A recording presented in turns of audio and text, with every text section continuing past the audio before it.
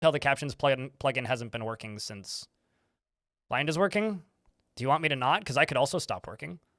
$100 and I'll stop working. Then I'll hit my minimum and I can go back to bed.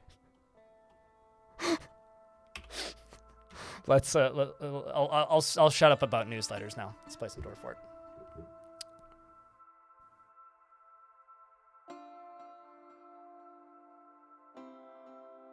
Yeah, the funny thing is, according to OBS, captions are working. You've been getting your dwarves to make books in your current foot, but you've noticed that they only make one-page manuals. Yeah, because that's all that they can make. There is a design flaw with books and scrolls, where if you make a book, or if they write a book and it goes on to the, what's it called? The paper allotment that they're allowed. Dwarf redemptions are available, by the way. You could redeem a dwarf if you like, chat. What's the word? I completely lost my train of thought. If a dwarf makes a book on Acquire, then it can have multiple pages. But when it's bound into a book, it loses those pages. It is an old bug. What is that? Did they change the suspension icon while I was gone? That's new. There must have been a small patch. Anyway, because it used to be like a tiny little lock icon. Or maybe it's just suspended for not the item on it, but like constructions? That's interesting. When did they add it? Chat, when did they add that? Bearded, please, any other requests? Isn't that from DFHack? Is that from DFHack? Okay. Yeah, that makes more sense. Sweet. Thank you. It's like, that doesn't look like... I don't recall there being a patch. So yeah, that's because the game made them, not dwarves, right? So if you make scrolls, they can have more than one page. Stiletto said. If you make scrolls, they can be like longer manuals, basically. I'm gonna read the dwarves that are currently alive in the fort, and then we will name your dwarf, and then we'll talk about this fort a little bit.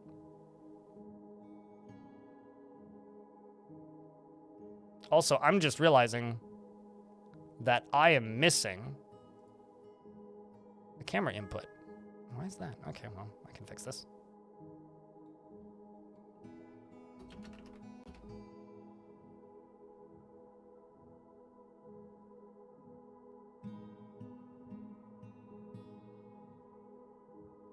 All right.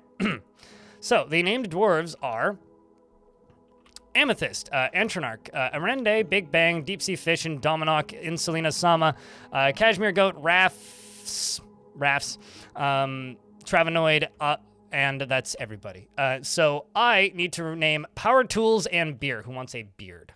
So we'll just go happiest unnamed beard dwarf. Fisher Dwarf B is.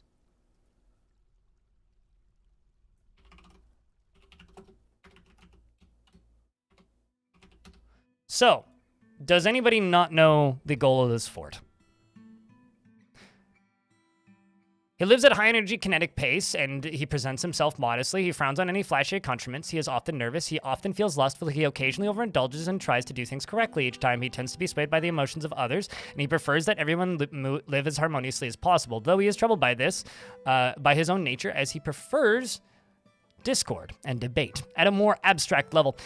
He is grateful when others help him out, and he tries to return favors. He tends to avoid any physical confrontations, and he works to square this natural tendency with his respective martial prowess. He's not particularly interested in what others think of him, and he generally acts impartially and is rarely moved to mercy. He becomes very focused during conversations when he's trying to remember something, and he needs alcohol to get through the working day. He doesn't have a room or anything, and he has one friend who's Cole, the administrator. He is currently gathering plants, because that is a very important job here.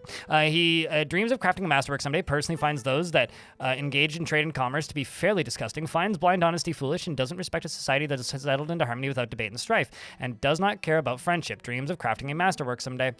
He likes porcelain, bronze, and rhodolite, as well as tea wood and clear glass and river otter bone, and the color chocolate and bucklers and quivers and rings and large serrated discs and sheeps for their tendency to flock, and the sound of the ivory diamond and the sight of the umber skirt, and when possible prefers to consume yellow bullhead and dwarven beer and pendant amaranth flower, and absolutely hates bats. All right, awesome.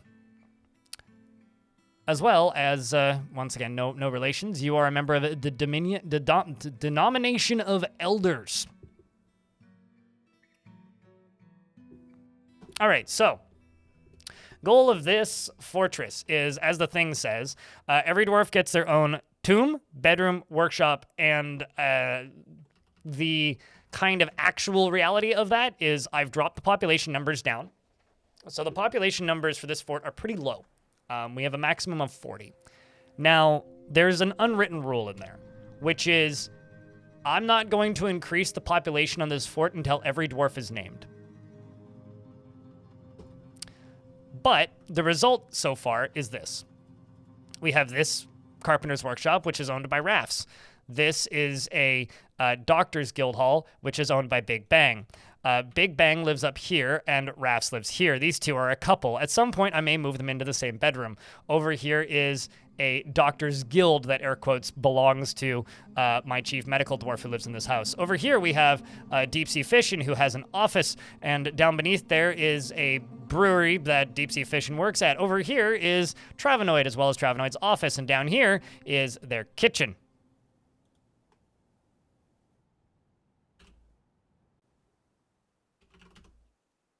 As for Kashmir, Kashmir wants to be with family and friends, and currently probably really wants a bedroom. But you do have a meager study, thankfully, yet you do not have a bedroom yet. So most of the dwarves are actually living outside. They're living up here in this little hut. This is a tavern called the Last Hill. This is a dining hall that is connected to the tavern. This is a temple. This is a library, and that's an explosion.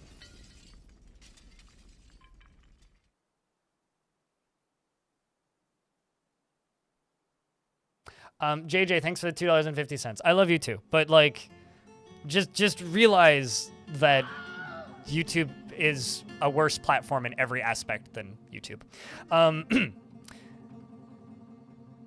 As for the fort overview, thanks for the $10, Kashmir. As for the fort overview, it's a combination of two biomes. X1000.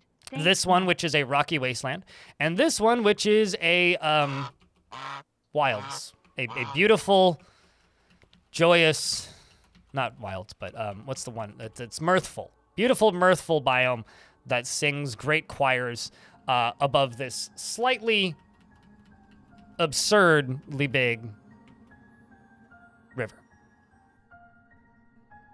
Here's hoping, if anybody from YouTube is watching, that we'll get the YouTube stream sorted tomorrow. It's just frustrating, that's all. This isn't the first time it's happened, and it won't be the last. I will have to reinstall that plugin, probably. So yeah, very large river, which was the main reason we settled here. Also, it's not a very deep map. It only goes down to layer 27, so I'm very scared to start digging down, because the second we start digging down, we're going to start hitting cavern layers really quick. We have this tiny little bridge on this side, but there's no bridge on this side. And, yeah, that's it. Nope. No, these are default. These are called major rivers. They are just not very common. Even like with modified settings, they're not very common. I mean, I've seen plenty of default worlds with a few of them, but it's like, usually there will be, almost always these large rivers are very shallow in their areas, because large rivers only appear in areas with really high erosion, and areas with really high erosion lose like a lot of the map's depth. They usually have a heavy aquifer. This one has a light aquifer though. Which I was quite surprised by. They're generally on heavy aquifers, yeah. On the overworld, they look kind of like this. And a lot of worlds, like, on just default settings won't have them, but I turned up the erosion a little bit more, so there's a couple of them. So, like, this is one as well. This is a major river, just kind of running down here, intersecting with other rivers. If you look really carefully, you can generally find them in most worlds. But this one doesn't actually have a heavy aquifer, which is nice, because I find those rather annoying. But yeah, so the whole, like, kind of process for this fort is a very slow growth. I won't be able to, like I said earlier, I won't be adding new or increasing the population until we hit, what's the word I'm looking for here? I won't be increasing the population unless every single dwarf is named. So whenever the dwarf redemption is up, feel free to grab it. Whenever what's the word? Allow other people to name a dwarf option pops up, or nominate. That's the thing that I'm looking for the higher tier subscribers. You guys can also speed that process up. So it's sort of like a race for me against you guys. You guys want to name the dwarves, and I need to get housing made. So I'm prioritizing the dwarves that don't have custom beds yet, and also prioritizing dwarves that haven't been given a home yet. So the homes are going to be combinations of these tiny little houses built underground, like this one that I'm building right now, which is currently a Rende's, which is the current project. Once this is done, and the upper floor is done, because a Rende is this crafts dwarf shop, once all this is done, then we're going to make the next one, and we're just going to keep working on it, keep working on it, keep working on it. Darius wants to be named by Darius. Chat, does Darius get a name? What's the command? It's what Darius just did, and it's every 30 minutes. 30-minute cooldown. You're fairly new to DF. Any advice on how to secure caverns? Lots of scouting, and I don't know if you've played much in Untamed Wilds biomes, but caverns have a hidden kind of stat, right? Which is agitation, which is caused by noise and destruction to the local flora and fauna. So if you run in there and you chop down like 50 trees, that's going to agitate the caverns way quicker than if you just go into the caverns and start building walls. Basically, what I usually do is I dig up to the edge, or I dig into the caverns and then seal off the area that I dug in, right? Once I found them. Then I dig up to the edge of the walls like this, and then I use this tool to smooth it, and then this tool to fortify the smoothing so that they can see through without actually digging in. Scout the area out, find an area that's 1 or 2 Z levels high, dig into that area, and build a wall around it, like immediately. And then just like chill in there and then slowly expand. Because that way you'll have access to the caverns without your dwarves like just getting stuck in there. So, chat, Darius has been nominated by themselves for a dwarf sizz. And you know what? Deep Sea Fishing, because you got it in there at the last second, we'll give you Ranger Rick. Chat, does Ranger Rick also get a dwarf? Everything beyond Vikings, Sklogs, cool thanks comment potentially is counting towards the next vote. So, do we also name Ranger Rick? Chat room, what kind of dwarf does Darius get? Look at me being all charitable right after my vacation. Look at me. Okay, so let's just jump up here, and I'm just going to pin pasture a bunch of animals. Apparently I have extras. No, I do not, actually. Just all of the dwarves are up here harvesting. Something else I'm going to do, actually, is I'm going to go over to plant gathering, and I'm just going to set a couple dwarves to doing this, because everybody doing this is a bit much. Herbalist for Darius. Happy Durf. Herbalist. Happy Herbalist. Happy Herbie. Herbie Hapcock. How about Servesh for Darius? Servesh Pink Hall. Huh. There's a joke in there somewhere. Darius Card Red. Chat room. What kind of dwarf does Ranger Rick get while I'm reading this dwarf? He generally is unhindered by the thoughts of others concerning his actions. He very rarely he is very rarely moved by curiosity. He is slow to anger. Oh, there's an ad. Well, but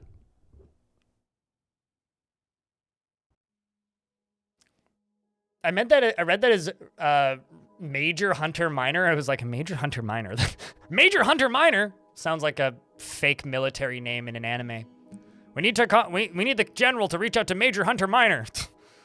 Or like the mid 2000s comic book thing. Yeah.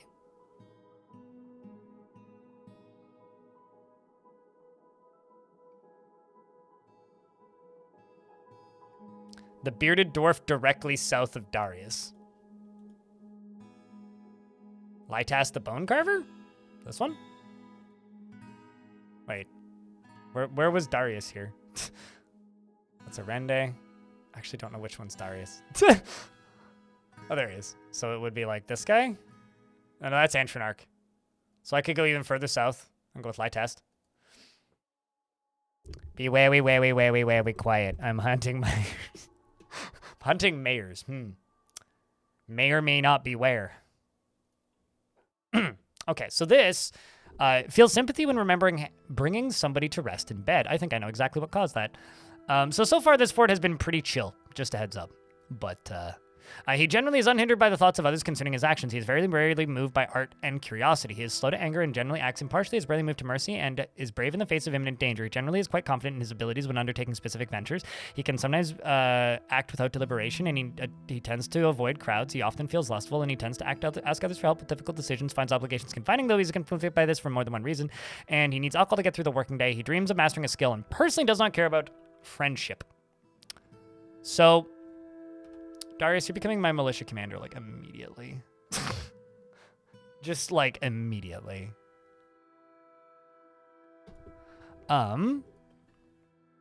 Darius is a member of the Big Fall and militia commander of the Big Fall, and he wants to fight. Well, there you go. And wants martial training. Excellent. Obviously, he likes lignite, black bronze, and dadric agate, as well as orca leather, windows, figurines, and sheep for their wool, and taro for their roots. And the words of the pantomime of tweeting of impossible prefers to consume mead and rock nuts. He hates snails, moon snails. Can I just say the pantomime of tweeting has existed in this world for several forts now, and I love that we just have like a hysterical analogy for Twitter. The tweeting is a pantomime. It's just so good. It's very funny. At least I think it's very funny. So chat said this dwarf. Does this work for Ranger Rick?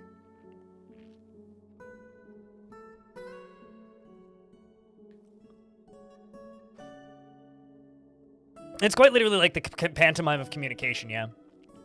Art and yeah, no, really, right? Pig mightier. Also, hi, Dominic. By the way, if I haven't said hi to you yet today, please just say hi right now and I'll say hi. Is there an alternative to Legends Viewer for the Steam version? No, because the data that the Legends Viewer used is not currently exportable in the Steam version. And everything that Tarn said is that it's 2 to 3 days worth of work, but the only priority right now is getting the premium version done. So, what's up, Olglow, Koog? Hi. Ghana Tank, hello. Napalm Sibrans as well, hello. And Deep Sea Fishing as well, hi. Alucard, hi. Raged Alucard. And Mapizzle. Enjoy the lurks, dude. I think I said hi to you, Keyfry, but hi again.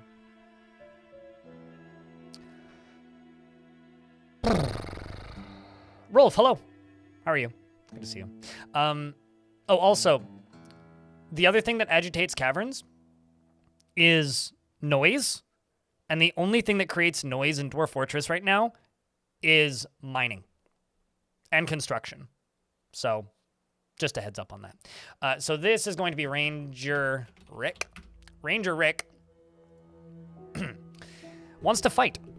Is given to rough and tumble brawling, even to the point of starting fights for no reason. He is rarely moved by art and curiosity, and he finds a chaotic mess preferable to the boredom of harmonious living. He dislikes receiving advice, preferring to keep his own counsel, generally acts impartially, is rarely moved to mercy, and is moved by art and natural beauty, and he is troubled by this since he dislikes the natural world. He is rarely happy or enthusiastic, and he is conflicted by this as he values parties and merrymaking in the abstract. He is slow to anger, and he has a tendency to consider ideas and abstractions over practical applications, and he tends to share his own experiences and thoughts with others, and he tends to form only tenuous emotional bonds with others.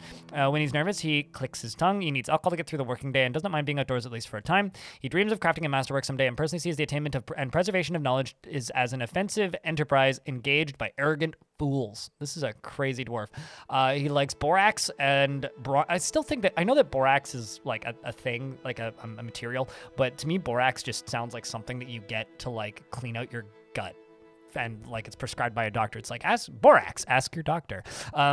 Bronze and amber opal, raven, leather, and mongoose tooth.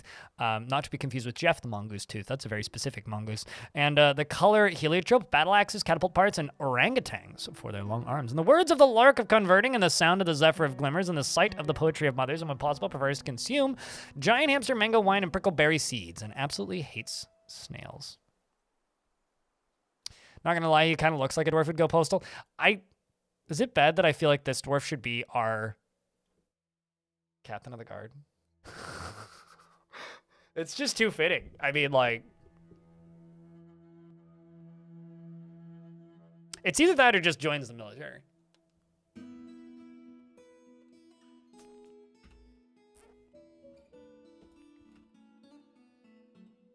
Or the Hammerer. Well, one, Hammerer doesn't do anything aside from It's just an office that you need to make. But we could make him into our sheriff. Ranger Rick the sheriff, chat?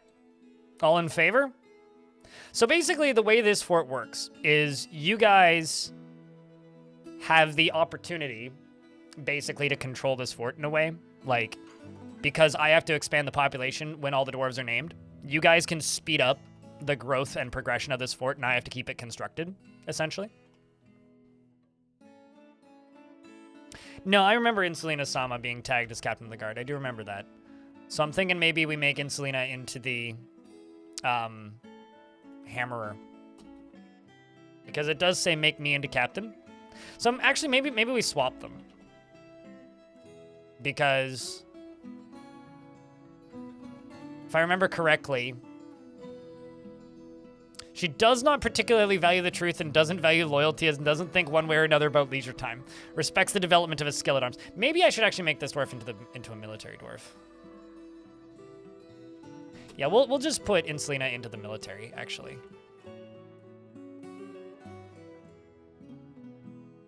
We'll just do that.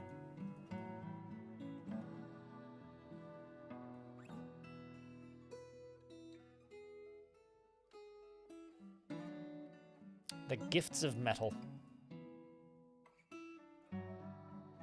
Hold on a second. Okay, so you're the okay, that's fine. Symmetric corridors is just a really good name. Okay, so let's do you. And we'll figure the rest out from there. So now we're gonna go back in and we need to start planning out where I'm going to put a prison. That's what I need to do now. The thing is, I've got this rad-ass bridge. And I kind of have two options here, really. This side on the right, very much focused on housing, right? Very, very, very much focused on housing. This side on the right is all housing. Housing and crafting. We could do, like, military slash prison on the left. We could do more of the same on the left. I don't know what to do on this side, basically. Like, at what point do I start building a bridge across?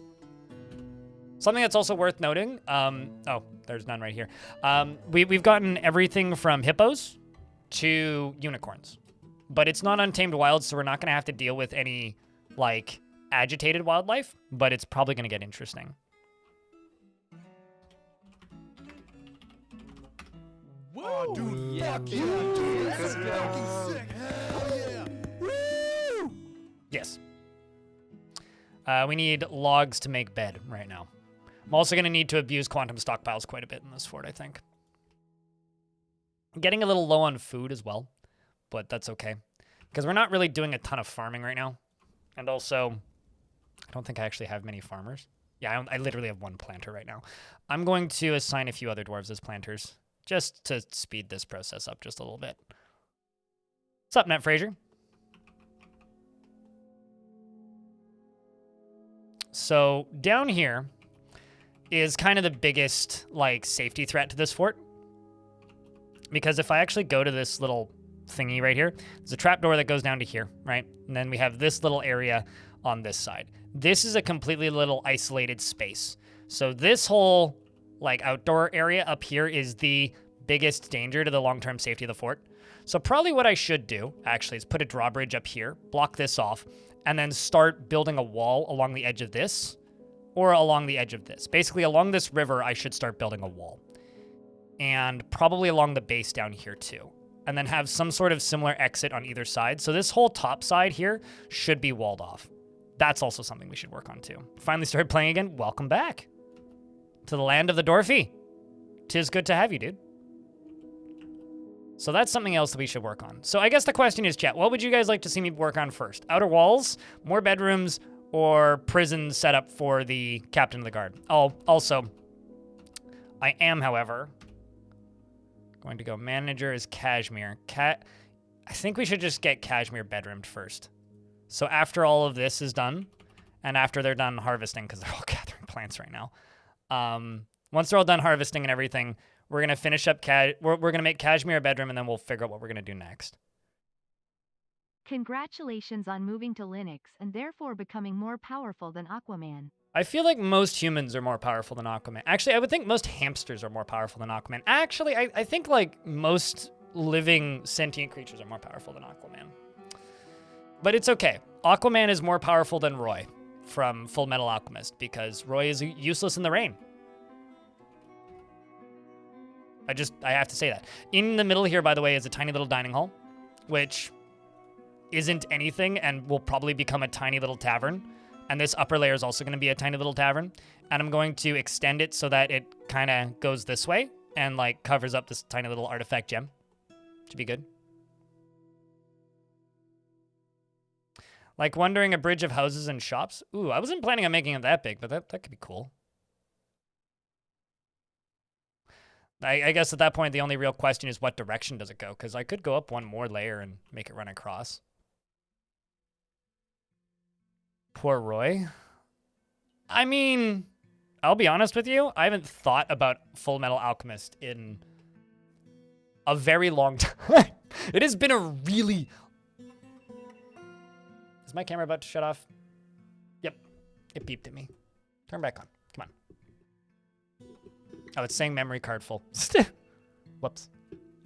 What? I just changed your battery. Nonsense.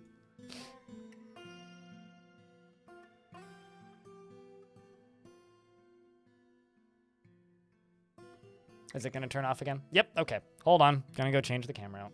Whoops, that's the wrong button. That's the right button. 2 seconds. Gah!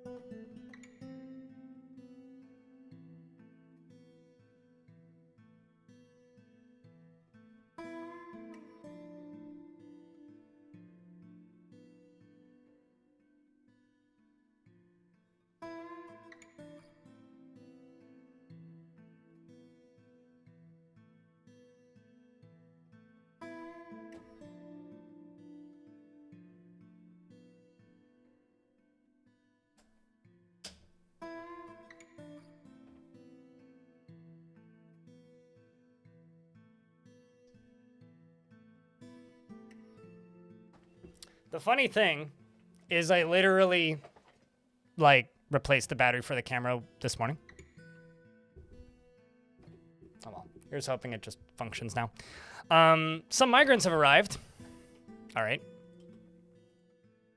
See if any of them are named, because we are still playing the same faction and the same world as the last fort. Ooh.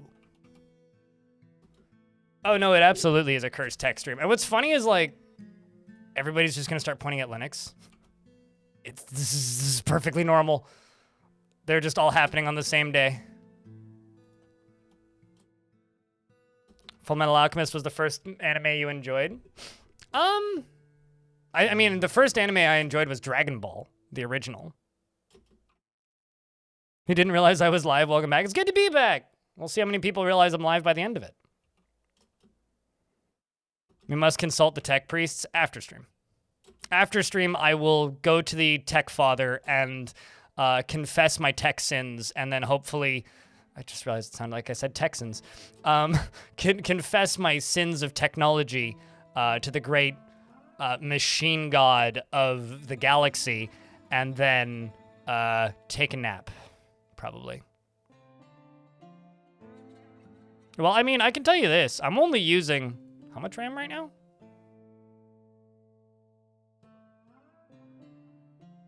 I'm only using 5.5 gigs of RAM currently. I have 32 available, so I think we're okay in the RAM department. Okay, so let's jump up here. Oh, that's a problem. Don't want to be doing that. And yoink, yoink, yoink. Okay. Let's also check pets and livestock and just slaughter things I don't need. Because we're going to end up with a lot of things I don't need, I think. I'm just going to eat a bunch of calves and baby things because it's going to keep the overall population down, which is really what I need. And also, how many boars do I have? I've got 1 boar. Okay, so let's eat 4 of these sows. Both of the horses. Okay. Plenty of meats. You just overclocked your RAM. You know, I'm more of an underclocking guy. Like, my whole, like, everything within my, like, BIOS is underclocked.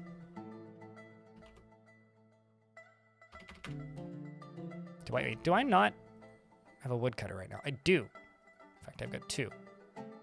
Dominoc, what are you doing? Okay, so currently you're pen pasturing stuff. Now you're going to go harvest plants. Okay, well, what I really need, actually, is you to not harvest plants.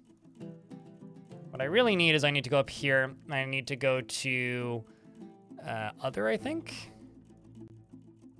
No. It's...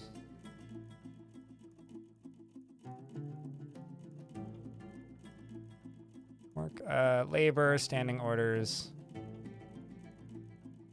I make kitchen. Use any cloth. Workers gather food. Where's the harvest? Everybody harvest. Only farmers harvest. There you go.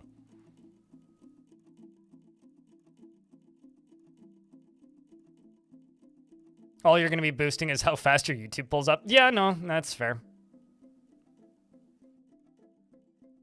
Although currently the one like Linux thing that I'm annoyed by that I need to figure out is less Linux specific and more just the video editor I use. I need to figure out how to get Kdenlive to actually use my full CPU while rendering, because right now it just doesn't, and that's real annoying. But, you know, stuff's actually getting done down here. Because it took 30 minutes to render a 15-minute video last night, which is unacceptably slow. Adobe used to be able to render a video of that length in a significantly lower period of time.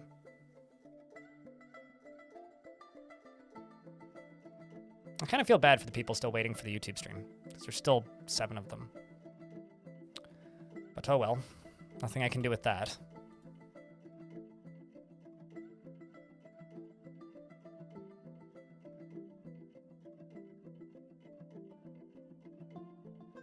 Can only use 2 terabytes of RAM. Find me somebody with a terabyte of RAM in a normal at-home computer, and I will be surprised.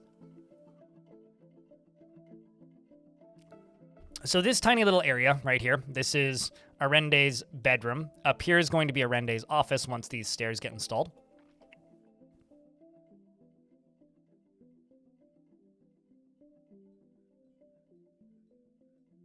I remember running into somebody who on his at-home desktop, he had 128 gigabytes of RAM.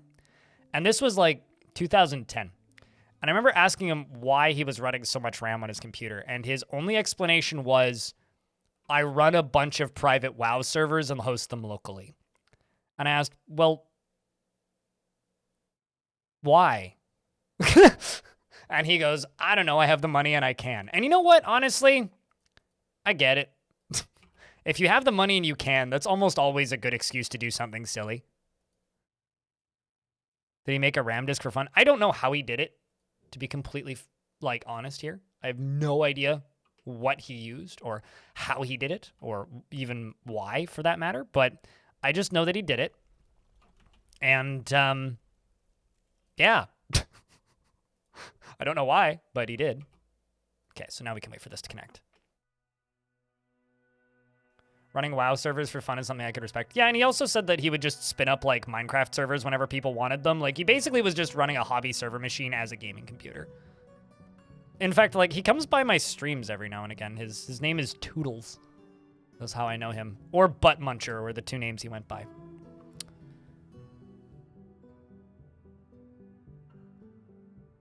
Yeah, I mean, I have the space for 64 gigs. In fact, I have another 32 gigs in the drawer. I've been too lazy to install it.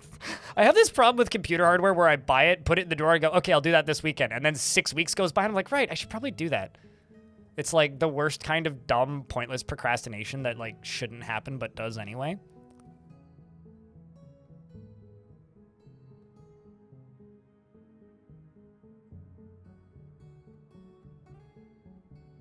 You have 100, get 100 to run 3,000 Minecraft servers locally. That would be like expensive though.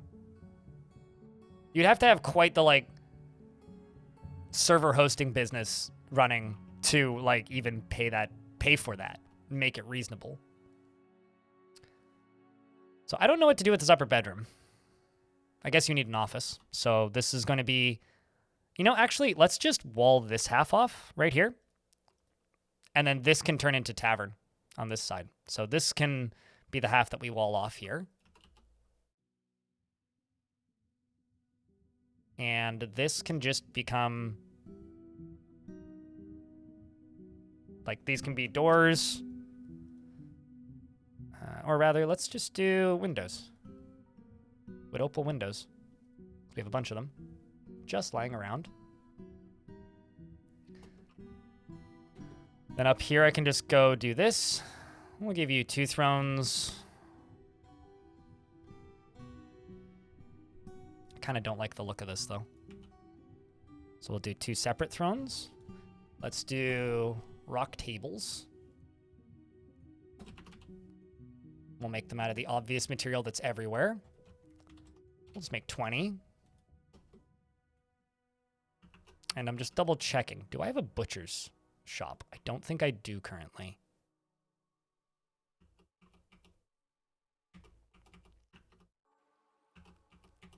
Yeah, no, I do not currently have a butcher shop. All right, so we're going to make a butcher shop real quick. I'm going to do a butcher shop and a tanner's, probably.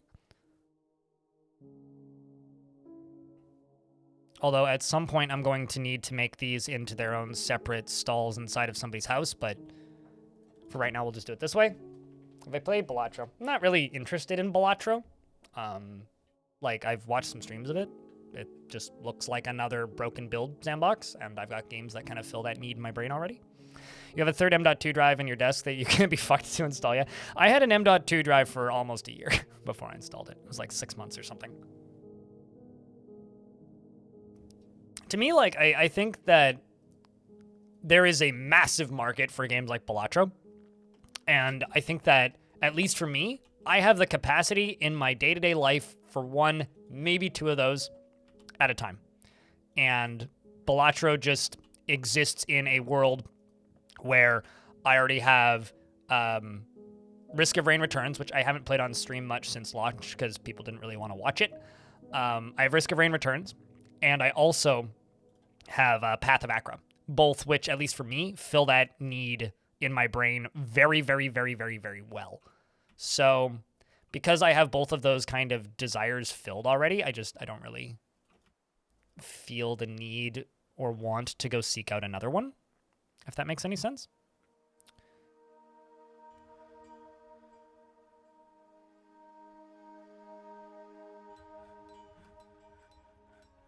Okay, so you're over here making beds.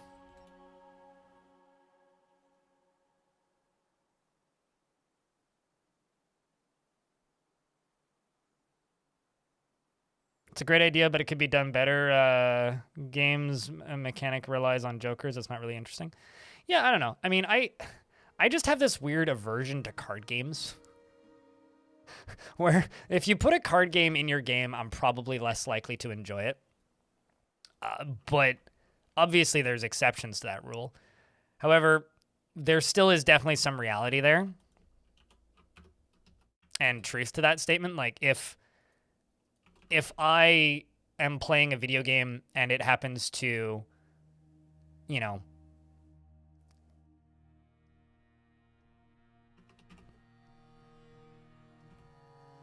okay, hold on a second. Probably be this one, right? Just making a statue of this dwarf for their bedroom, or for their office, rather. Walled crushed. Yeah, there you go. Yeah, I have this aversion to card games, just in general. You did 10 years worth of taxes. Oh my god, are you okay? I have a question. Are they your taxes?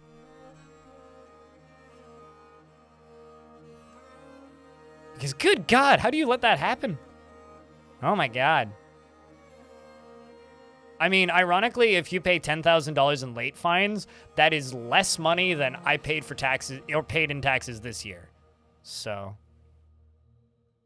you did taxes once at 18. They let you... Okay, so my main response to this is they let you wait that long? I didn't think they let you wait that long. That's incredible. Like, I'm both kind of amazed and terrified on your behalf. Like, I hope you survive. That sounds horrifying. It's good to be back, Raps. It's good to be back. Okay, so we've got this bedroom and such done. Let's get the manager sorted. So I think manager should be connected to the back of this dining room.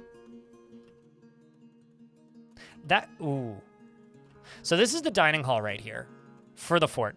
Should the manager be above the dining hall or next to the dining hall?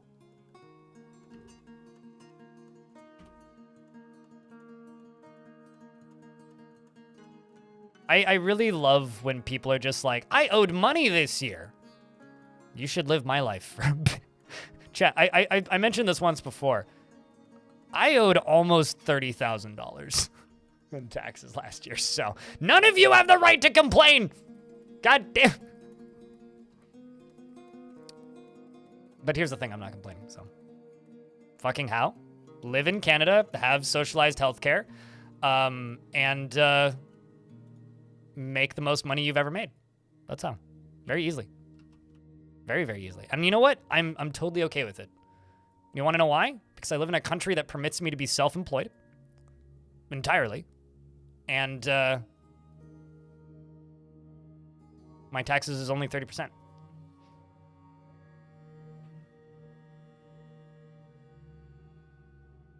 If you pay the right amount throughout the year, you should owe/get less than $100. Well, you're still paying the same amount of money throughout the year.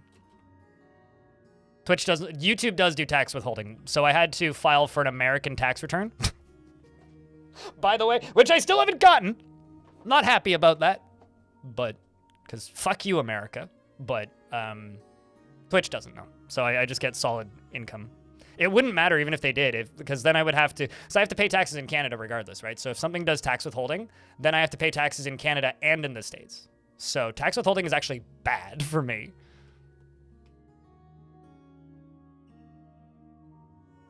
Fortunately, I don't have to deal with the IRS because I live in Canada, so we have our own, we have the Canada Revenue Agency instead of the IRS.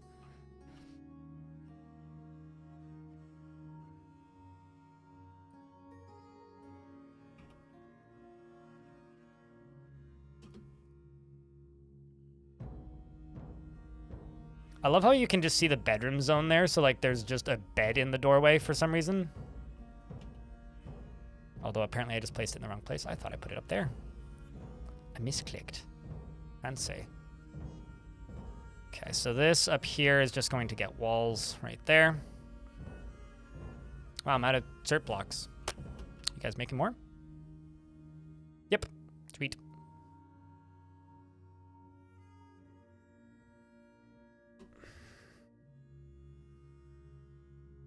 Oh, no, totally. I completely agree with you, Salva.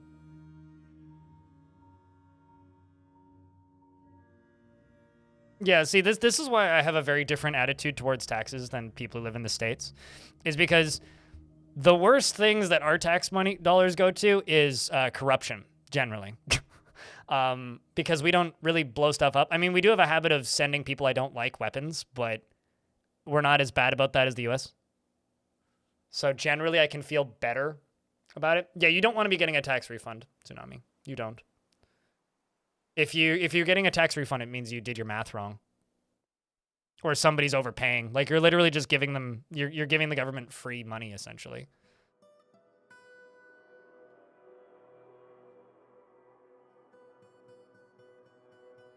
I really... There's few things I hate more in the world than getting press releases about a Kickstarter I don't care about. Like, it's getting to the point now where I'm starting to consider, like, getting a new email for work because I'm so tired.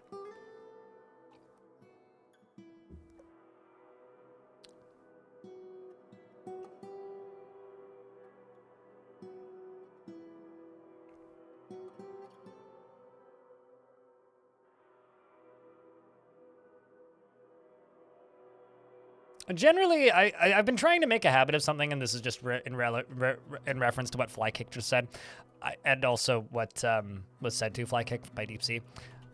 Generally, I assume if somebody says something outrageous, I assume it's a joke now. But it gets really dark really quickly when it's like, oh, they're not joking. Shit. It's like the other day where somebody like invoked the other stream where somebody invoked the name of Jordan Peterson, and I just like threw sarcasm at him, and he was like, I'm not joking. And I was like, oh god, well, this is gonna get awkward in the next 10 minutes.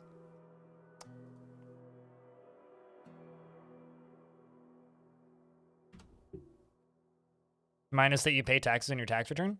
You know, I didn't even know that, but I also haven't had a tax return in like since 2016 was the last time I got money back.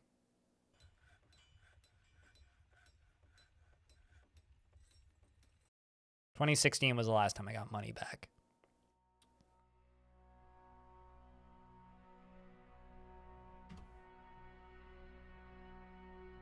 Okay, so I need more than one shop doing blocks.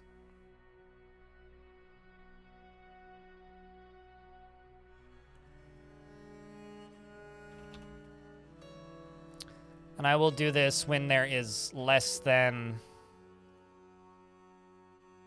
5. Let's say less than 15. This one will help. So when this one gets behind, this one will help.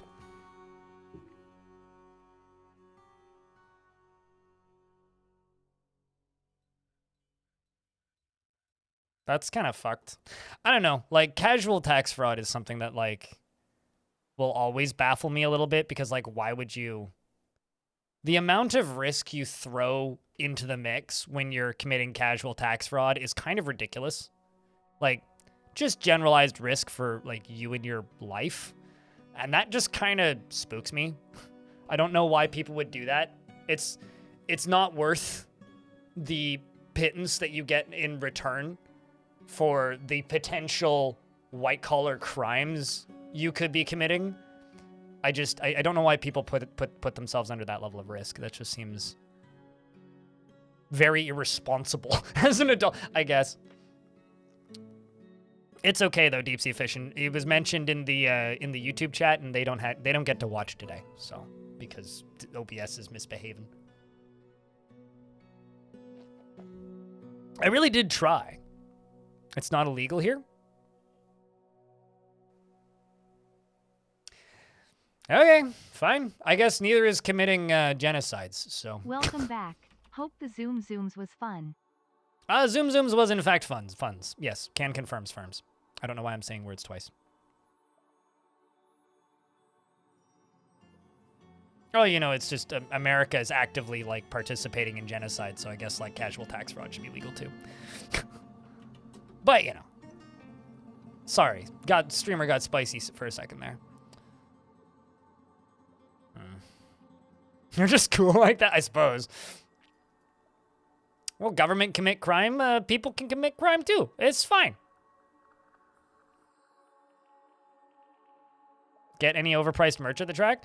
So, last year, I bought a Aston Martin hat for myself and a Ferrari hat for my dad, and they were $80 a piece, which seemed ridiculously overly expensive. I was considering getting a McLaren hat this year, and I was braced and ready to spend $100 on a hat, or $80 on a hat. But they actually increased the prices from $80 to $110, and, you know, I don't mind pretend flaunting wealth that I don't have, but that's a bit excessive, so I didn't buy a hat. Like, I just didn't. Like, it's like, no, that's too expensive. So instead what I did was, instead of buying a hat for $110, I bought 2 hats for $45 directly from the track, because the track has its own merch stand, and all their hats were 2 for $45. And I was like, you know what? Okay, so that's a 36% inflation from the year before. Either I could buy 2 hats to say, here, I'll show you the hat that I bought. Or I could buy 1 hat for more than twice the price.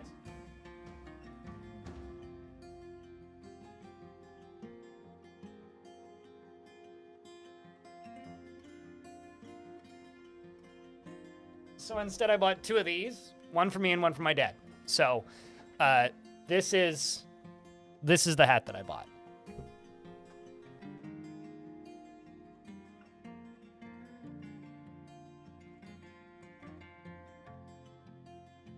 And you know, honestly, that isn't like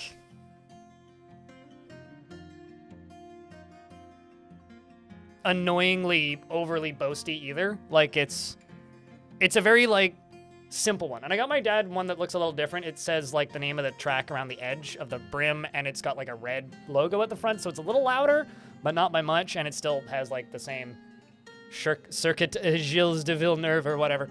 And that honestly, that works for me. I like it says Canada GP there. Like it's definitely Formula One merchandise, and it's like the exact same hat. Like something else that's kind of funny is I bought an umbrella. Okay, the umbrella was $40, which is a bit expensive for an umbrella, but it was pouring rain and I didn't have an umbrella and wanted an umbrella. So I bought an umbrella. I bought it from the same place I bought this. It has the same logo on it pretty much, except it's on a red umbrella. It's just a small folding one, right? Red Bull, exact same umbrella. Literally identical umbrella. The only difference is it was like Red Bull, like burgundy, dark blue, like not burgundy, like jeans blue with a Red Bull logo. It said Red Bull Racing on it. $110. Like, it was, the large umbrellas at Red Bull were $160. So, yeah, a polo shirt was $200. My God. Damn. With the work logo on it? I mean, hell yeah. I mean, here's the thing, right? Like, I like getting a little bit of merch at events and stuff because, you know, it's nice to have the memory in, like, physical format. That's kind of nice. I don't mind that. But, Jesus, that's too rich for me.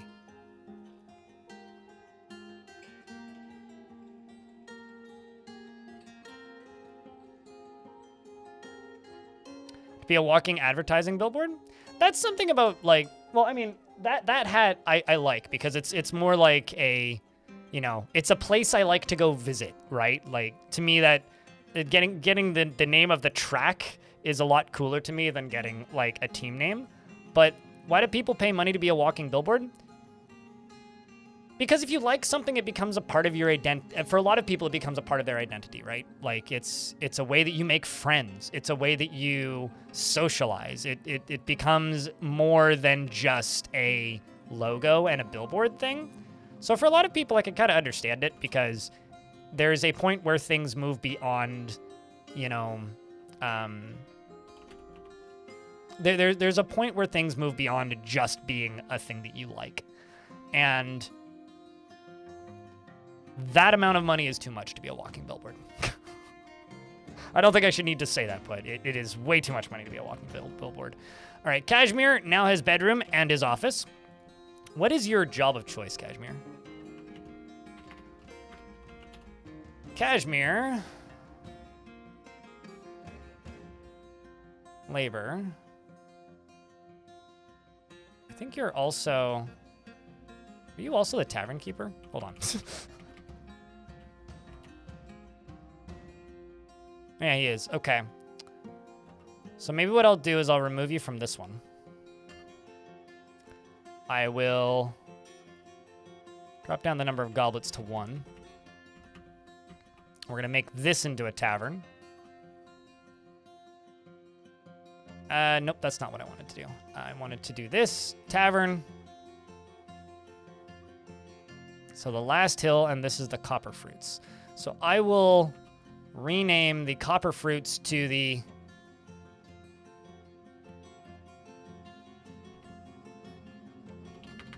How about the copper fall? We'll go with that. The copper fall. And I will say no long-term residence, and Kashmir, we're going to keep you in this job. And I do need to make a bigger dance floor area, but we'll get there eventually. I mean, you know, part of the reason I bought this hat and not the McLaren hat that I wanted is I don't feel like a douchebag walking around with a Circuit Gilles Villeneuve hat. I do feel like a douchebag. I would feel like a douchebag walking around with a McLaren hat. I think Dwarf Redeem is up. It's no longer Red Octobear. What Dwarfist do you want this?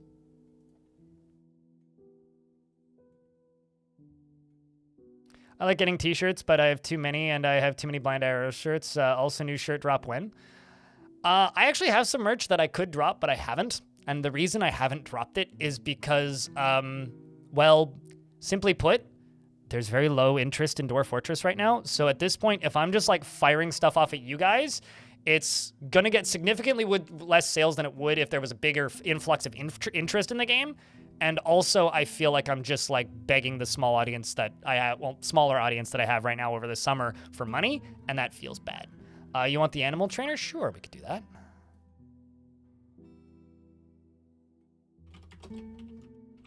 Also, I hope you're doing well, Red Octobear.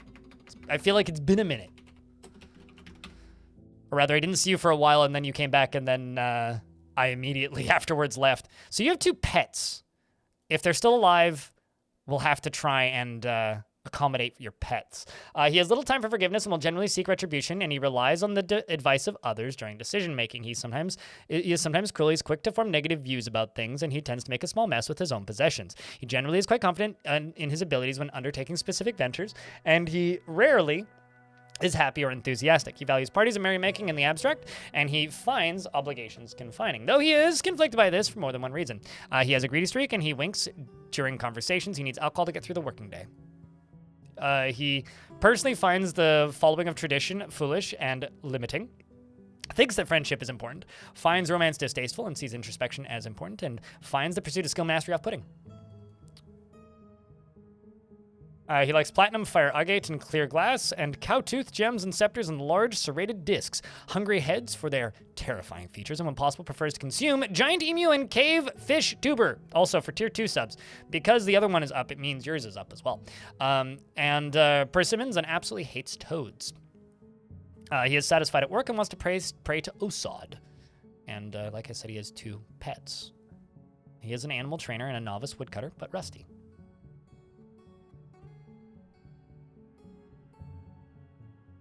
You were distracted with work, so you weren't able to tune as much. It is what it is. Napalm, don't you have a dwarf?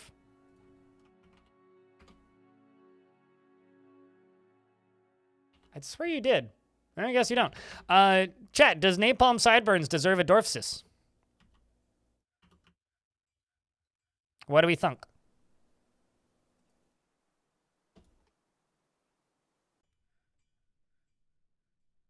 And also, I need to jump up to the surface here. Remove that assignment. Okay, so Ranger Rick is going to be next on the docket. I'm thinking, just for fun, Ranger Rick can live under the stairs. Captain of the Guard can live under the stairs. I don't know why I'm doing it this way, but it just seems fitting to me.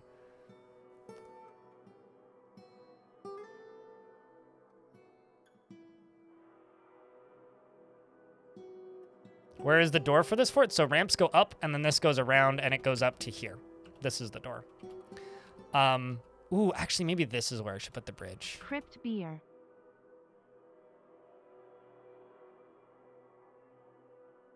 So Wuggy McWuggy, thank you very much for the 10th month with Prime. Don't forget to check if you have Primes up. Streamers gotta not pay off bills from vacation, but streamers gotta recover that sub count from pre-vacation numbers. So we were at 1,050 when I left or something. Trixa, I think is how you say that. Thank you very much for gifting a subscription. You're the first person to gift a subscription today. And since I got back, so thank you. When dwarves arrive from migrants, are they random? What do you mean? Like when they arrive, or the numbers that arrive, or the dwarves that arrive? I don't actually know how it pulls dwarves that arrive. But thank you. So this sounds and looks to me like Napalm Sideburns is getting a dwarf. Lanix, thanks for the 10 bucks. Lanix 7 cheers. I had a great time, yes. 1,000. Thanks for asking. Will this help? Morning blind. Chat. How was vacation blind? I'll be fine. Don't worry about me. I will be fine. You've been watching so many of your VODs, you thought that you should help out. Well, thank you. Appreciate you. I'm glad the VODs are... I'm glad people watch the VODs because, you know, for so many years, I've had so many people tell me that nobody watches VODs. Only Rafts, thanks for the 5-pack. Appreciate you, mate. So, chat room, what kind of dwarf are we going to give to the Napalm of Sideburns? Sideburns of B the Napalm. Oh, and another thing that I need to do here is because every dwarf also gets a tomb, they also get stairs down. And the tombs are all going down here. So I haven't started actually assigning these yet. And also that's a hype train, by the way. And it's already at a level 3. So if you would like for some reason to take part in a hype train, you can do that very easily now.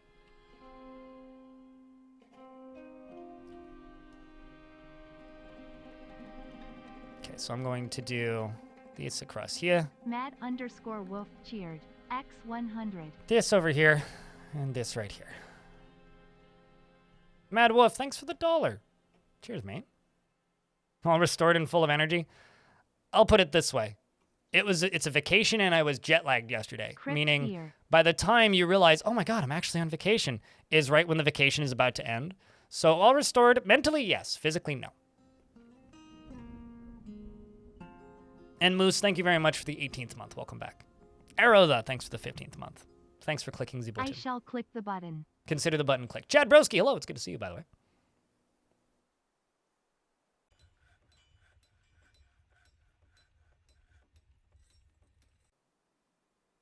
You got a legendary strand extractor? Well, oh, the skills they have. Well, if you're talking about skills, the skills aren't random. The skills are based on like what's available in the area around your dwarf, right? So if your dwarf is, or if your fortress is near a fort that has a lot of woodcutters, then there will be a lot of woodcutters showing up as part of migrants. If they have a lot of like stone cutters, then a lot of stone cutters will show up. If they have a lot of metal workers will show up. If you spend a whole fort training up like 150 extremely skilled, very specific job dwarfs, then they will go do those specific jobs when they arrive at the next fort. Or they'll already have those skills in those specific jobs when they arrive at the next fort.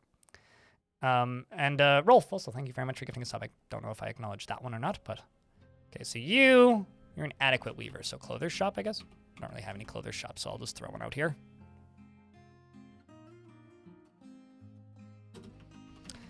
Okay, let's jump down here.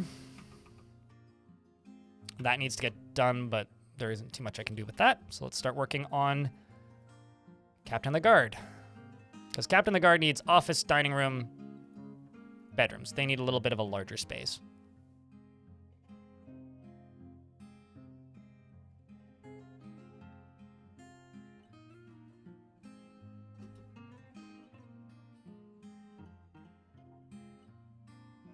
How come you can't make forts entirely on mountain tiles? You know, you'd have to ask Tarn that question. I don't know if I have an answer for you. I think the simple answer is because you can't. So, you're only 2 away from gifting like 100 total subs, Rolf. That's kind of crazy, man.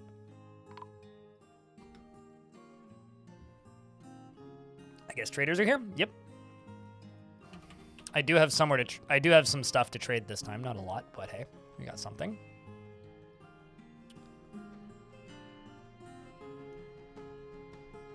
You know, as with all things, I always just want to sell them like body parts. It's like, can you just buy these corpses, please? Let's just sell them damaged clothing. I don't have a ton of it, but I have a little bit.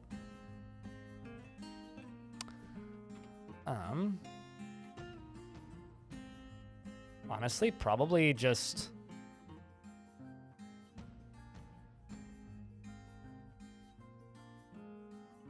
some expensive-ass parchment. Some crappy scepters. We'll sell the one large gem. Lanix 7 cheer. And X throw a bunch of 400. these in, and we can just buy what we need. Lanix, thanks for the $4. You hurt your hand. Oh no, typing too intensely? I'm sure there is some obscure reason, and I don't know what it is. Like, it's just something that I've just kind of always accepted. For sort of like the same reason that you can't... Actually, I bet you it's because things can't fast travel in the overworld over top of mountains, so it's probably just an engine limitation, if I had to bet.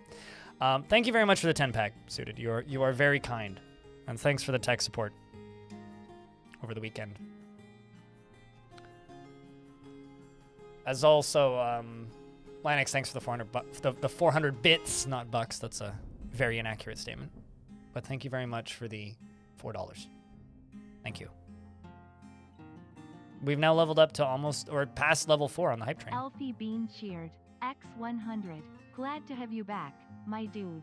It's good to be back in some aspects. Like, although I will say, I either need to spend less than 5 days in Montreal at a time or more, because right when I get the knack of, like, half-speaking French most of the time, like, during basic small talk in shops and stuff, right when I, like, get used to doing that is when I leave. So it's like, I've just gotten good enough to, like, not get, like, people mad at me for whatever reason. And right when I do that is when I have to give up.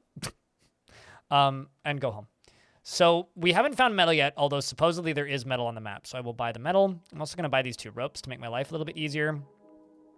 And let's see what they brought for animals, because I'm curious. Brought 2 dogs. Could buy a breeding pair of dogs. I think I...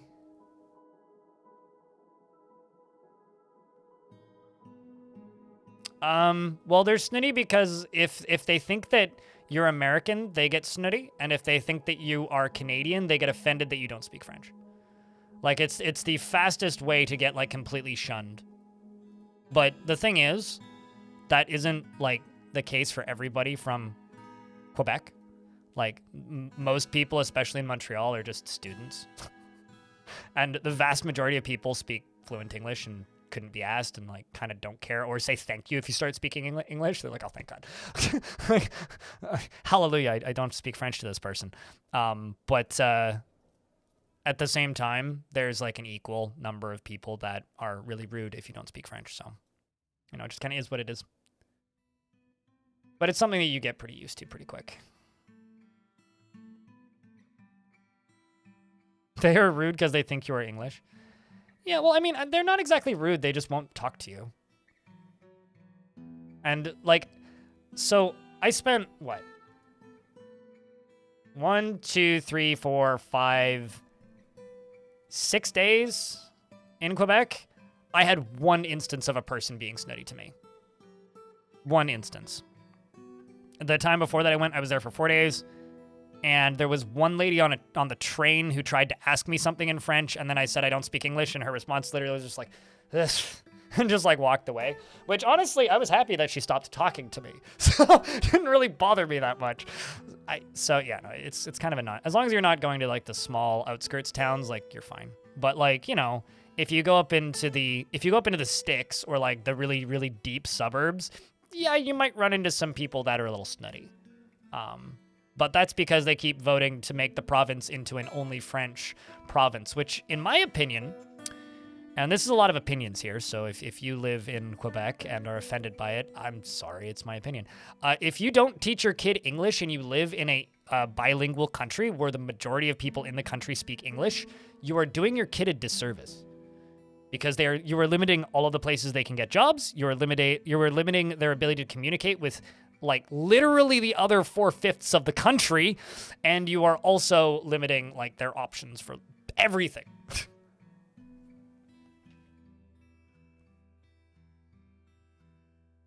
I mean, it's like that. It's saying that Irish is another language is like saying that people from Newfoundland speak a different language. It's just there's a lot of slang and, like, it's a very thick accent. It's practically like talking to somebody speaking another language, even though it's definitely English. But it can still feel like that, especially depending on where they're from in Ireland. All right, so we've got an artifact that's just started. Yeah, but nobody really speaks Gaelic. I mean, there are people who speak Gaelic, but you're not really going to run into people speaking Gaelic. It's a pretty, not dead, but, like, unused language in a lot of cases. Thanks for the hype train, chat room. That's 21 subscriptions and $16. Thank you much.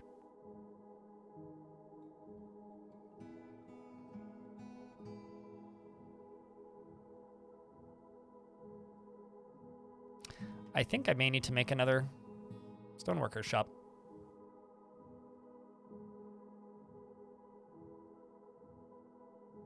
What do I need a caravan with no wheels for? Yes. Fact development are friends too. Fair enough. I mean, I've got lots of family who live in Ireland and none of them speak Gaelic. Like, literally none of them. Well, I mean, French was mandatory for me up until I had to take 2 years of French to graduate high school, technically, and I can remember hello, goodbye, and like, my name is, and where is the toilet? The important things, you know?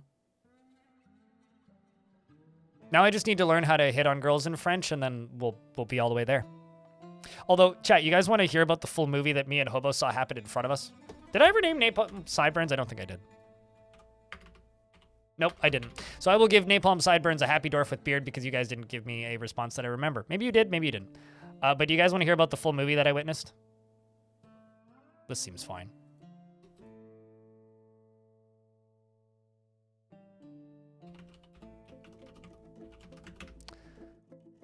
Napalm Sideburns has no ambition whatsoever, is only concerned with the matters of practical to the situation at hand, with absolutely no inclination towards the abstract discussion. He relies on the advice of others during decision making, and he's generally unhindered by the thoughts of others concerning his actions, and he is stingy with the resources when working on projects, and he refuses to expend any extra effort. He enjoys the company of others, and he prefers that everyone live as harmoniously as possible. He is troubled by this, by his own nature, as he prefers discord and debate at a more abstract level. He is generally quite confident in his abilities when undertaking specific ventures. He tends to assume that the worst of two outcomes will be the one that comes to pass, and he tends to hang on to grievances. He often acts with compassion. He can handle stress, and he lives a fast-paced life, and he tends to be a bit stubborn in changing his mind about things, and he taps his feet when there's a lull in conversation, and he needs alcohol to get through the working day and does not mind being outdoors, at least for a time. And he dreams of mastering a skill, and personally sees those that attempt to maintain a dignified and proper behavior as vain and offensive, and is offended by leisure and leisurely living. And he doesn't respect a society that is settled into harmony without debate and strife, and he finds friendship burdensome. He doesn't see the attainment of knowledge as important. He likes earthenware, steel, and cinnamon, and glossier, and battle axes, and mail shirts, and doors, and carp for their protruding mouths, and when possible, he prefers to consume dwarven rum and paradise fruits, not fruits. And he hates fire snakes. Me too. He has a pet cat named Arath, and he wants to fight, be extravagant.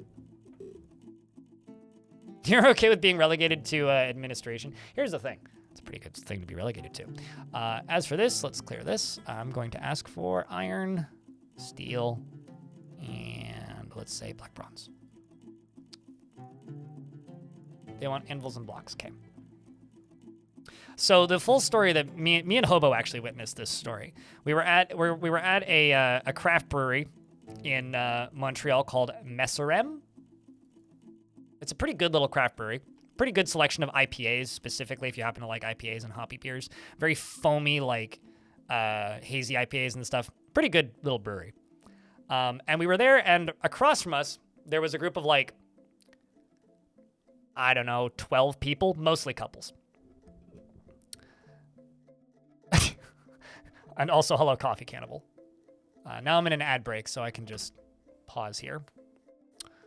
You like carp until they stand up. Here's the thing, this map has carp. This map does, in fact, have carp.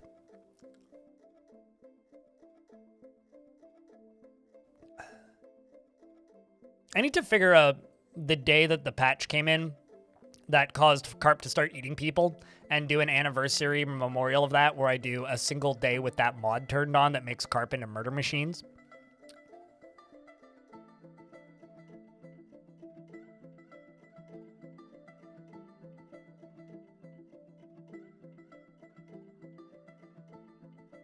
I actually know a band that sings in Scottish Gaelic, which is pretty rad. The New Cursor. I mean, I'll be honest, I don't even realize that it's different. I didn't even realize that it's different. Now that I'm looking at it, I do realize that it's different.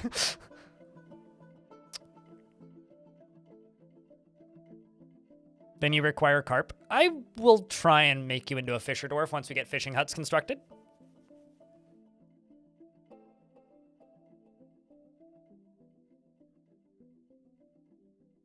Yeah, I just realized that I don't ever look directly at my mouse cursor. But I guess that would make sense that you guys would look at it a lot more than me.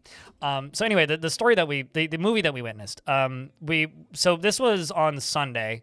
So the race was finished and we were pretty fucking tired. We'd gone out for dinner. Hobo had a poutine and I had a massive meat sandwich and it was delicious.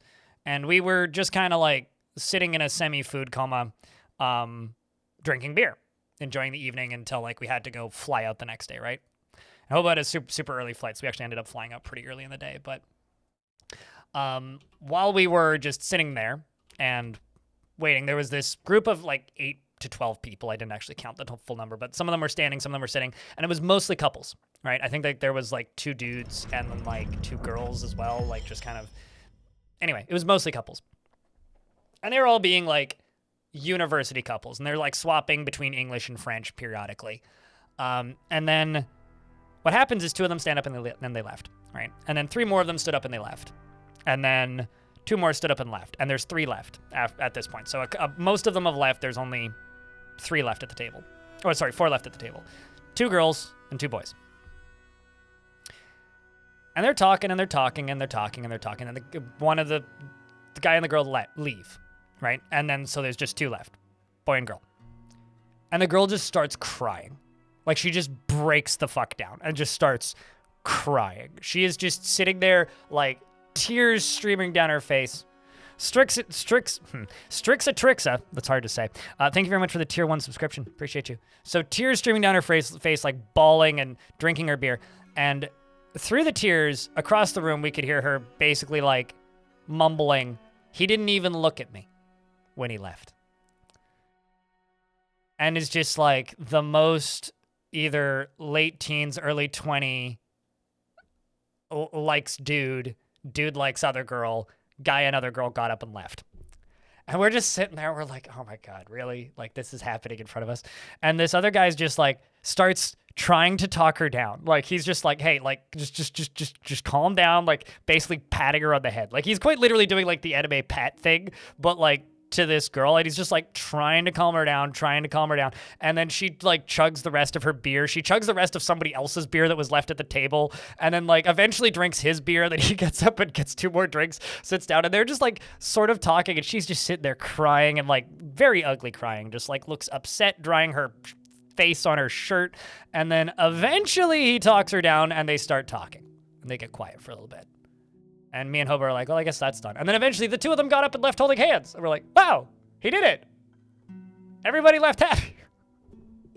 And yeah, pretty much. Oh, to be a teen again, like, right? Like, it was literally like, we were sitting there and we're just like, so are they both gonna leave and is he gonna call her an Uber? Like, how is this gonna end? Is he the gay friend? Like, what is this? But no, eventually, like, he managed to talk her down and the 2 of them left holding hands. So, you know, I guess love wins, right? Everyone's getting laid. I suppose. I don't know, man. I suppose. So what kind of rom-com is this? Pretty much, we witnessed like a teen sex comedy in real time in front of us. Yeah, he was felt empathy after being yelled at by somebody in charge, right? After yelling at somebody in charge. Anyway, the Weaver has created Kagthis N10 Lunrud, a pigtail skirt, and offers it to the Big Fall. So it's offered to the Big Fall. I think this is the official uniform of the Chief Medical Dwarf. This skirt. Enjoy it, Chief. Okay, so we are, remember, working on lodgings and office for the Captain of the Guard. And then the actual prison cells, I think I could do them just below ground. I could tuck them into here. What do you think, chat? Tucked into this nook or just below ground?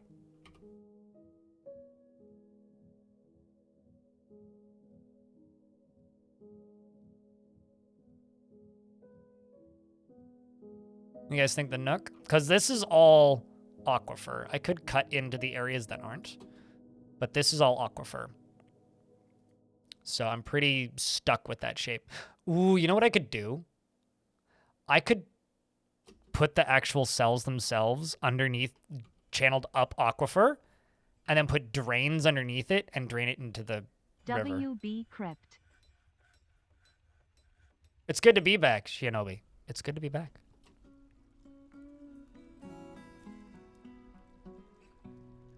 Is that like seriously overthinking this, or do you guys think that's a good idea? What do you think? Because I could do it. I got nothing against it.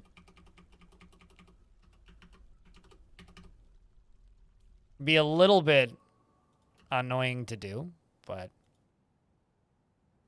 Amethyst, you are not doing what I need you to do enough. Just go do the whole cutting gems for a bit thing.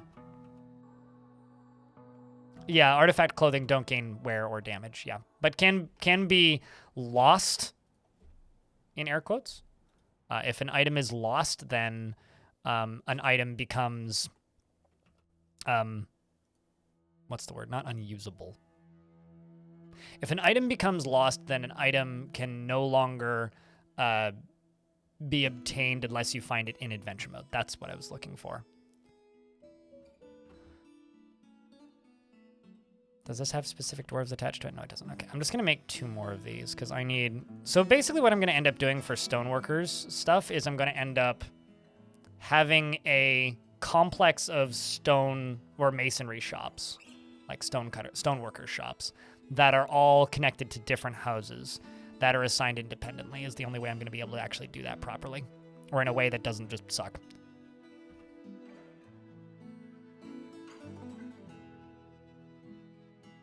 But yeah, I guess like that's one really fun thing about hanging out in a university town is even though there's a lot of really loud, kind of annoying people around, every now and again you get to witness like absolute gold like that. And it doesn't happen very often, you know? Like I like that kind of gold. It's beautiful. Chat room, can I get a round of beers for Shinobi?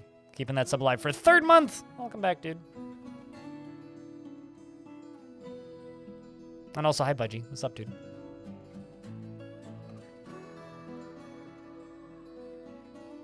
Okay, so all this is getting done. Let's make this into a bedroom. Paint.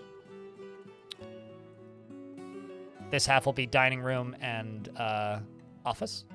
So Ranger Rick, the sheriff, is happy with that. Let's just make an office real quick.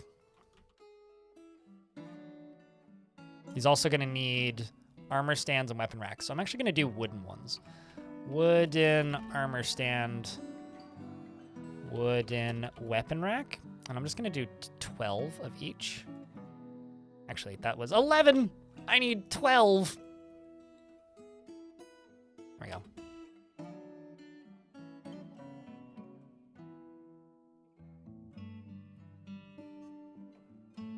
Might just make this out of boulders. Easier that way.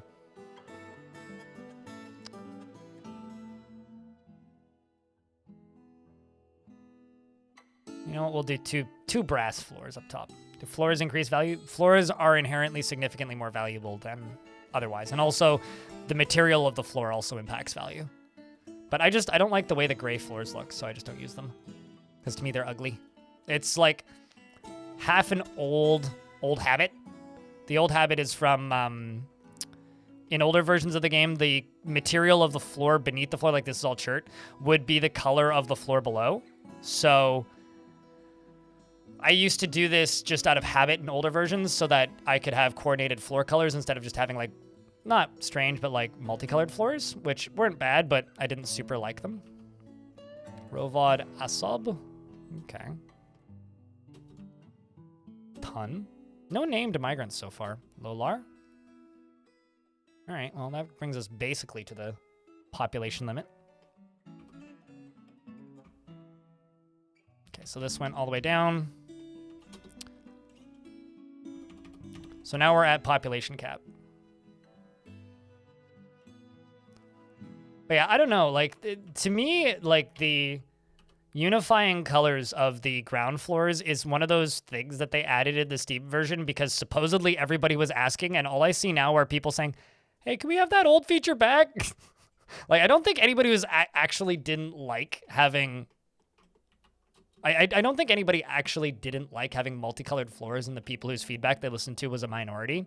I think there was a few situations of that happening with the premium version, but it is what it is.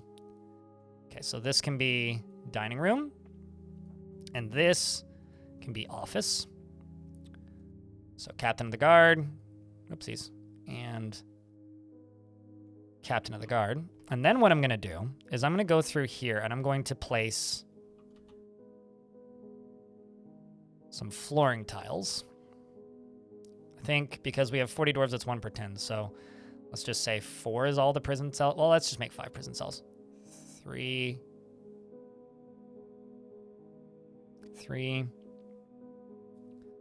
4, and 5. These are all going to get ropes on them. Let's say cloth rope 3.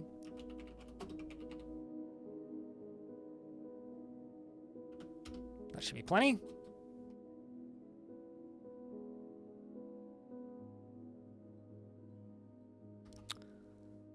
Okay, so you need 1 weapon rack and 1 armor stand. So let's do...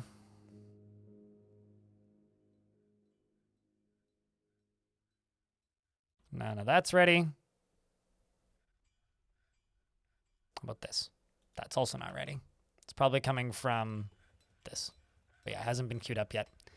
All right, well, we're getting here. Getting there. We're not going to have any crimes to really commit for a little bit, or blame for a little bit, so we should be okay. But let's focus on making this a pretty as hell prison. So I want to just do this.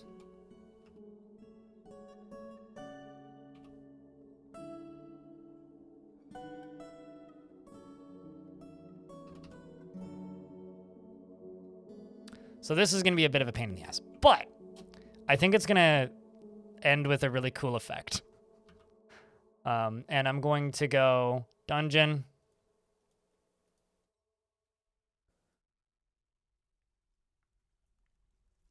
Whew, CPU just spun up.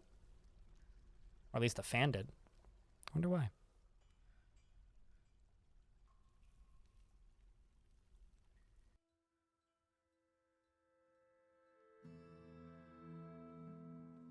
Something just happened.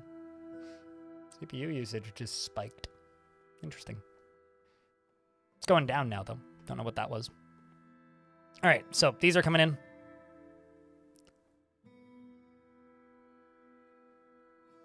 PC making its own jams? Pretty much, yeah.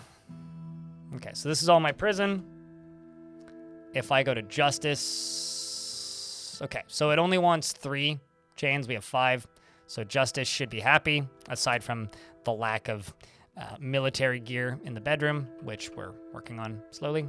And they are now working on, because we've got all those beds done. So we've got an armor stand and a weapon rack getting done. So I should be able to do the armor stand. I think that the captain of the guard / sheriff deserves a statue made for them, right? Right? I think that is a reasonable thing to say. So let's make a statue. I'm going to specify rock salt, and I'm going to specify image of a historical figure, who is, in this case, Darius Hinkhall, which is a great name.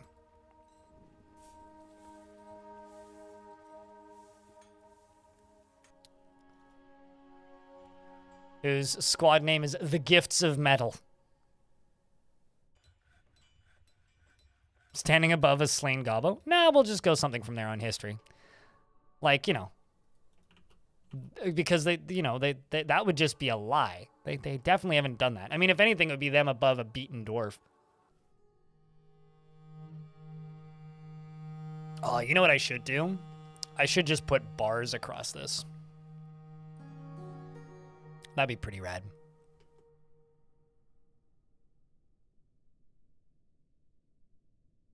So these are going to get canceled 10 billion. Oh, right. There's no way down into here. There'd be no way done. Pretty sure. Where's the ramps up?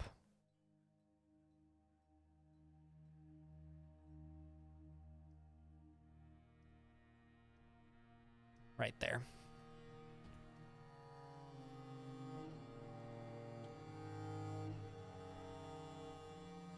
So this will allow them down and also to get these blocks out. Yep, here they come. So if I set you to paint and then do this, hold this button down, I should be able to do this pretty smoothly.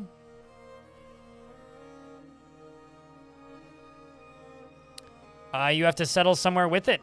There is no easy way to find anything, with the exception of the materials that are listed up above, which are few and far between.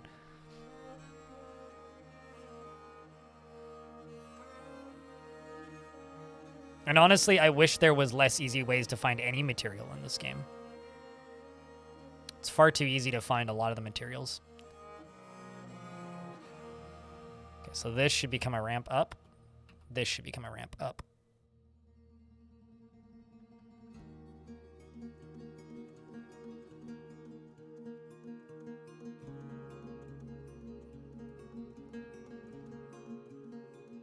Actually, wait, is it not canceling? That's interesting. Huh, I found the edge of the aquifer. Interesting.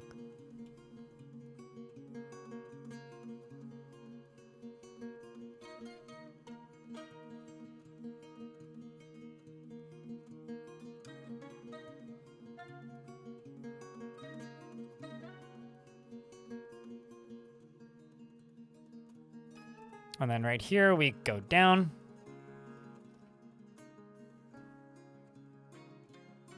And then over here.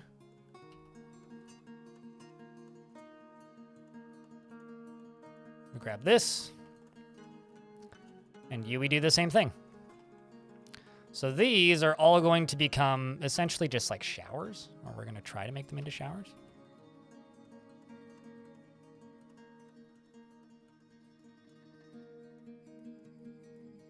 Gonna try.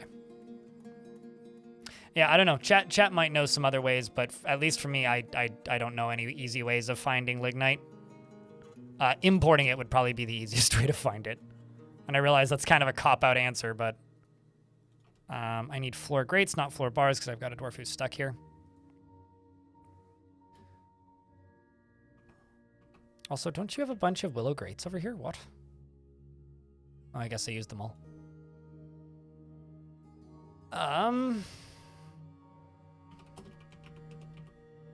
Trait. Great, that's what I need. Let's just say 20. I only have 4 willow. Well, let's go chop down some willows.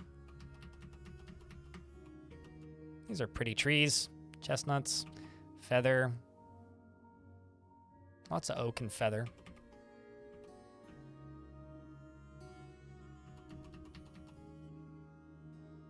Am I out of willow? Willow is the light color. I want more of the light color. I mean, I get it, there's lots of feather, but it's not what I want.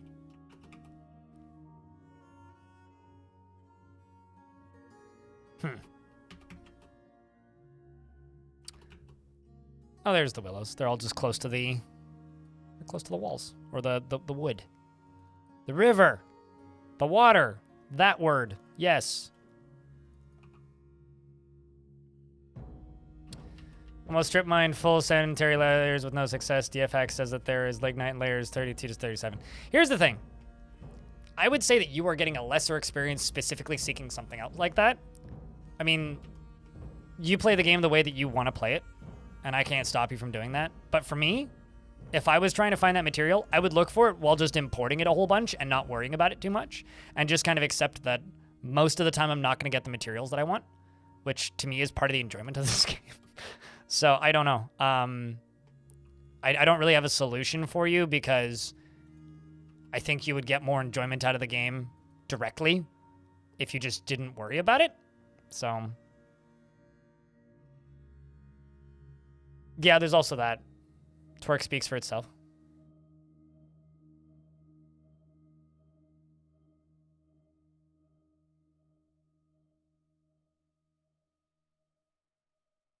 Just chop trees and prepare for war.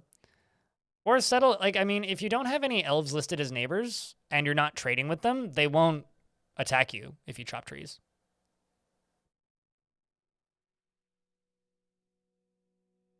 And if you be unnecessarily, like, fantasy racist in my chat about elves, we do have rules against that here, just an FYI. makes stuff weird quickly, and I'm not a fan.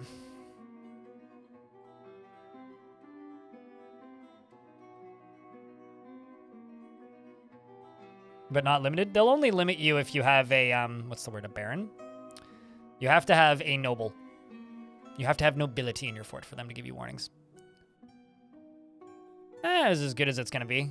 Wasn't long enough, but such is the way with vacations, right? You have a baron? Interesting that they didn't warn you then. That's odd.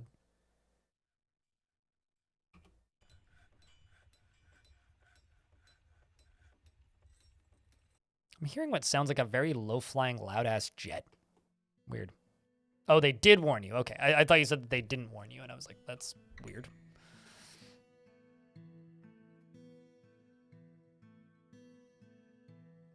But yeah, if you're trying to get coal specifically, just import it. That's my advice. Like I said minutes ago, Percussive Giant, it wasn't long enough. It was over too quickly, but such is the way with any kind of vacation. Doesn't matter what you're doing, where you're going, or what you do for a living. If you have a vacation, it's not long enough, and you'll wish it was longer. And that's kind of the mode that I'm in right now. Is like, man, I wish I had another week. Because as I was sort of saying earlier, I just got into the habit of speaking half French half of the time while it's being in Quebec, and now I'm home. And it's like, gone. You know, honestly, to a degree, I agree with that Falgi, and to a degree, I don't. Like, I think the longest vacation I've ever had in my entire life was 2 weeks. And I have known people in my life that either through luck, circumstance, or seniority in workplaces have had significantly longer vacations than me. And I'm just like, the longest vacation I've ever had in my life was 14 days. And that was because I was in the hospital for a chunk of it. And it's like, I know people that would like consistently get 2 to 6 week vacations, sometimes like as long as like 8 to 10 week vacations, and they complain that their vacations aren't long enough. And I just look at them and go,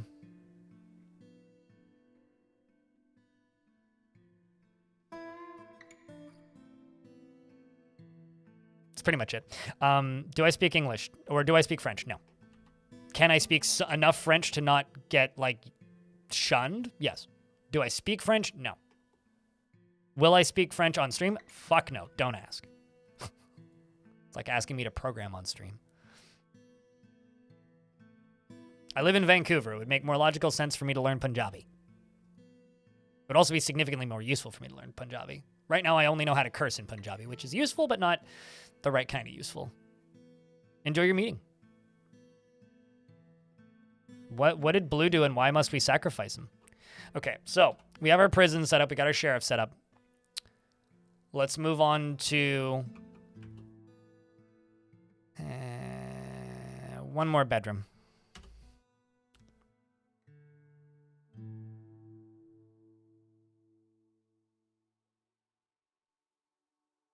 Okay, Amethyst, you already got a bedroom. You already got a bedroom. Big Bang, you've got a bed. Big Bang's married to somebody who has a bedroom. Darius has a bedroom. Deep Sea Fishing is a bedroom. Domnak, do you have a bedroom? What do you do for a living? You're a skilled weaponsmith. Ooh.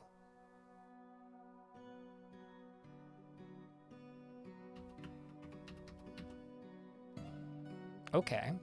That we can work with. We'll do Dominok next.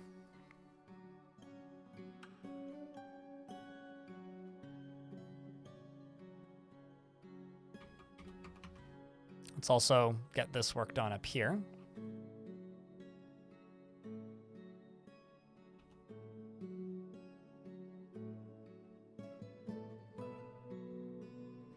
You're currently on a 3-month vacation. Okay, well, I mean paid vacation. You know, I don't think I've had 3 months of no work in my entire adult life.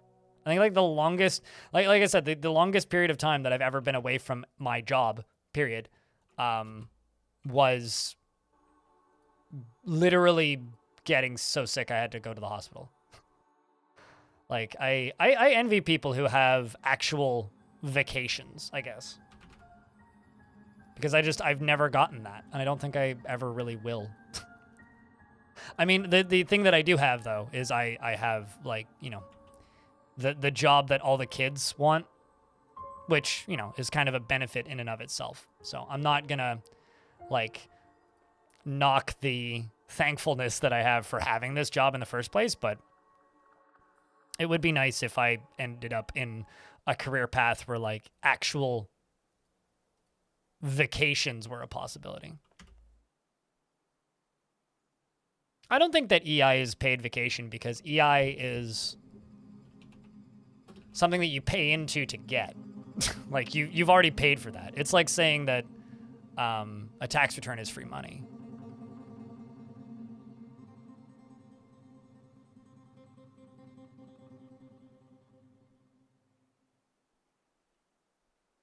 Hi, neighbor. Where are you at then, twerk? I'm born and raised Vancouverite. EI, employment insurance. That's what you get when you are unemployed. It's basically just like a please don't die check from the government. Central BC, relatively close. Oh, well, I'm in Surrey, so. That is relatively close, though. This needs to be put down here.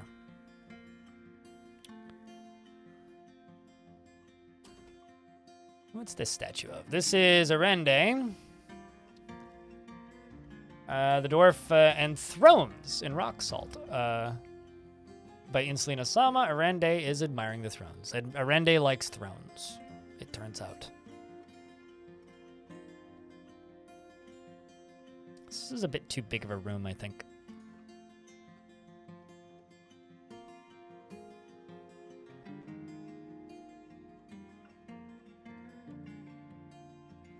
So this is going to be the upper floor of the tavern, because this down here is the Copper Fall. This up here is going to be connected to the Copper Fall. It's just going to be a meeting area connected to it. I also need hatch covers, but we'll worry about that in a minute. We'll just get you to make a hatch cover.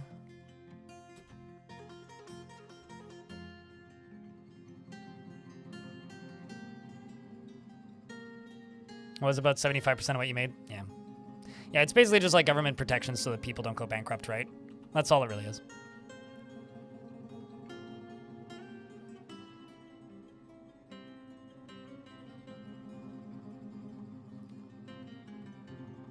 Irish, I was fully Irish. I don't actually, but that was just a pun that I had to make.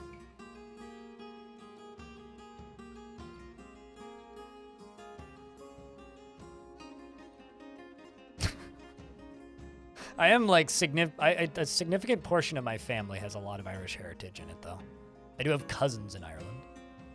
It used to blow my mind when I was younger that I had cousins that would drive quite literally across the country to go to music lessons once a week. I'm in an ad break. Can't do anything. Stuck in ads.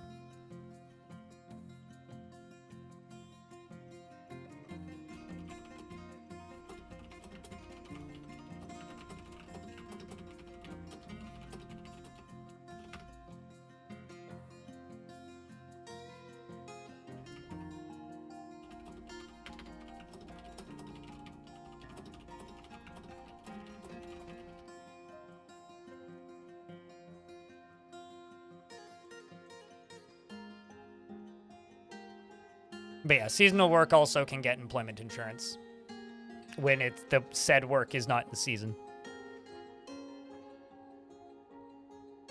Oh, really? Someone in America told you it was good? You were so pure and you were just like, what? That's extraordinarily, like, some white supremacist pure blood nonsense. Like, that is, like, one of the biggest, like, dog whistles I've seen in a second. Yeah, right? Anyway, my family's a clusterfuck mess of all over Europe. Like, I'm, like, primarily Irish and German, but there's also, like, Hungarian, Turkish, some Slavic stuff, and a mess of other things. Thought it was kind of interesting. Just, to me, that just seems like a right-wing dog whistle, and, like, not much else. I like how all the dwarves are socializing up here in the Doctors Guild Hall. It's great.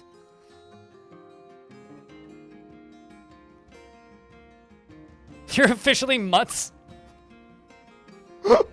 That's a fun way to put it. I like that.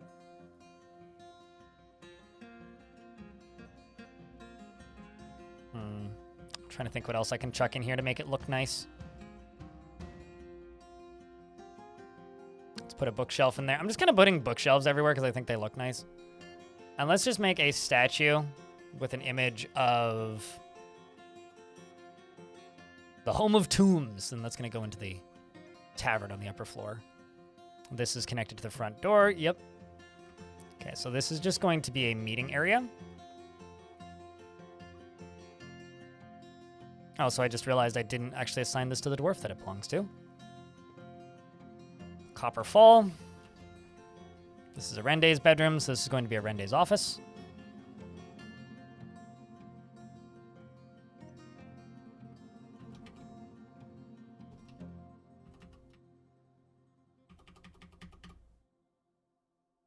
Okay, so over here there's one other thing I really need to do, which is the stairwell down to here with the tomb. So currently I have, what, 1, 2, 3, 4, 5, 6 tombs. Probably 7, actually. We're going to make 10 rock coffins. We'll just make them out of the normal material. We'll start working on those, so I can get those assigned. Okay, so now I need to decide where I want to do a bridge. I'm thinking maybe like right here, like just do a split.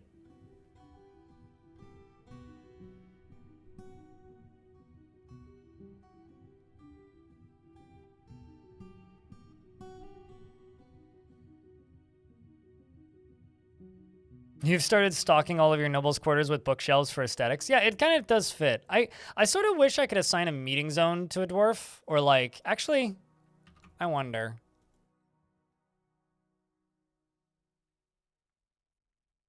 Yeah, so what I could do, actually, is I could make a dining hall into a library. Well, actually, hold on, let's see. Because I could make a dining hall into a library and then assign it to a dwarf, I think. Yeah. So you could actually just make them into, like, their dining rooms into little personal libraries.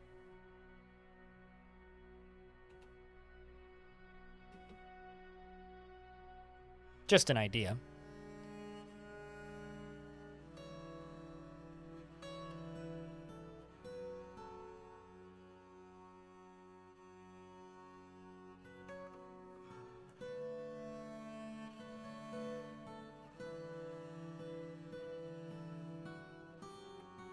Oh, all this stuff's flowing slowly. And I've got dwarves just, like, in here, hauling stuff out. Stray piglets have been slaughtered, ever so slowly. Okay, so I've got a bunch of pig fat down here. Let's just real quick make some soap. I realize that I'm just, like, slowly, like, falling into my normal habits.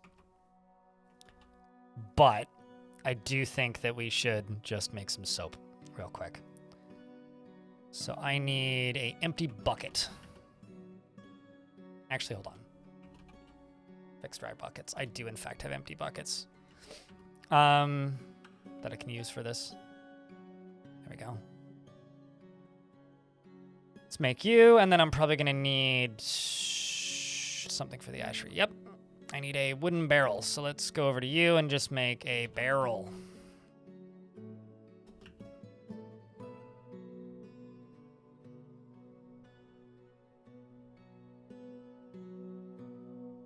Although, actually, let's check this. Fat. I got 63 fat. Okay. The other thing I need is a wood burner. So let's just go wood furnace.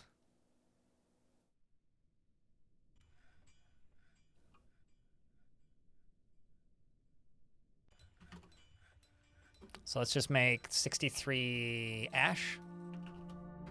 Make ash. What kind of dwarf would you like? Diamond.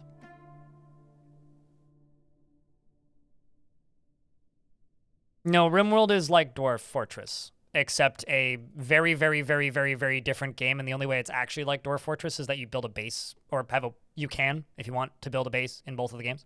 So no. No, you don't. In Dwarf Fortress, the dwarves pick tasks based on what's available and what they're close to and what they feel like doing and their needs. So they weigh their needs versus what they want to do versus what they're close to. You don't need to manually assign jobs to every character. You can, but most of the time you're better off not, because dwarves will generally be happier if you just let them do what they feel they need to do. And also, you need to remember that in RimWorld, you only have like maybe 12 people, unless you're really pushing the game. In Dwarf Fortress, you have hundreds. There will always be plenty of hands. You don't need to micromanage. There's never a point in Dwarf Fortress where you need to micromanage, unless you're specifically theming a fort around that. And like, I don't do that at all. I need more buckets now, so...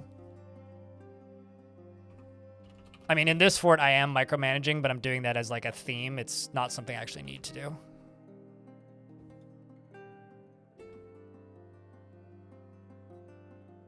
Like, you will 9 out of 10 times have a better time with Dwarf Fortress if you don't micromanage. I guess the thing you need to remember is at the end of the day, the only real similarities between Dwarf Fortress and RimWorld is that they are both games where you have characters that you can control, and they are both games... And they are a game that existed and then a game that marketed itself off of the other one's existence. So it's a game that had some success, Dwarf Fortress, and then RimWorld was a game that tried to do that off of the back of Dwarf Fortress's success.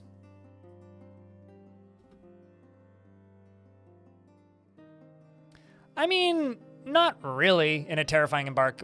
Terrifying Embark, the only thing that you really need to micromanage is burrows. Like, as long as you can micromanage burrows, like, you're pretty much good. Quite literally, like, that's the one thing you need to micromanage in a terrifying biome is burrows. And as long as you do a somewhat okay job of micromanaging your burrows, you're fine. That's the only thing that you really need to micromanage in a terrifying biome, is just get everybody underground ASAP, like as fast as fucking possible. And as long as you can do that, you're probably fine. And then just forget the surface exists.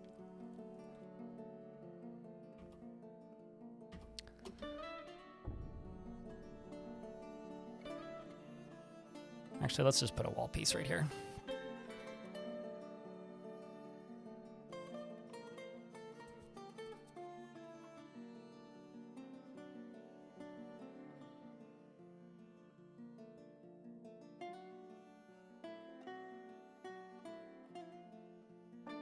So you're making 63 ash. You're gonna make 63 lye. And soap 63.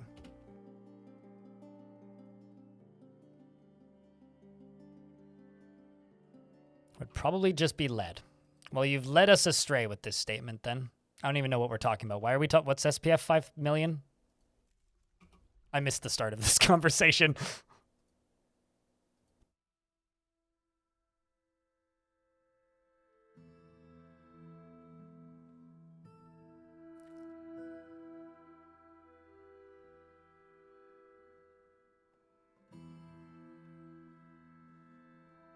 This area is going to go to Dominok here. I think in the upper floor is going to get the metal stuff. Deep Sea and you are fighting each other at high noon. Got it. Okay. Just please keep it civil. Fortunately, we're past noon here. It's 12:16, so you got to wait till tomorrow.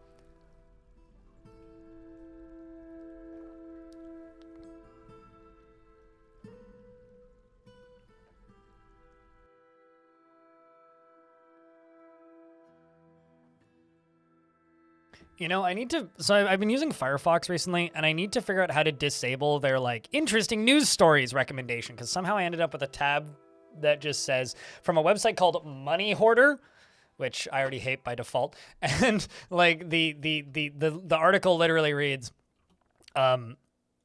these 5 tips on how to save money will make you extremely wealthy. I'm just staring at this going like, aight. Why are you making me read this, Firefox? Why do you hate me? If I cared about being extremely wealthy, I wouldn't be streaming video games on the internet. Jesus Christ.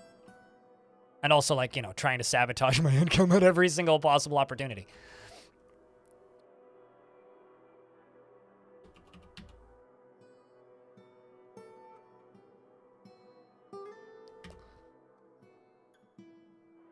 The pocket recommendations? Some of them repeat every 6 months. Yeah, but can I completely disable it? It's just when you make a new tab.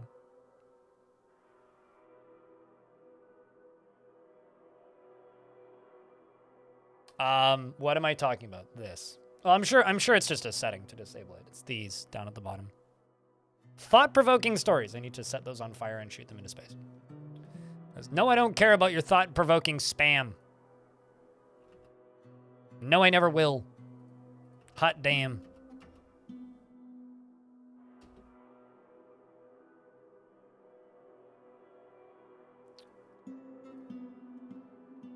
Still spam.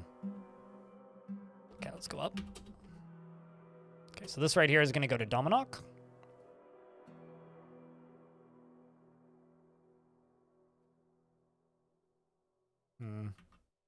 It's a bit big. Don't actually need to give you that much, so let's tract these 2.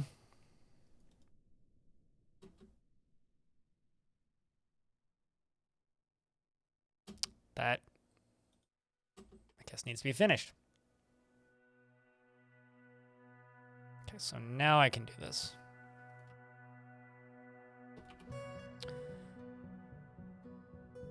Yeah, no, I'm sure I can figure it out. It's just, it's something that only just started to bother me, so I'm mostly thinking out loud, but I'll mess with it off stream and find the setting to disable it.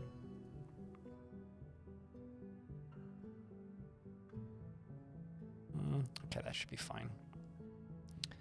So, Office. Get rid of a bunch of this. Dominoc. E8. Dominoc. Thanks for the 17th month. Welcome back. I hope that you are doing well. Shark jumping walrus. Chat room, can I get a big round of beers for the walrus himself who jumped the shark one too many times? It's good to have you, dude. Thanks for continuing to stick with the stream and for continuing to watch things that I do on the internet. Appreciate you, man. So on this upper floor, Deep Sea Fishing wants to give a shark jumping walrus a dwarf. What kind of dwarf does shark jumping walrus receive? Chat room. Or do they receive a dwarf, and what kind of dwarf? I'm assuming they do. So what kind of dwarf are we giving them? Trying. Sergeant Donut. Hello, Sergeant Donut. How are you?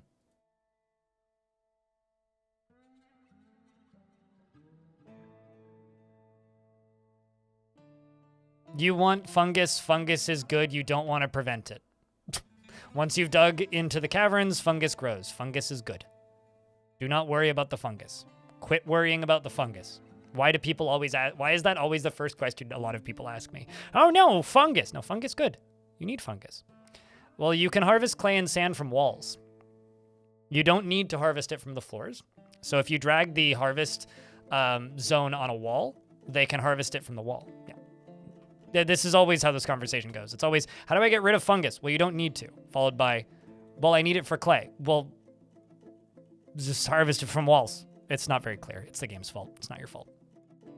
But the other thing that you can do on top of that, if you want specifically to harvest it from the ground, or if you just have like a single tile, like in the caverns or something, build a floor piece on it, delete the floor piece, and then take a floor grate and place it on it, and that'll stop it from growing. If you need that. But it's a very like uncommon niche situation that you would need that to such strict a degree. W Tiger 9, thanks for the year. Means a lot. So, I'm just gonna be honest with you. There isn't any Gelders in this fort. So you guys with your meme requests, I'm just gonna have to like put them on pause for this fort probably because everybody is way too specialized and I'm never gonna end up with like somebody who stays as a Gelder for particularly long. So we'll just go with this planter. Yeah, no, spreading knowledge one line of text at a time.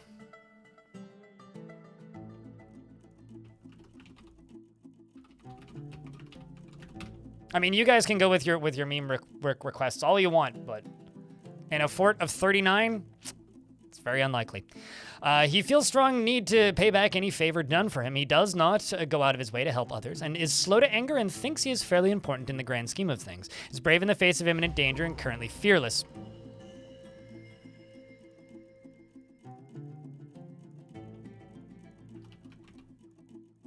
And he joins the military. He's Octo's meditating on death, lovely. And he personally sees perseverance in the face of adversity, bullheaded and foolish, finds romance distasteful and dreams of crafting a masterwork. He likes pudding stone, black bronze, and bloodstone, pig hoof, and picks, and breastplates, and quivers, and scepters, and goats for their eating habits, and the words of the pantomime of tweeting, and the sound of the ivory diamond, and the sight of the golden treasure when possible. Prefers to consume muck roots, super brew, and absolutely hates moon snails. He has a prominent chin, a medium-length beard that is neatly combed. His sideburns are clean-shaven. His long mustache is neatly combed. His hair is clean-shaven. His nose is slightly hooked. His eyelashes are short. His ears are somewhat short, and his hair is flax. His skin is dark tan, and his eyes are heliotrope. You have two friends, Darius and Power Tools and Beer, and you're a member of the South Creed. Welcome to the fort. Also, there is nobody qualified specifically as a butcher. But anyway.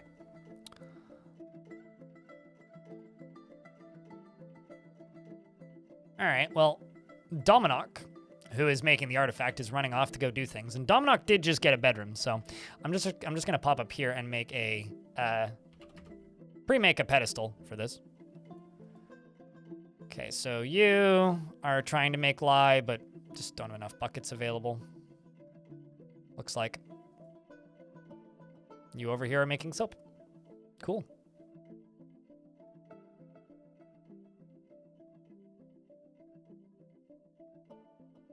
Training should satisfy be with friends. It does, if they're friends with the people that they're training with. So that's the wrinkle there, is that they have to actually be friends with the people that they're training with.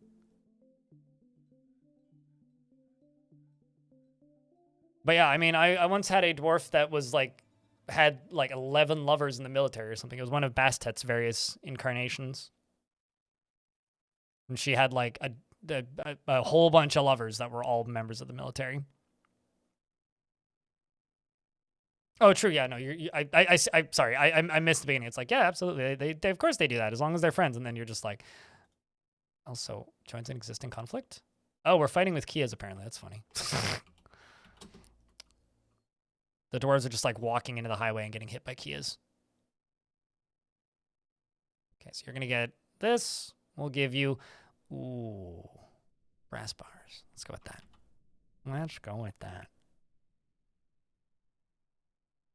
I'm gonna make shirt blocks. I'm gonna do a wall along here.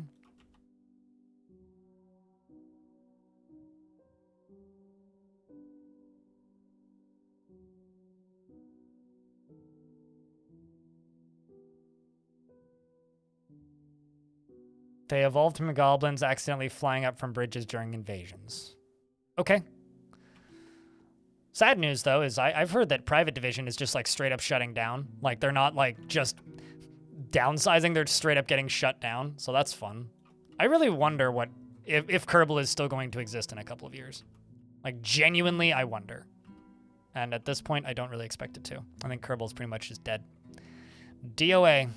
Dead, gone. Rip. Works furiously, as grabs 2 pieces of bone and two separate boulders. The hype for KSP2 was too good to be true. I think it was true at one point. But yeah, no, it's certainly ceased being true. which is a shame.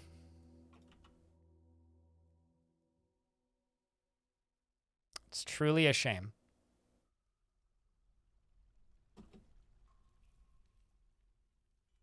So we've just got 2 dwarves sleeping here. I think I need to increase the number of beds in the dorm, or make another dorm down here or something. Put it beneath this, maybe.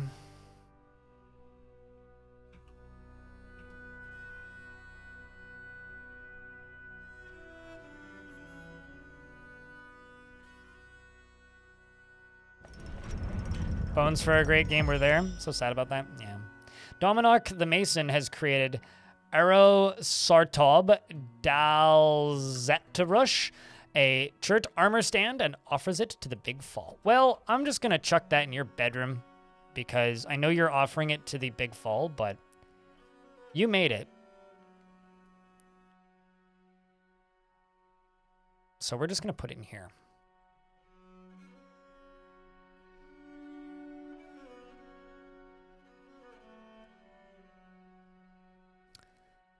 So this particular armor stand, all craft worship is of the highest quality. It is encrusted with round chert cabochons, and this object menaces with spikes of chert. On the item is an image of 4 pointed stars in goat bone. On the item is an image of round cabochons in pig bone. I mean, it is very, very, very, very, very fair to not trust Take-Two with anything. Personally, I started getting worried for Private Division after, oh God, chat, you maybe actually have to help me here. What was the name of one of the first games that Private Division put out? It was made by one of the Halo designers, and it was like a multiplayer shooter on hovercrafts. It was like Elimination or something. It was something like, I want to say it was called Annihilation, but I'm pretty sure that's not what it was called. Okay, so this is just going to be metal bars, I think. Yep, just metal bars. But yeah, I can't... What was the name of that game? Was not Planetary Annihilation. No, that's a very different game. And last I checked, Planetary Annihilation was not a first-person shooter. This is a game that got shut down a long time ago.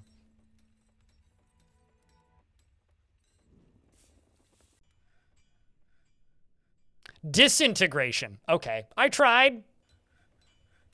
This thing. Disintegration. It looked kind of rad. Like, actually, I played it at PAX and it was like kind of cool, but it's like largely a multiplayer shooter with a kind of shit campaign, with a kind of neat aesthetic. Like, it was pretty cool for what it was.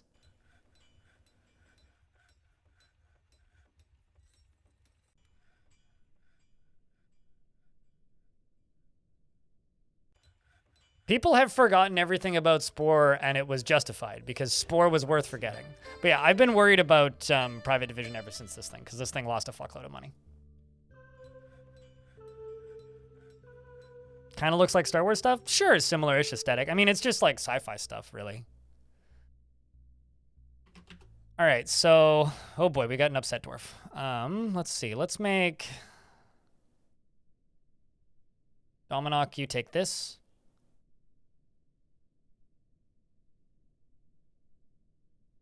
And this is going to make...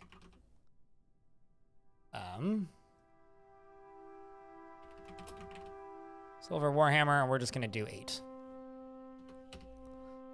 Okay, so now that I've queued that up, let's see, who's upset? Medtob is upset. Why are you upset? You had a drink without using a goblet, cup, or mug?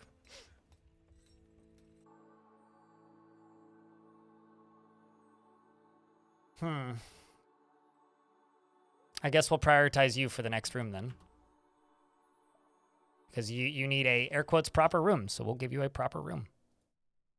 And also it would make sense to give them a proper room because they're also a metalsmith or a metal crafter. So it would make sense to give them like a furnace or something next to Dominoc.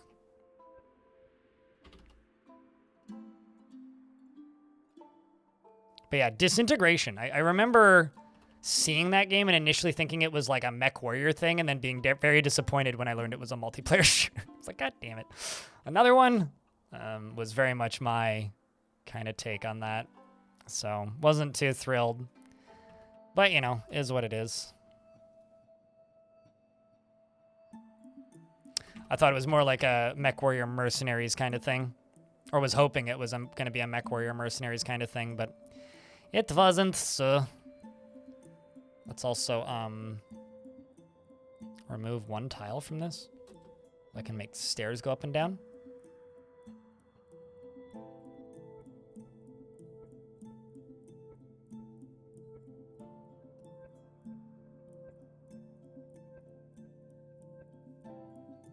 No. Well, I mean, was that game really edgy? I don't know. Like, Lawbreakers? Apparently, people have, like, reverse engineered the servers for Lawbreakers and are playing it again, which is kind of nuts. And also kind of hysterical. I don't remember that game being particularly edgy.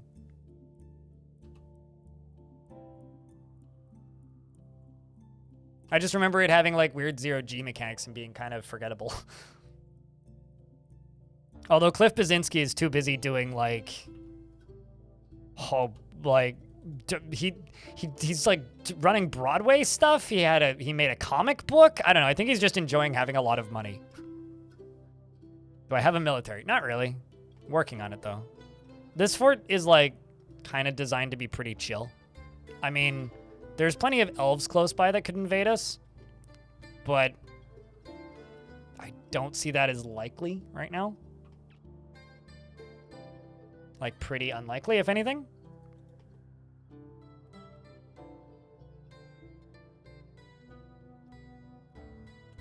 We are getting attacked by Kias, but it's just kind of besides the point. Oopsies.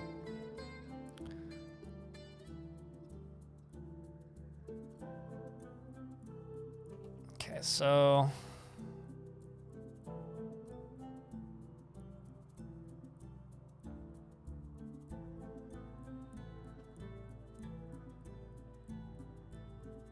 We're also going to go over here. Okay, I'm actually going to rebuild part of this area up here.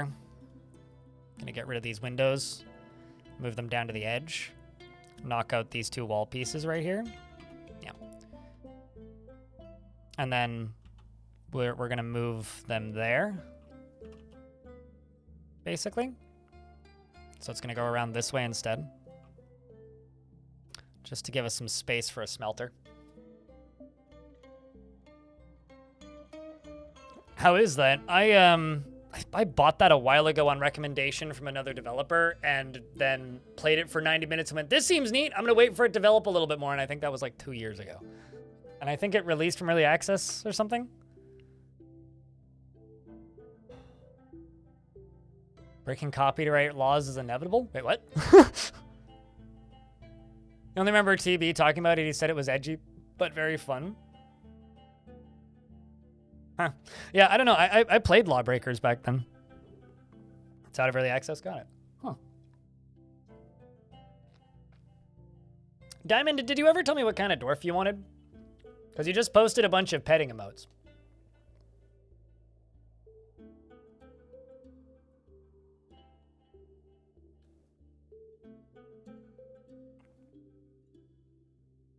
And I'm looking through your chat logs, and I don't see any indication of what kind of dwarf you want. But you did request a dwarf, so what kind of dwarf would you like? They should add mechs to DF. I mean, that's just what the Long Night mod does, though. You want a moss gree loving dwarf or a stonecutter. Okay, so I don't know what that means, so I'll give you this Lady Mason. Because that doesn't mean anything. Diamond Destructed, which makes sense as to why I didn't like clue into which one you wanted. Diamond is has no confidence at all in her talent, or abilities, and almost never feels discouraged, and is sloppy with her living space, and is not particularly interested in what others think of her, tends to ask others for help with difficult decisions, and thinks she is fairly important in the grand scheme of things. She has an active imagination, and she is slow to anger. She is quite polite, and she has an active sense of humor. She tends to assume that the worst of two outcomes will be the one that comes to pass, and she tends to be a bit stubborn in changing her mind about things. She is curious and eager to learn and stammers and is really moved to mercy. Where was I? She tends to assume that the worst of outcomes will be the ones that come to pass. She tends to be a bit stubborn in changing her minds about things, and generally acts impartially, is rarely moved to mercy, and is disturbed by this as someone who dislikes those that seek to acquire power over others. And she has a greedy streak, and she finds helping others emotionally rewarding, and is curious and eager to learn, and stammers when she's excited and needs alcohol to get through the working day. There we go. I feel like I skipped like 3 lines. She dreams of creating a great work of art and personally hates those who wield power over others, finds those that develop skill with weapons and fighting distasteful, and finds friendship burdensome, values sacrifice, and prefers a noisy, bustling life to boring days without activity. Likes bismuth, bronze, rose, quartz, and coconut palm wood and the color lemon, bracelets, alpacas for their resemblance to a miniature llama, and the sight of the diamond silver, and when possible prefers consume one-humped camel, guppy, strawberry wine, and limes, and absolutely hates mosquitoes. And I don't remember either, Nodo Casa. Don't worry about it. I don't think so. No, Dodo Casa. You don't. Words are hard today. Some parts matches. That's good. Better some parts matches than no parts matches.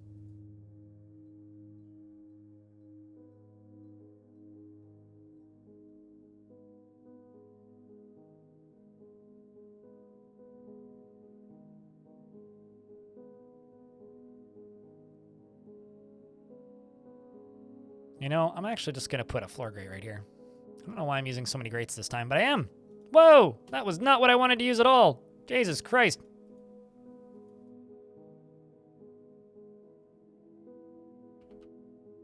Ah, you're over here making rock blocks. Well, I don't really want you doing that.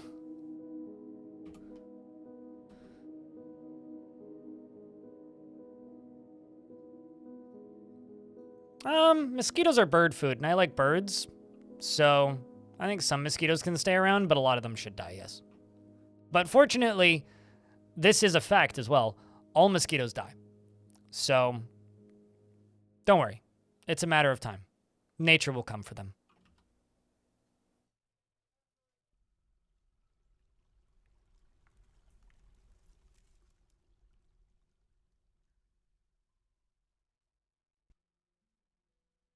Actually, just going to knock that down, put a wall piece up top. As otherwise, I'm not going to be able to fit the thing in here. That's another thing that I'm kind of doing with this fort is like very, very, very cramped spaces. Very tight, cramped spaces. Yeah, let's do rock salt. Why not? Make it pink.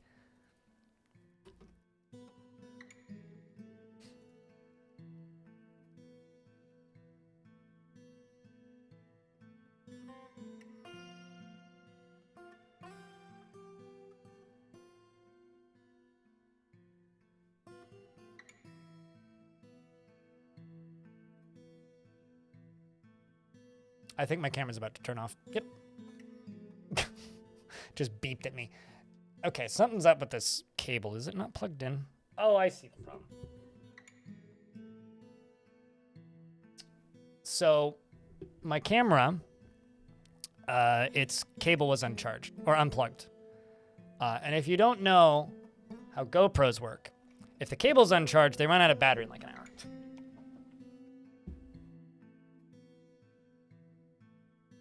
Hold on, gotta swap to another battery. Fortunately, I've got a bunch of backup batteries, though.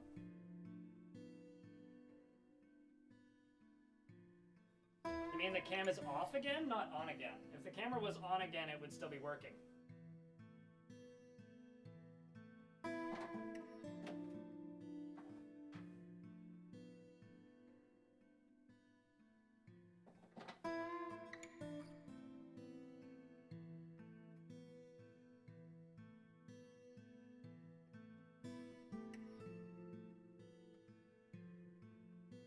I will be honest, I'm pretty done with GoPros, and when I do buy another camera, because I've had this one for almost 4 years, it won't be a GoPro.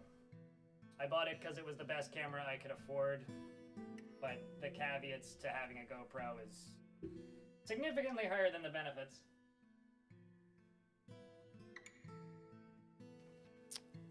Easy enough. Dragonflies look better than damselflies? What do you got against damselflies? They're just bigger.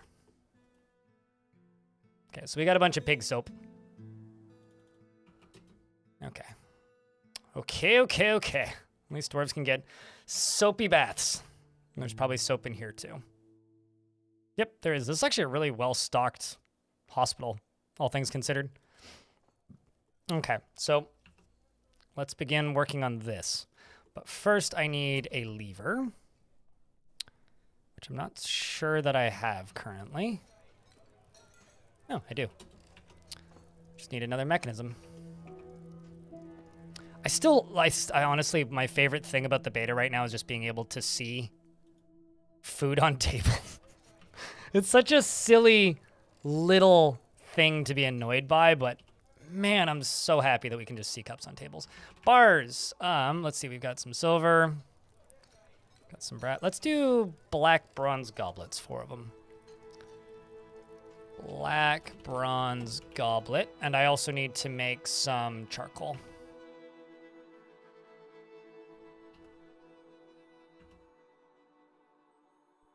Because you down here need to make charcoal.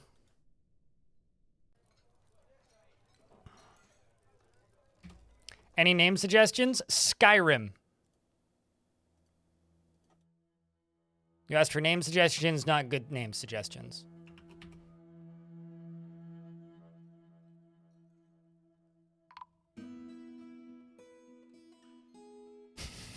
You're not going to... Antronarch has been found dead, drowned. In my well of all places. You know, what's sad is I know exactly how that happened. Well,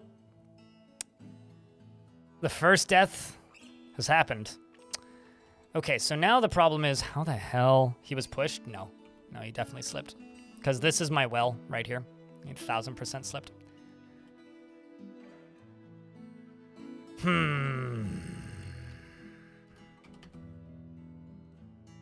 How do I get you out of here? I need a drain. That's what I need.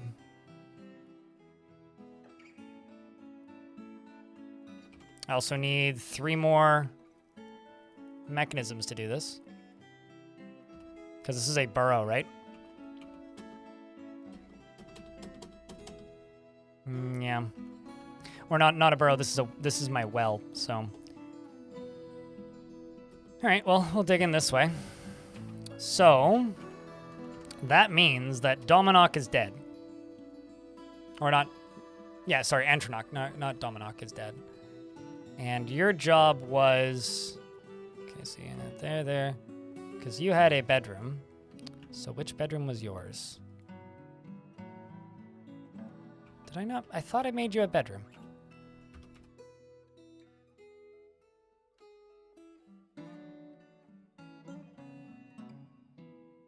Question was which one? Wasn't deep sea fishing. That's all deep sea fishing. It's like, I swear that I have... Maybe I hadn't made you one. Okay, well. All right, then. I'm just going to assign this bedroom to that angry metalsmith. This dwarf.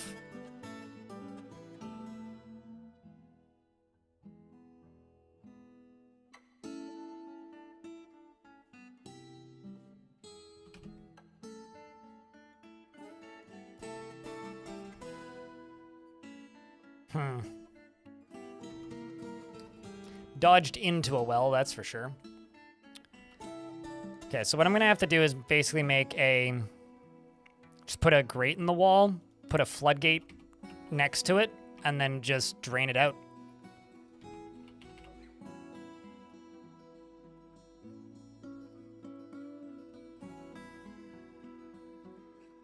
That sucks. I'd swear that this dwarf had a specific job, though. maybe they didn't.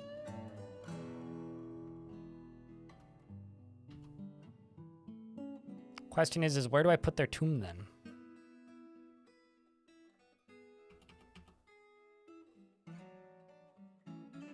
Wasn't Travenoid. Yeah. Okay, so this dwarf died and doesn't have a specific tomb that's assignable. So what I'm going to do is I'm going to make some stairs going down next to the tavern up here, wherever I can actually make them.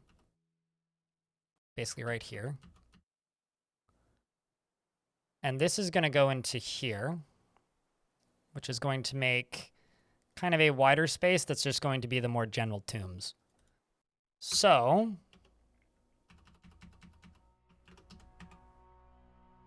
let's go here and get you to make a slab.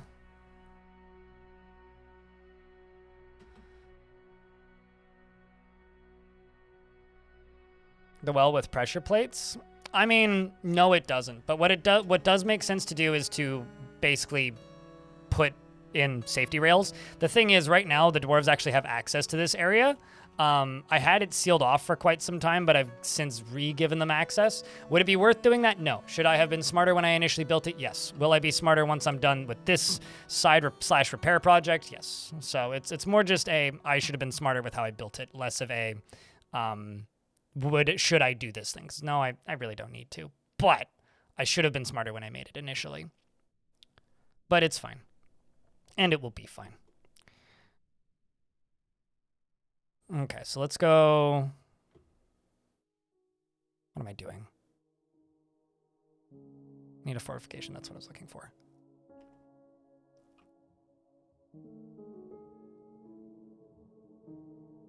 It's like, would it have been smart for me to do that from the get-go? Absolutely. Did I? No. And now it's too late to really worry about it. It's basically the way I see it. It's one of the classic, like, should I have done this? Yes. Did I? No. Would it be worth it? Absolutely. But I didn't, so it doesn't really matter at this point.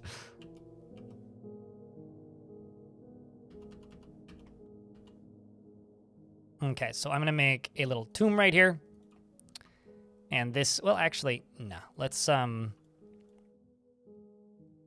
pave this with something.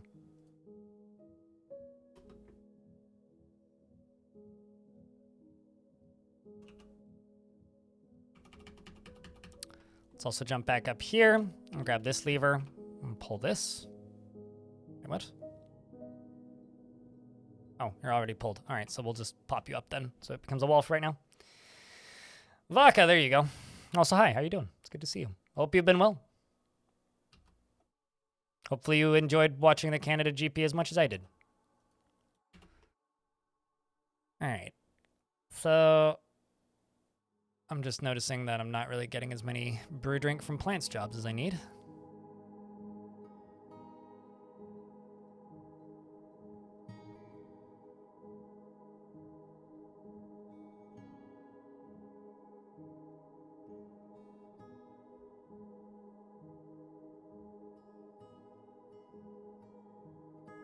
Okay, so you right here. Gonna get all of these. Yeah, wasn't able to watch indie or anything else because, you know, internet wasn't super good out there. Another sort of side thing about this particular fort is I can't expand the population until every dwarf is named. So we're stuck at 40 until every dwarf is named, basically. Am I going crazy, or did the population just drop by 1 again? I don't think it did, but it might have. I think it just went from 39 to 38. Or, yeah. Nope, there isn't 2 dwarves there. Well. That's odd.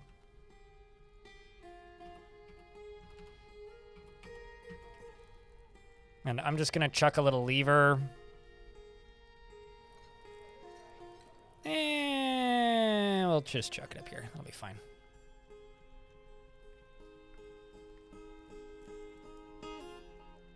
We'll drain this well and get this body out of here.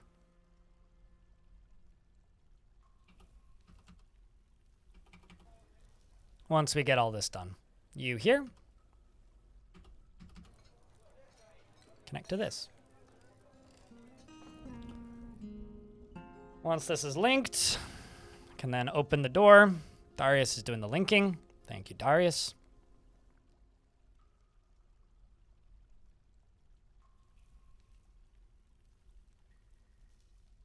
You can play real big boy games. Yeah, speaking of real big boy games, I really hope that I'm going to be able to make Stalker 2 run on this PC, because I really, really, really, really, really, really, really want to play Stalker 2.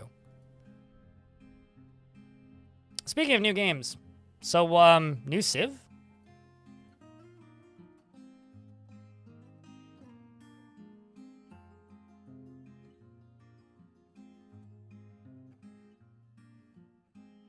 I'm just curious as to what your guys' response to new Civ is, because traditionally no one's watched me play Civ games, because I'm one of those people who's like just good enough at Civ to be good at like playing Civ, but not good enough at Civ so that anybody who's actually good at Civ wants to watch me. So it's it's a problem with my own frustration of being yelled at by people on the internet about how bad I am at Civ. So I just don't stream Civ because I don't enjoy it. But I'm happy they're making another Civ.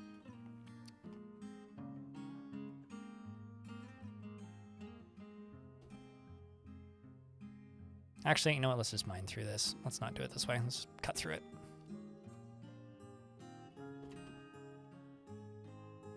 New Civ needs to shake things up a bit. That's the same with every Civ, though. They always shake things up a bit, and everybody always hates it. Okay, so this body needs to be assigned to a tomb right here.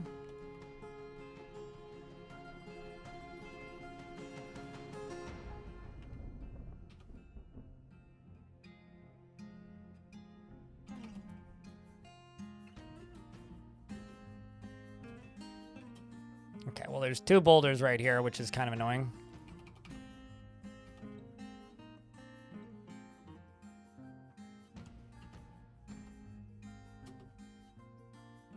Okay, so those got out of the way. That's good.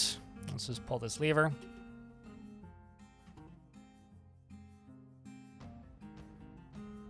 Dwarf grabs body and runs away with it. Place item in tomb.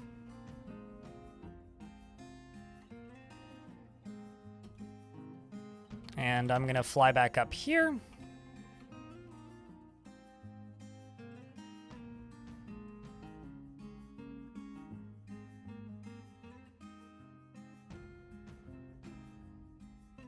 And I will also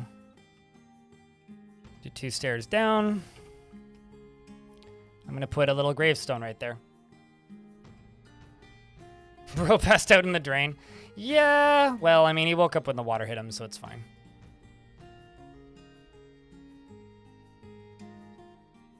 I'm wondering how much of this clothing is just going to go flying over the edge. Quite a bit of it, probably. Maybe not. Yeah, they're coming and collecting it all. Slowly. All right, so now I have a way of draining this out quickly, which is good. Now that we're done with that, let's jump down to here. So Medtob and Vakar are a married couple, which means there's a stoneworker as well, which is actually really good. So I'm going to go down to this lower area here, and Medtob and Vakar are going to get a second room, because Vakar is a stoneworker, and Medtob is a metalsmith. So these two dwarves are now sharing this bedroom. They're getting this upper floor, or a portion. Well, yeah, okay. We could put a table and a chair right here and assign this to them as an office. Oopsies. Need to hotkey this for it up. I haven't done that yet. So this goes to these two dwarves. How happy is your spouse? Your spouse is Vukar. Quite happy. So yeah, they're all annoyed about having drinks without goblets, cups, or mugs. But I do have to say that it could be a lot worse. I'm just going to do, how much charcoal am I making? 10. I'm just going to...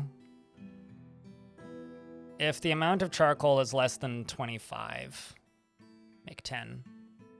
I'm gonna check that monthly.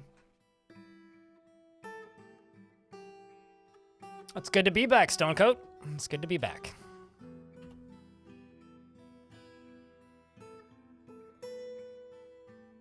Okay, so those are getting done, which is good because it's 2 dwarves with 1 bedroom.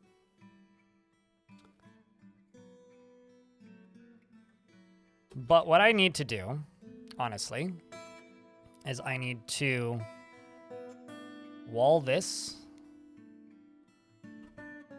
and fortify this, which I don't even know if we can do this safely. So I'm actually just going to go down to here and open this up, because this will make this a lot safer. Any male farmer or stoneworker. I don't think I have either of those things. I mean, male implies beard in this here video game. Yeah, I'm pretty sure I don't have either of those things right now, though. Also, literally just saw a dwarf go whoop down there real quick. It's okay, though. They can get out of this pretty safely. And there you go. All right, so now that that's done, we can do this. Boom. All right, so both of the stoneworkers I have are named, and I don't have a single farmer that isn't named. So you're going to need to give me more options.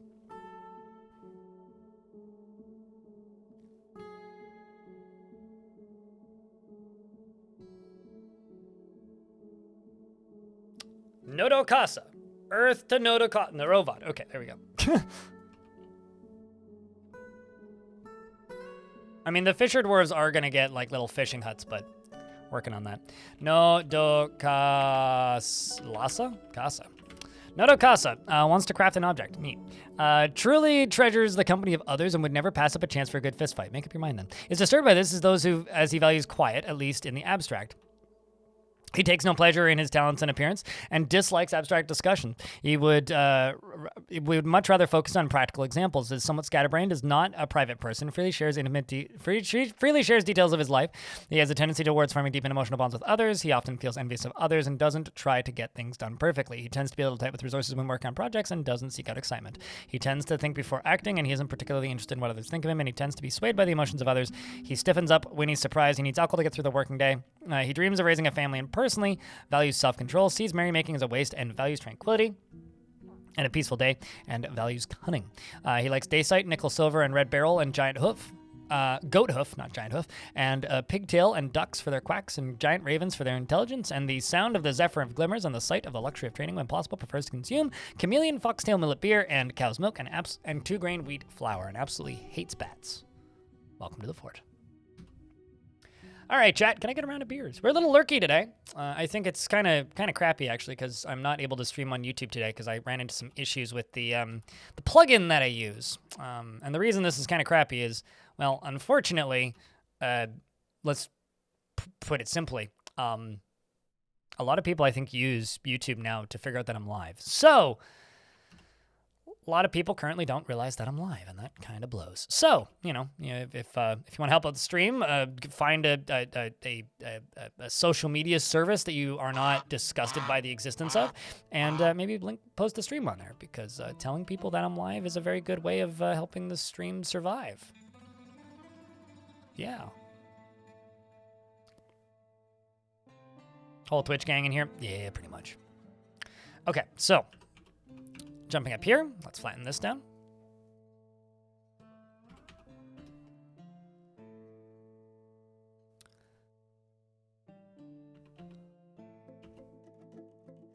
And let's start building a big ass bridge.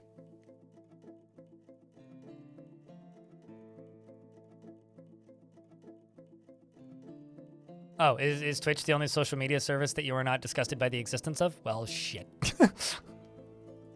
I shouldn't have thrown that qualifier in. Although if I said only posted on social media services that you were disgusted by the existence of, then I'd end up on places I don't want to be, so. Word is out on Grindr. Got it. Okay, great. Excellent. I'll be like all of those other bots that are just like, hey, follow my Instagram.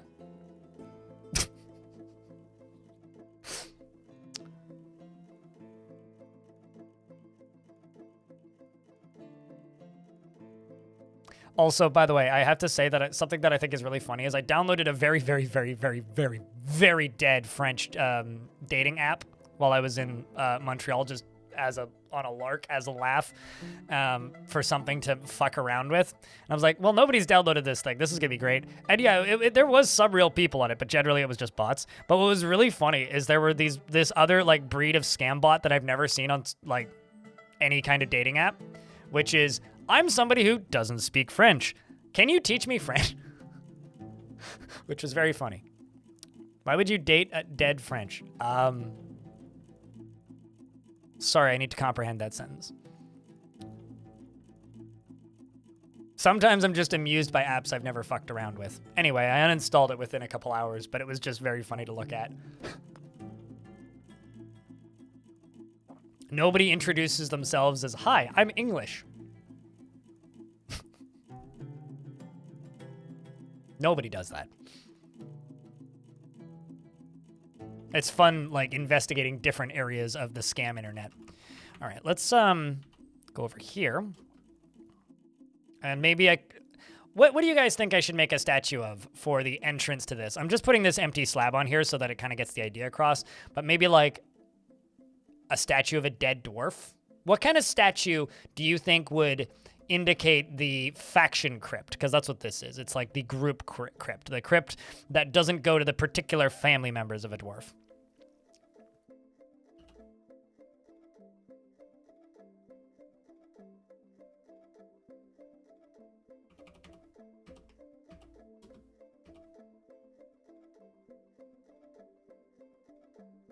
I recently got a message on Twitter from a bot that wanted to hire me to advise them on how to sell cryptocurrency to people, and they were offering me $15,000 a week, I think it was, as in an advisory position.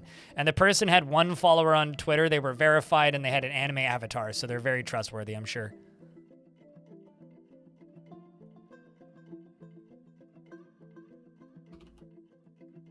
Very trustworthy.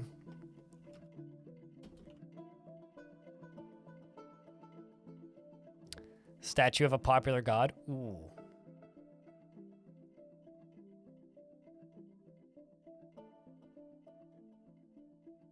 Actually, could someone do some, like, archival history for me? What was the name of that demon that killed a whole bunch of people in the last fort?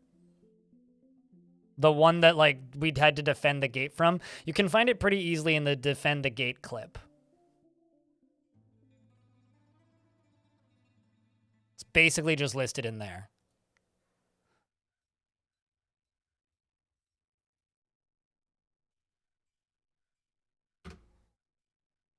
It's basically very, very small, quaint town and also very slow construction, the fortress, lazy man. It's basically what it is. I don't know what to do when a dwarf dies. My suspicion is I'm either going to end up forbidding it, or if there is a family member of that dwarf around, letting them have access to it. But yeah, I don't really know. I don't know if I'm going to, like, repurpose houses and move dwarves around, which is probably the logical thing to do, is, like, have a dwarf move from, like, a 3-bedroom house to a 1-bedroom house and then move somebody new in there. It's probably the smart way to do it, but that'll get kind of tedious, so I'm not entirely sure.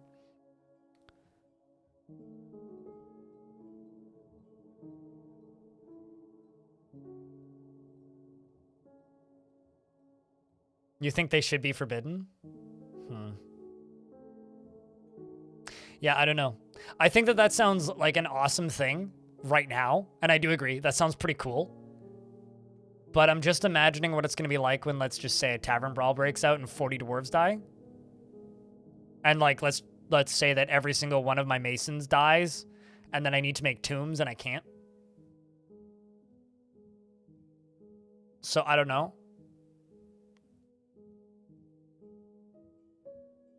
I don't know. You just missed it, Null Man. I hate to break it to you.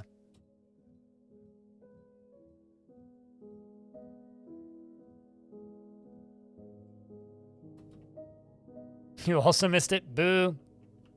Rip.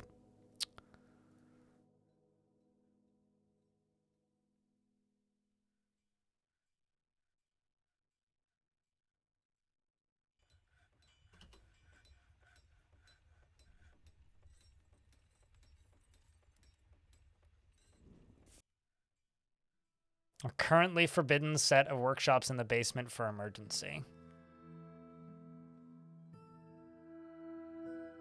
Maybe, but I don't know how expansion would work then. It's not a bad idea. I guess I need to think on that one a bit, but it's not a bad idea. It would just be tricky to actually properly implement well.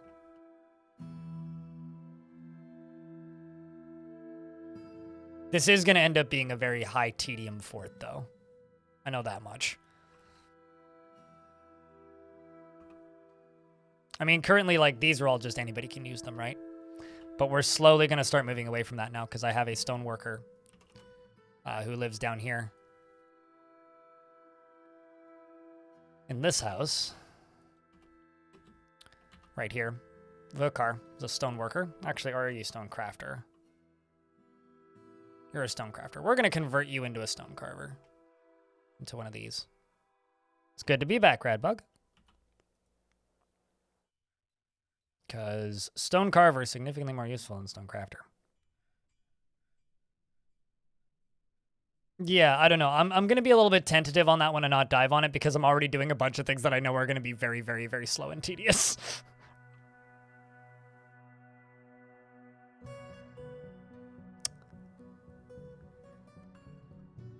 Is it still safe to stop? Is it still saved to stop? What do you mean? You're going to have to speak English. Can you try re-grammaring that a second time?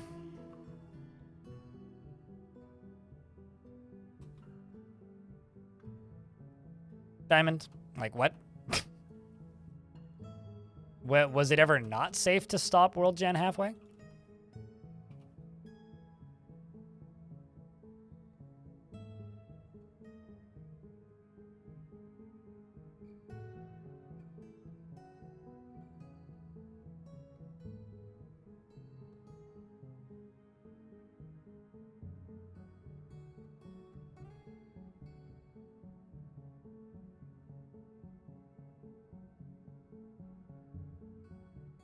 You know, I don't even want to answer that question anymore because I've answered it like maybe 6 dozen times in the last 2 weeks. Yes, of course I will check out the UI update, but I have to feel like doing it, and I just haven't had the desire to do it. I will play it when I feel like it. And I've also been very vocal that I've never liked the UI redesigns, and this is no different. I liked the original UI for Caves of Cud way back when they first started working on the game, and I haven't liked any of their redesigns. I never have. But I don't plan to not play it again. I just don't really feel like playing it, because I played it kind of recently, and it was catastrophically terrible for the channel in all aspects. Oh, I know there's a toggle to go back to the old UI, and you know what happens when you use the old UI? Hey, do you know they made a new UI? Hey, why aren't you using the new UI? What's wrong with the new UI? Why do you hate the new UI? Why do you hate this game? What's wrong with you? Why are you so stupid? Hey, streamer, you should use the new UI. Hey, did you know that the new UI is better? Hey, the new UI is better. You should use the new UI. Hey, have you thought about using the new UI? By the way, have you watched porn recently? Hey, have you used the new UI? Ah! Sorry. It gives me PTSD after a while.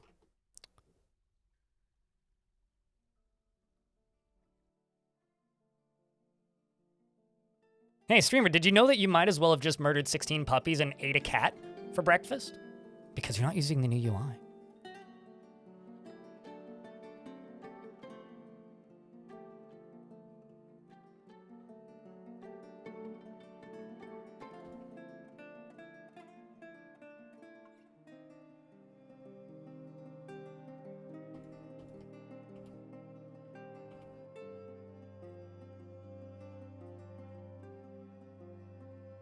Sweet. Well, we are finally getting those goblets made, and we're also getting those warhammers made, so that's good.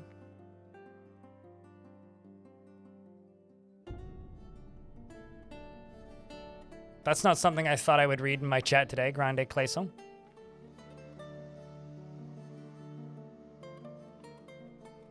Yeah, I don't know. I've been simultaneously in like constant adorance. I don't think that's even a word. I've been simultaneously adoring Caves of Cud and tremendously frustrated by Caves of Cud for years, because I adore the fact that they leave the other UI in there for people like me who prefer it. but I hate the fact that they've left it in there because I don't want to play it, because I just want to use the old UI because I think it's better, and everybody's like, oh, the reason to play it now is the UI is good now. And then I play the new UI, and then people are like, hey, are they ever going to make this UI better? And it's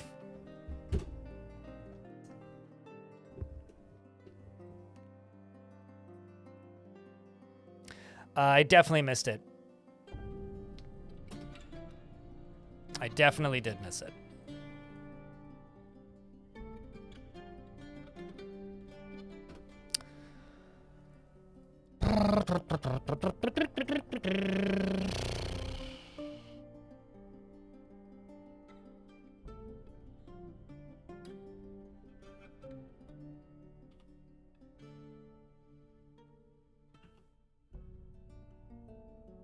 Frothy adored the plane.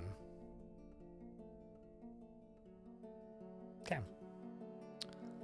That is what we are going to make to signify the front door of our tomb.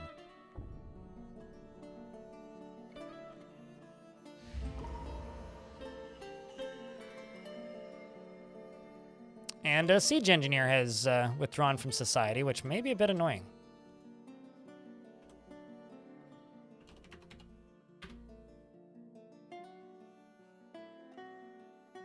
Because unless you go claim something else, I'm going to have to make siege equipment.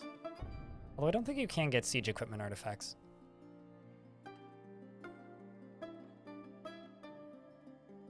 Nope, crafts dwarfs. Interesting. You actually have kindred spirits. You'll love to see it.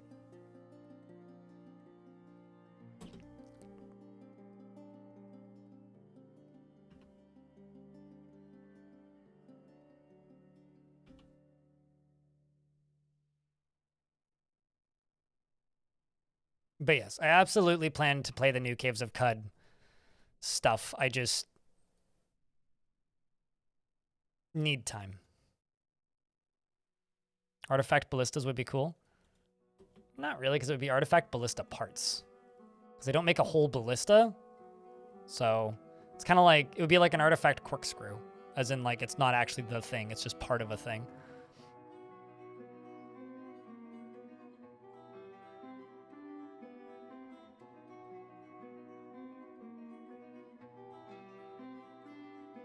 You mean withdraw from society, not draw from society?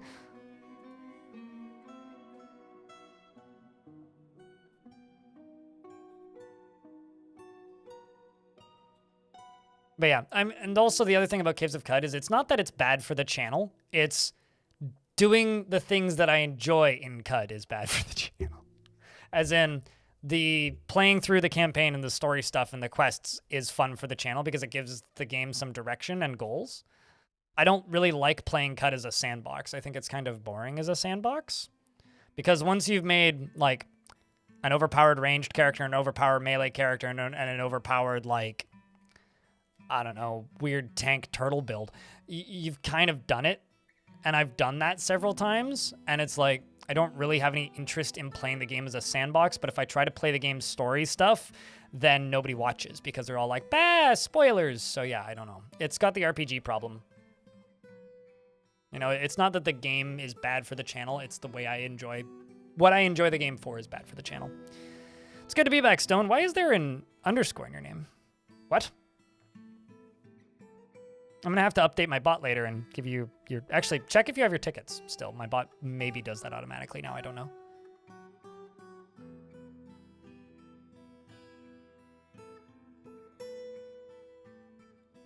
Well, sure, but why the change? Okay, sweet. Hours are still correct. Hi, Presme. What's up?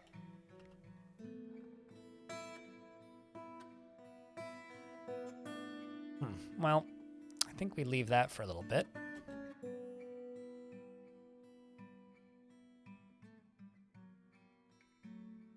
But we just get rid of this. Check right here.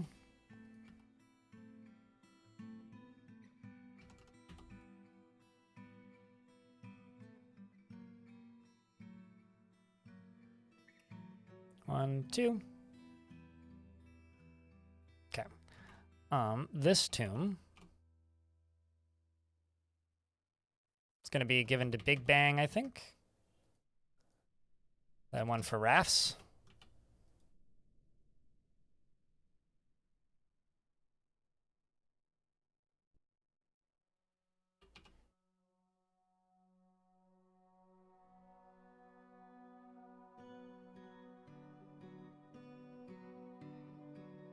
So this goes to Raf. And that goes to Arende. Arende. Sweet.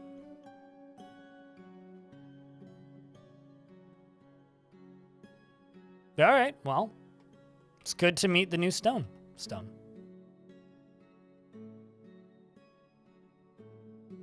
I hope that this iteration of stone is still interesting in helping me mod, but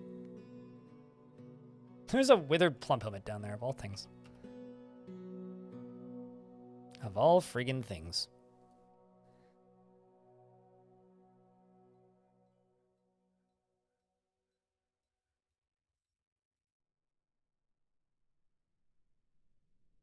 This down here is going to be connected to a masonry shop similar to this one. Except we're going to slowly start moving underground.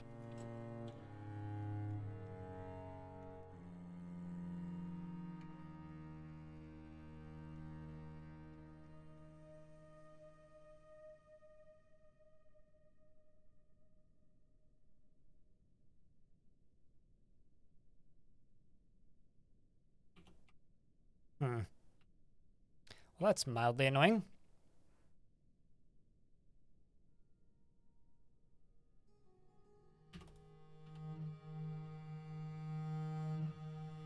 No, withered. Withered. Not wizard. With a TH. You know, it's like the song Wither by a very good band that I really like called Dream Theater. Because I wither and render myself helpless. If you don't know the meaning of the word wither, I can't help you. Otherwise, I feel like you are just mocking an accent that I don't have, which I'm very offended by.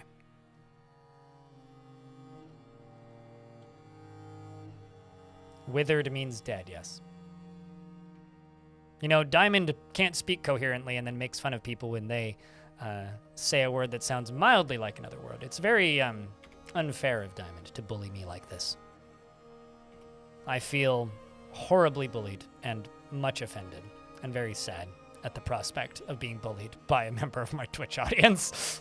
Sorry, I can't even speak in a straight line anymore because of how bullied I feel. Big Sag.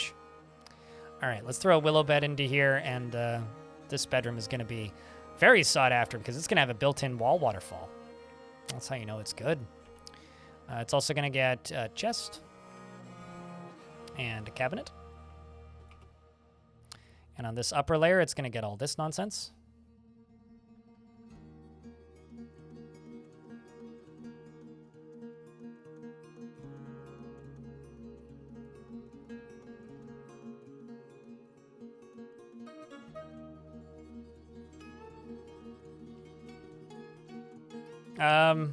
Well, dead plump helmets are referred to as withered, so because wither isn't withered in the past tense, right? If you add the D to the end, it becomes like something that isn't current anymore. So it's withered.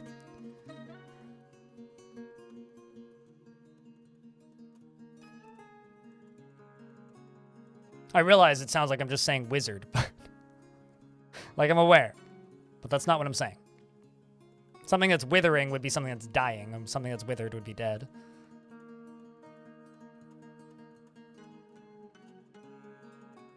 Goes for a premium in this economy? Oh yeah, no, it's like having the loft suite.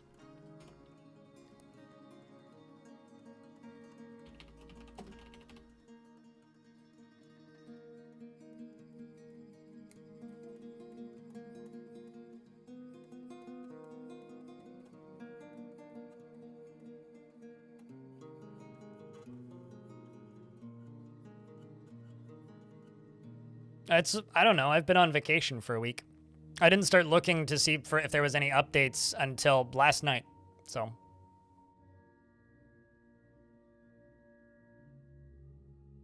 Why would I look while I was on vacation? It's not like I would have been able to actually update anything. And the only place I get updates from is the Steam news and the email lists. So, I mean, Kit Fox announced a new game, but that's not Dwarf Fortress related. Although, I will say, I am mildly interested in it because it was something that I heard about a long time ago. Sort of as a slip-up, I don't know. Because me and somebody who works at Kit Fox were talking about Kenshi, and they basically said, yeah, we're working on a game that's kind of Kenshi-like. I was like, ooh, interesting. So it's a game that they describe as Kenshi-like. All right, well, this is going to be a bedroom now. And this is going to be assigned to... Just double checking. I did assign this one, right? Yes. This one's going to be assigned to somebody who's going to be a stone worker. Waterbed. Certainly the dwarven equivalent of a waterbed. I don't think Diamond has one. You do now. This can be Diamond's office up here.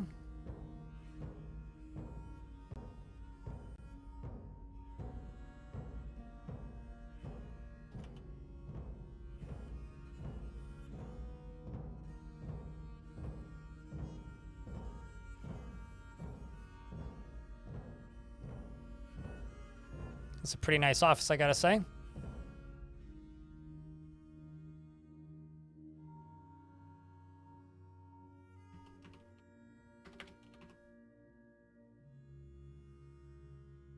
And then Diamond can be assigned to this.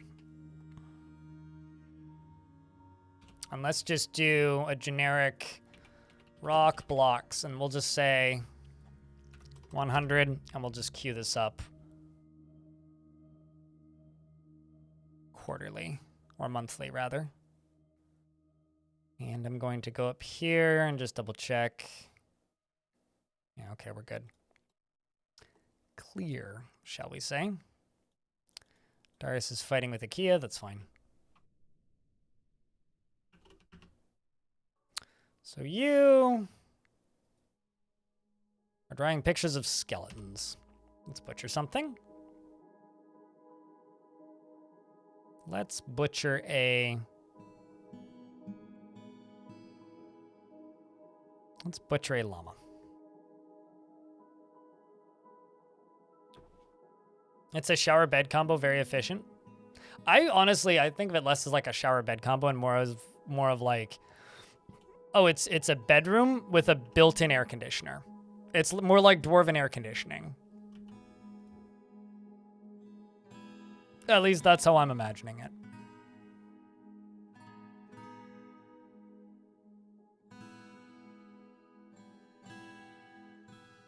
Spotted some dwarf missing recently after the information of the sea and magma studded wall was found. And you have a suspicion what happened to them?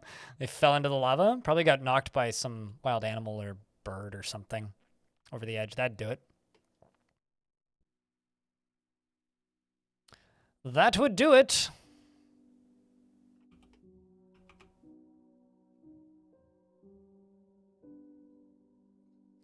You'll love to see a dwarf focused. You'll love to see it. So I think once this gets across, we're going to make a military complex over there on that side. I'm just trying to find a spot where I can build something else. Ooh, this would be a good spot. I think I could do 2 bedrooms in this middle area.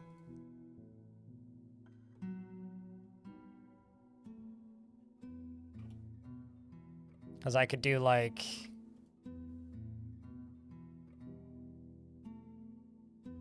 like here to here. Over to here.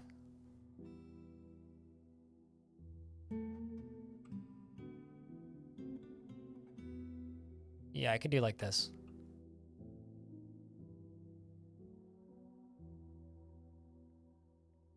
And these can be 2 bedrooms, maybe 3 even.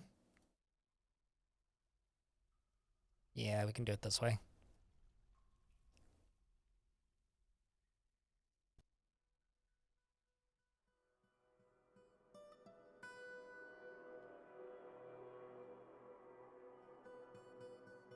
which that'll have to be closed in, that'll have to be closed in, but this could be a door right there, a door right there, and a door right there.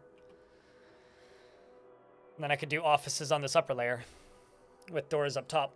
That could be cool looking. That could be cool.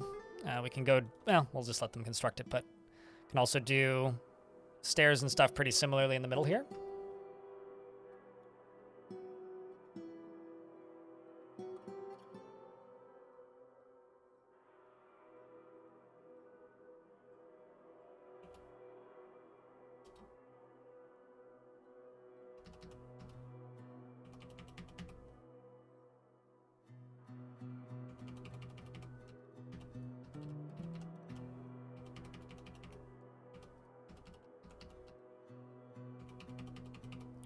And this could be the rest of my stoneworking industry, which could be kind of rad, actually.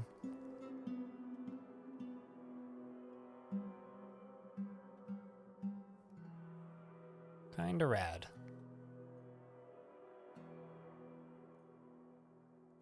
Definitely getting into some of the smaller houses.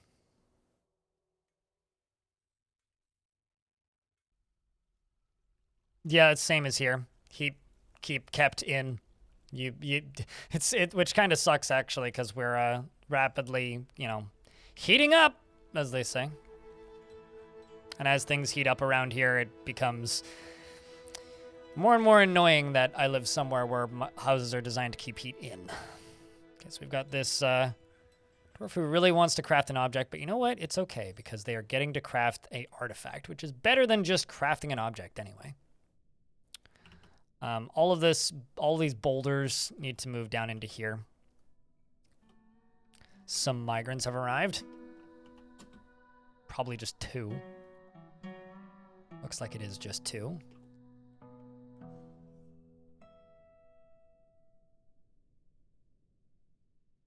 Except down here.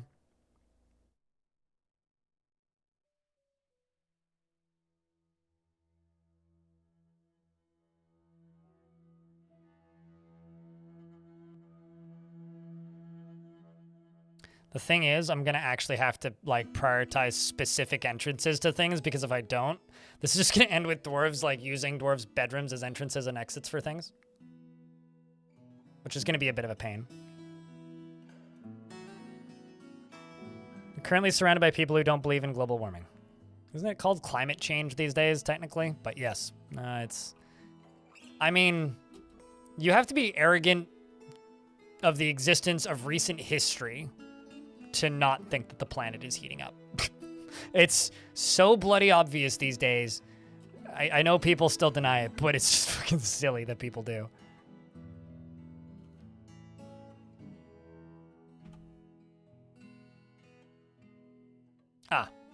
My manager is too busy praying to do his job. Awesome. Oh, I know. It's all around. They're also all pretty round and probably only ever eat McDonald's. Or some other fast food place.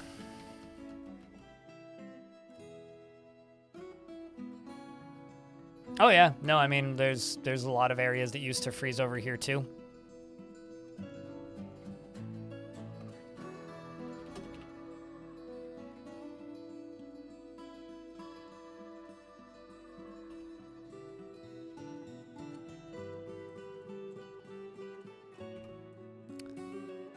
The South Creed has many worshippers in Sprithome, and now requires a temple and a priest. The location must be built and furnished, with the new position being approved by you, or appointed by you. Do you approve of this request? Chat room! Do we approve of the South Creed? What do you think?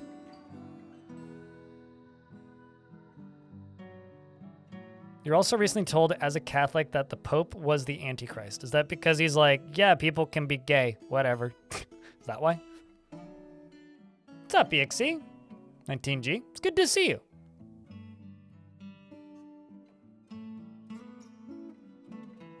I mean, I don't always trust science because there's definitely bad science out there. I've certainly heard science before that I've been like, Who paid for that study? And it's like, oh, study says that pork actually very, very good for you, and you should eat bacon 15 times a day. You read who paid for the study, and it's like, oh, pork lobby. Got it. Cool. What do they worship? A god? I don't know off the top of my head, actually. I mean, they are the most popular religion. It's more of a question of where do I put it? I'm already running out of space in this sucker. Ooh.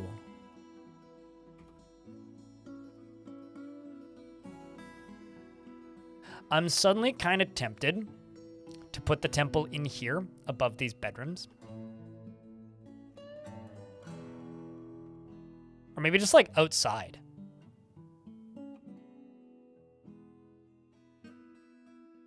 Or we could put it up here. It's mostly the question I'm trying to figure out is where do I put the damn thing? Also, ooh, I could also put it around this. That could look pretty cool. Let's do that. Let's put it around this pillar.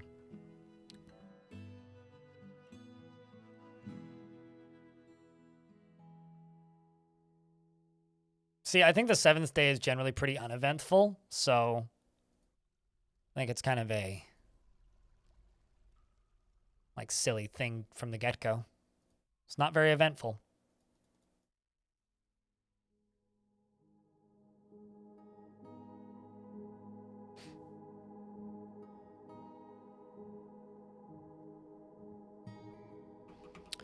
Okay, let's just let this run. I'm going to go use the restroom, chat. And also, I'm out of drink, so I'm going to go get water, because I've been sipping on an energy drink all morning. Although there was an artifact, which I'll read in a sec. BRB.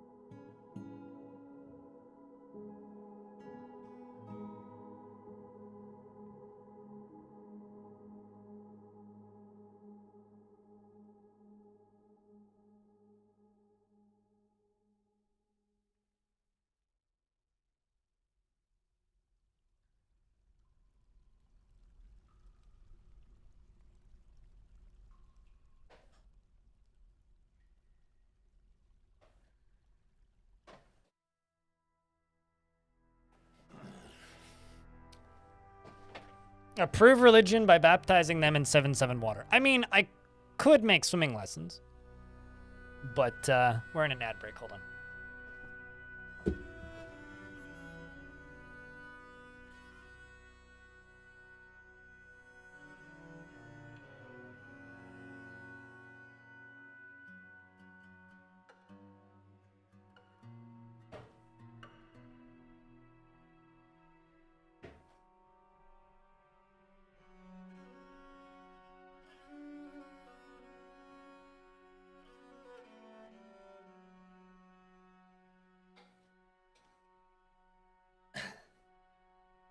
All right, still in an ad break, but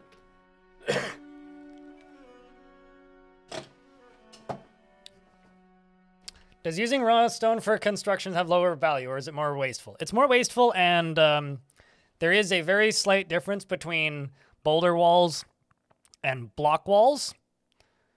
Boulder walls are rough. Air quotes. Rough walls are significantly easier to climb than walls, which are not rough. So if you make your drawbridges or anything out of boulders instead of blocks, they're easier for enemies and adventurers to climb. So if you want to make an area to train climbing, make rough walls for adventure mode. So this artifact was a llama bone crossbow. This llama bone crossbow is a llama bone crossbow. A crossbowship is of the highest quality. It is studded with bronze, and this object menaces with spikes of llama bone. On the item is an image of Kupek Spearquill, the human, and Killer Page, the giant leopard, in wood opal. Killer Page is striking down Kupek Speargull.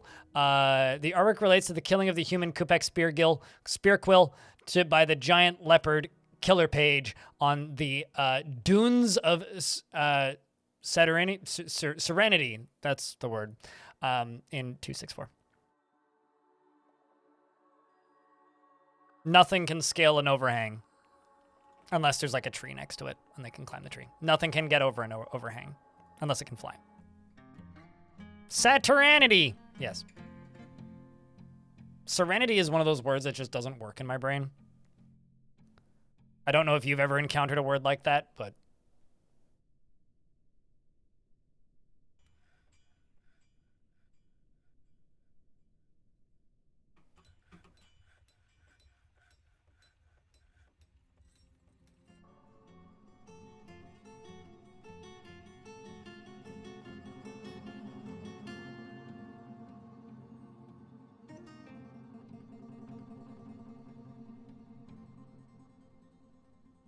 okay, so what I'm going to do is this temple down here is going to get a display item in it.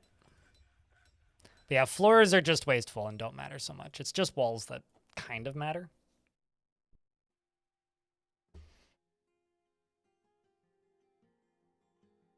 Like an image of someone killing somebody with a crossbow. I mean, they just need more, like, verbs added to it, really. That's all it actually needs. So this is the South Creed.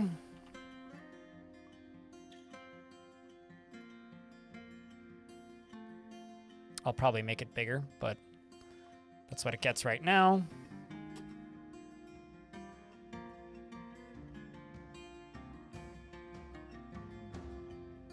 Oopsies.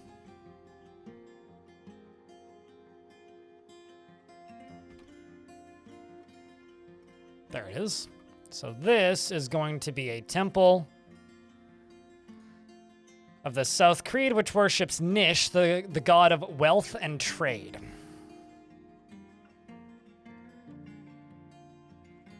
You can absolutely not spell the word sugar right the first time. Laughing is one that always trips me up.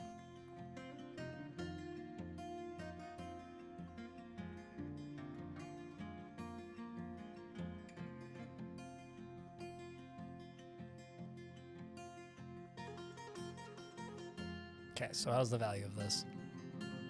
Yeah, no, this crossbow will be enough to satisfy this probably.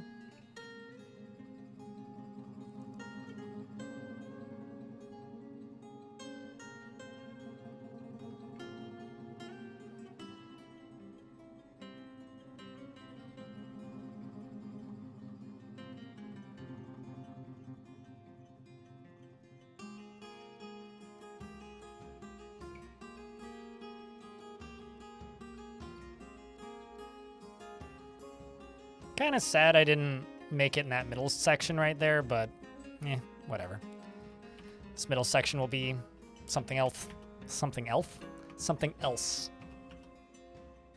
Most likely just, you know, spaces for these dwarves to have offices and other things. They'll all be walled off, but this is going to make construction of this a lot easier, at least initially. Although, I also need to make those stairs go up, which requires a little bit of extra effort here. Yeah, apparently I went on vacation too long. I forgot how to speak Stone. I'm just having a hard time wording today. It's okay, though. I'm not going to worry about it too much. I'm sure it'll recover in due time.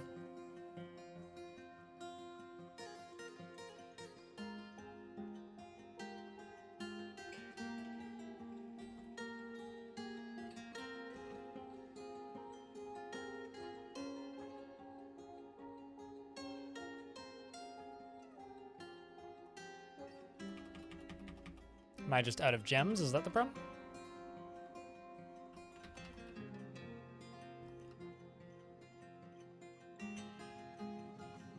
Are the 4 not happy dwarf kids? I have a question. Since when does this qualify as not happy? Genuine question. When does this qualify as not happy? I don't have an exclamation point fort. I've got last fort, and then I've got goal. But there isn't an exclamation point fort command.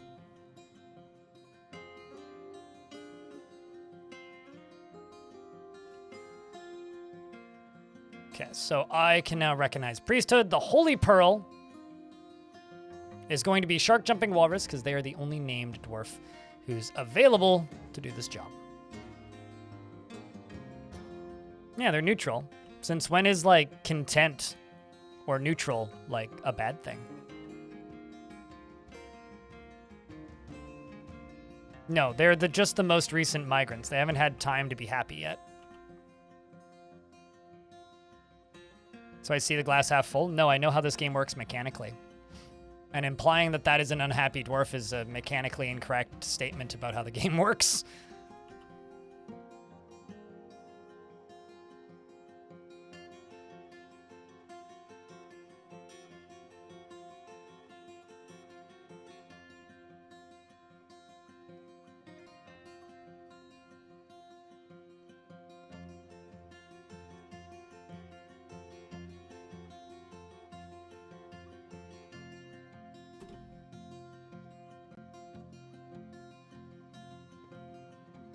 Does the value of items contribute anything to the appraiser's skill, or is it just the quantity? It's the quantity of, or it's the number of trades that the dwarf has done.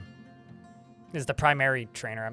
Like, quantity of items sold might have some effect, but the primary thing that affects the training of the trade stat is number of trades. So if you do a whole lot of little trades, you can have a really good, like, trader almost immediately.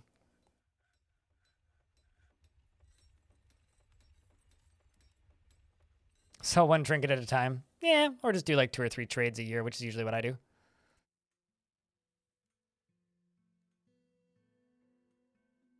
It's kind of cheesy. Oh, there's lots of kind of cheesy things in Dwarfort. And the beauty of it is if you think something is too cheesy, just don't do it. That's why I don't ever use pumps.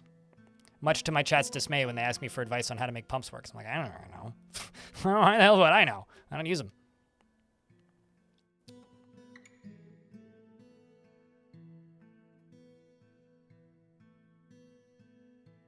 Yeah, it's also there's something to do with appraisal and like the number of items that the other group brings.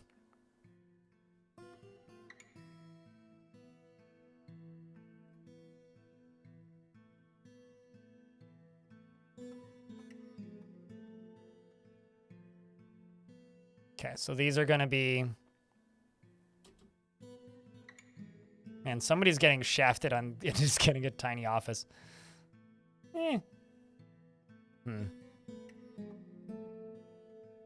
Let's actually do it this way. There we go. This is slightly better.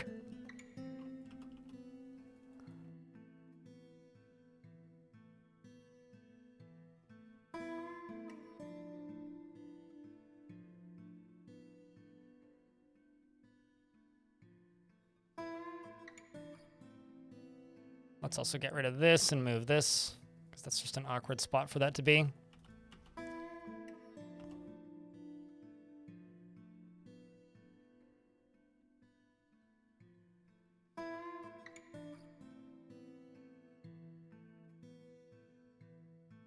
Why am I still using just use closest material? I shouldn't be doing that.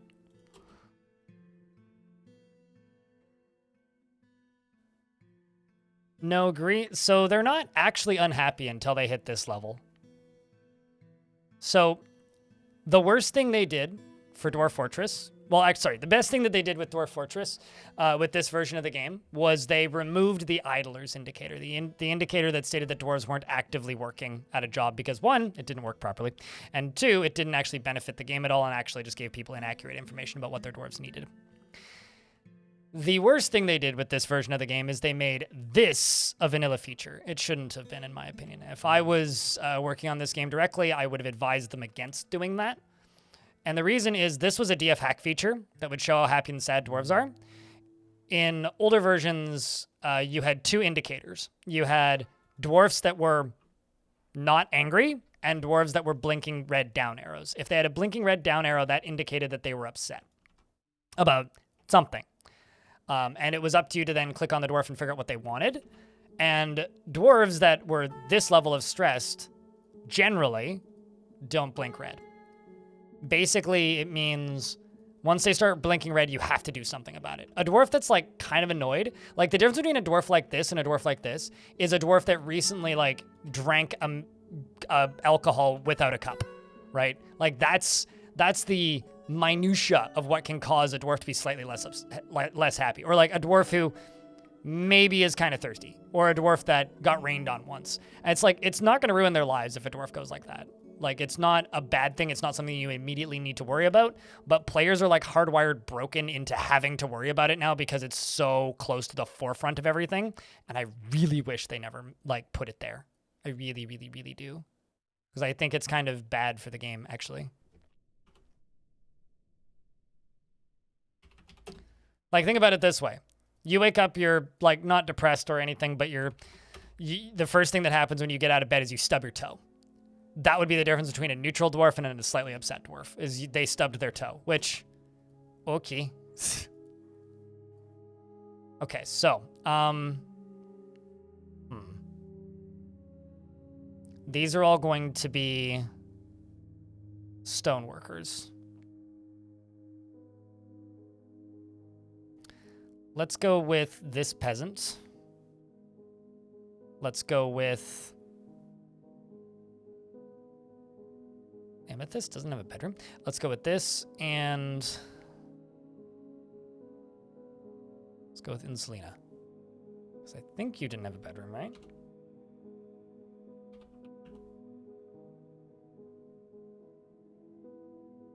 Yep, no, you only had one. Bub Sours, what kind of dwarf would you like? May I please have a dwarf? Any dwarf is okay. If you have one that's a mechanic, no preference for beard. Okay. These dwarf redemptions are cutthroat. Yeah, they are.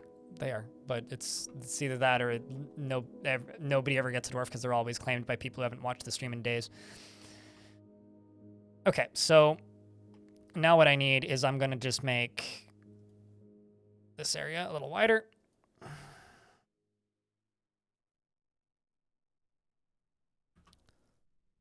So you don't need a custom shop because you're a miner.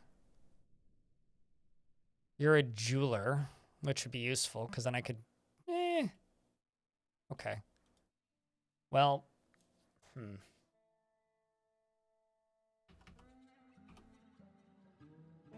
I know what I'm going to do. The jeweler here is going to have this blocked off. So this is going to cease being an access point. The jeweler is actually going to get a workshop right here.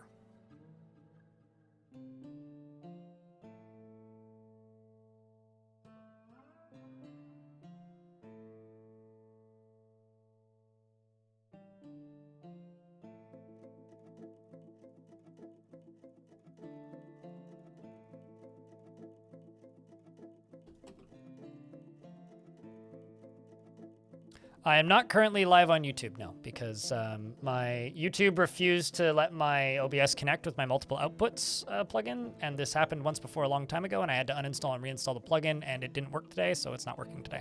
It sucks. I'm mad about it, but it is what it is.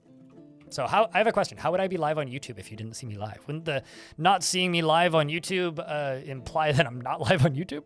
But yeah, no, I would like to be, but I'm not. Sucks. Is what it is. Because there's an annoyingly large group of people that refuse to watch on Twitch because of how much they hate this stupid platform. I roll. So I apologize, but I can't satisfy all needs all the time, unfortunately. I don't know. Till I get annoyed with it. I don't really have a plan. Pres me.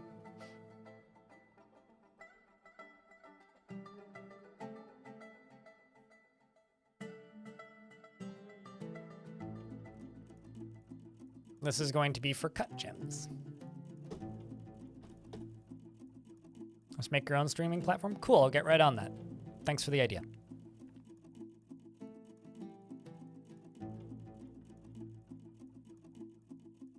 And this is just going to be...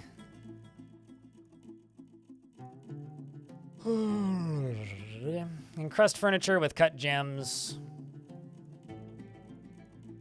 If the amount of cut gems is above light.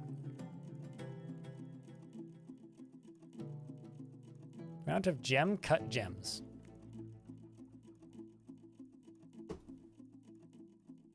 What? All right, well, good luck. Oh, YouTube is being weird. Very weird. Such as, you know, not accepting my stream inputs.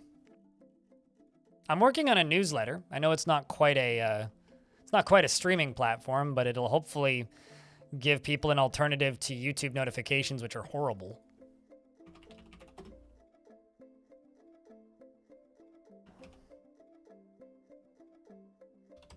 That is something I'm working on.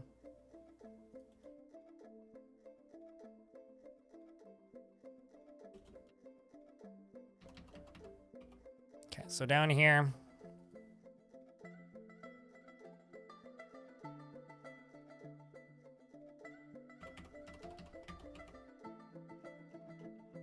Let's do a few more of these.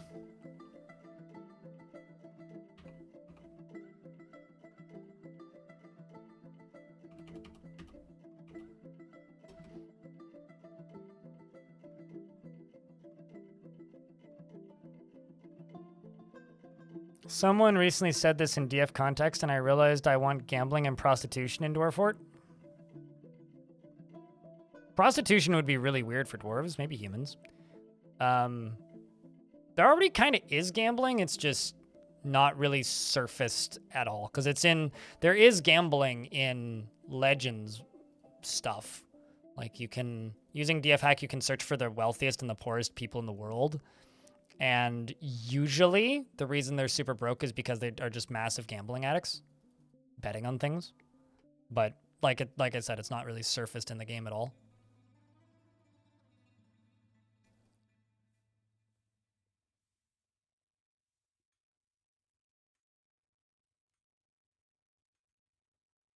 Oops, those are walls, not floors.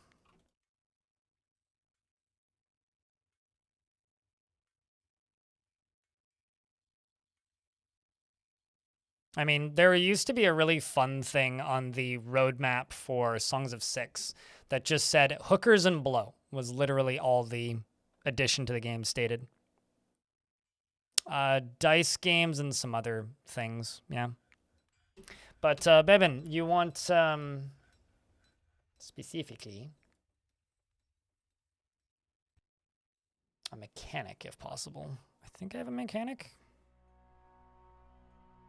Well, they all have beards, so.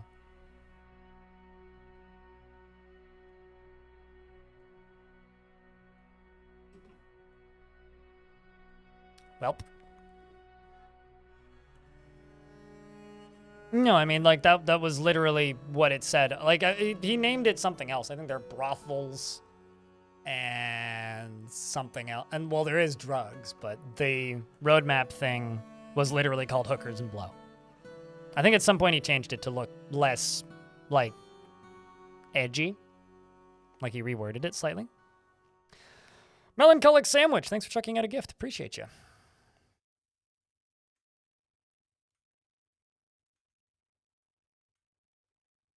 I don't really see what adding prostitution to Dwarf Fortress would do aside from attracting some really shitty people into the community. Because, like, that's always my concern when I read about mechanics like that, is all it really does is it brings crappy people without actually adding that much to the gameplay.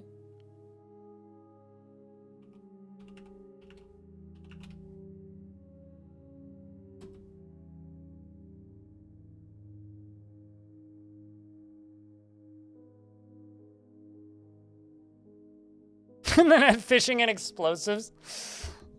I remember there used to be a thing that it was on the hiring page for the developer of Factorio, and for ages it said, do not apply for this job unless you're okay with most of us drinking beer on lunch break and going to the strip club for dinner after work.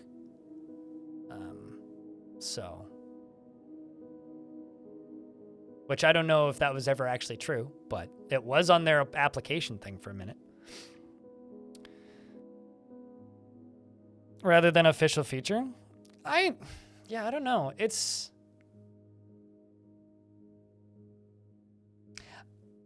The way sex works in Dwarf Fortress right now, prostitution would be really fucking weird.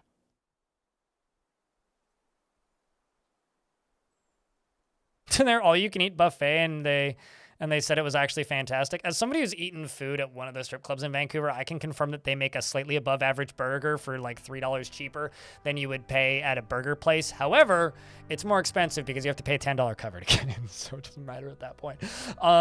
Bevan Sowers is Toothbolt, which is a good name.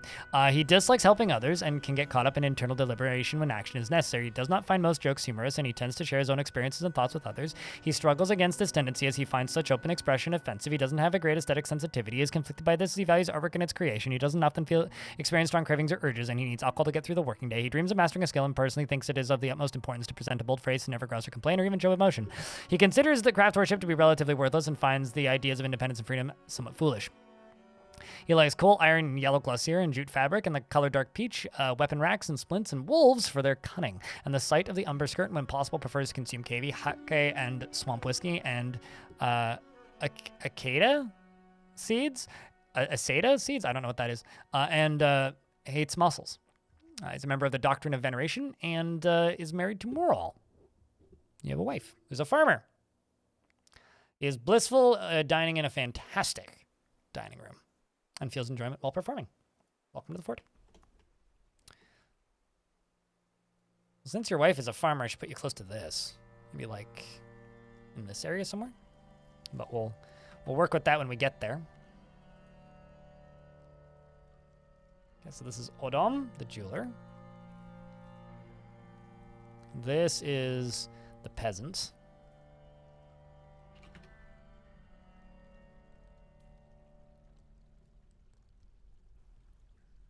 And this is Inslina.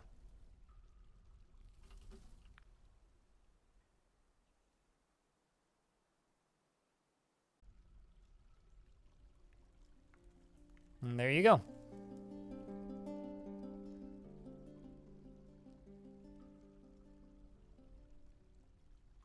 Guinea pigs are like a pretty common like thing that you eat in a lot of places in the world.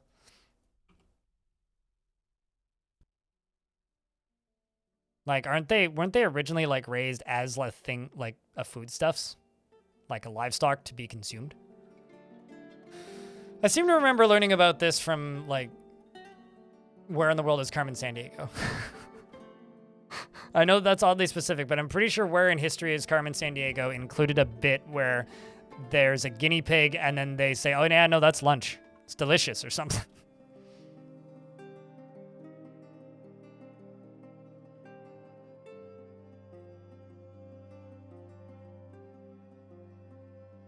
Okay, so down here,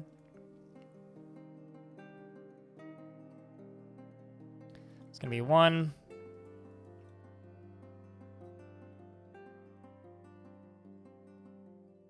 And that's going to go to the peasant.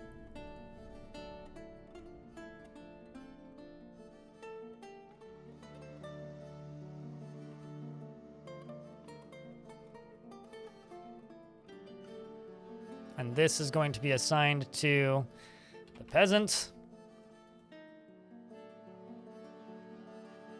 Right there. The gem cutter's got this side, and there we go. They tend to cook them for guests. It's just a single serving pork. It's a single serving pig. I mean, here's the thing, right? They're roughly the same size as a duck. And as somebody who ate duck last week, duck is amazing and worth it. Okay? So...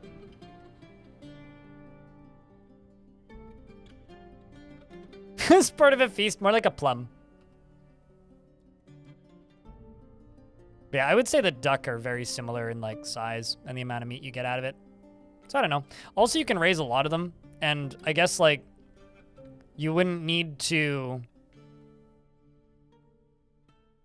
how do I put this? You wouldn't need to slaughter the whole herd.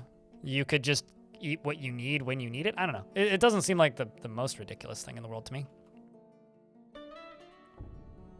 So who is the pastor of this? It's Shark Jumping Walrus.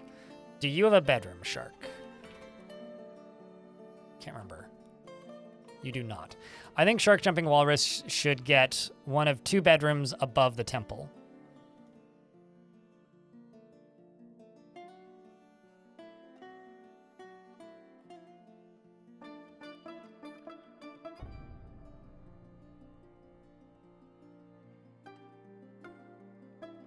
It's like, we'll just make 2 bedrooms above the temple and just roll with it.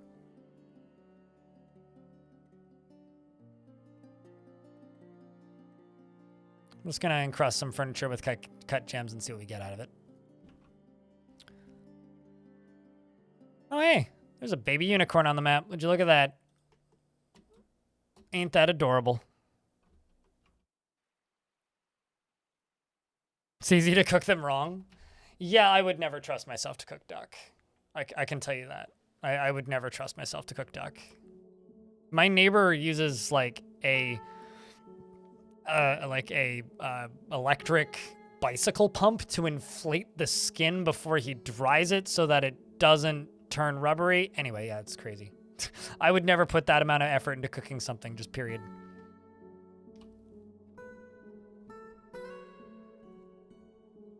You recommend ostrich meat. I don't know where I will ever find that, so I will take that recommendation and go, all right. I recommend meat that is ethically harvested from somewhere that is local to you and not transported too far. That's what I recommend for meat.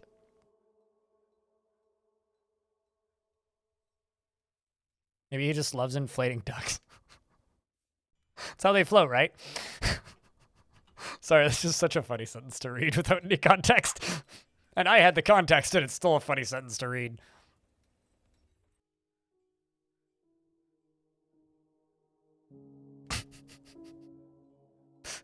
But yeah, no, I've had some pretty good duck in the last couple months. Tastes like rubber and disappointment. Wait, so hold on. You're telling me that bad duck tastes like escargot? The French should love this then.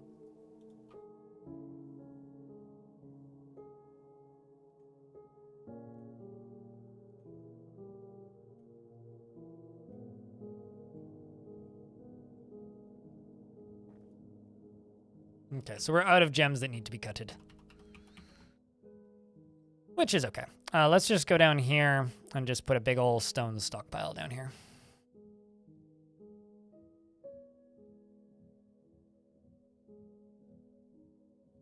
Let's say no metal ore, no clay,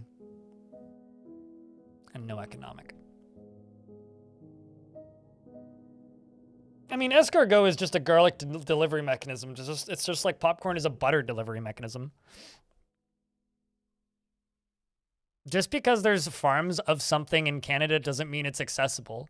That's like saying, doesn't somebody have like, there's freaking reindeer farms here, but that doesn't mean that it's easily accessible. In my entire life, I've never seen ostrich meat for sale. I'm pretty sure there's also kangaroo farms in Canada. I've never seen it for sale outside of a pet store because it's good for cats. So just because something is farmed and farmed legally doesn't mean that it's readily farmed or farmed consistently or farmed in a way that anybody could reasonably find it. Couldn't help you. Couldn't tell you. Where a pet store bought a bunch of, they were selling them as jumbo guinea pigs and people didn't like them and were releasing them. Huh.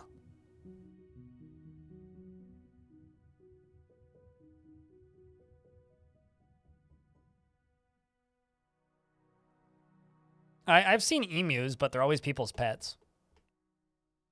Red October.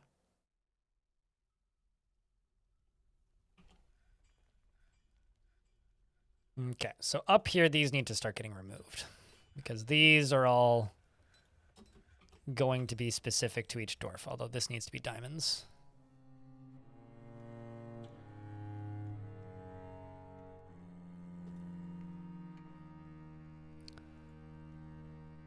These are all assigned to specific dwarves.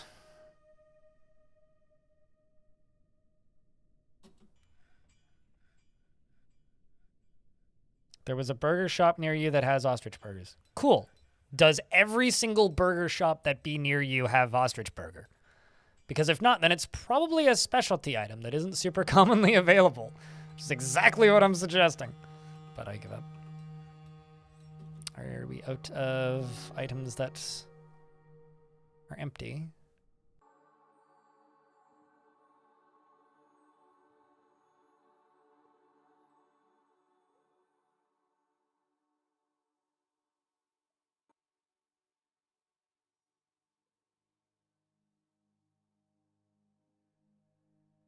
Okay, I guess I just need another brewer. I need another brewer. Because we are running out of drink. Slowly, but we're running out of drink. That or I need to increase these numbers. So let's just say 50. We'll try that.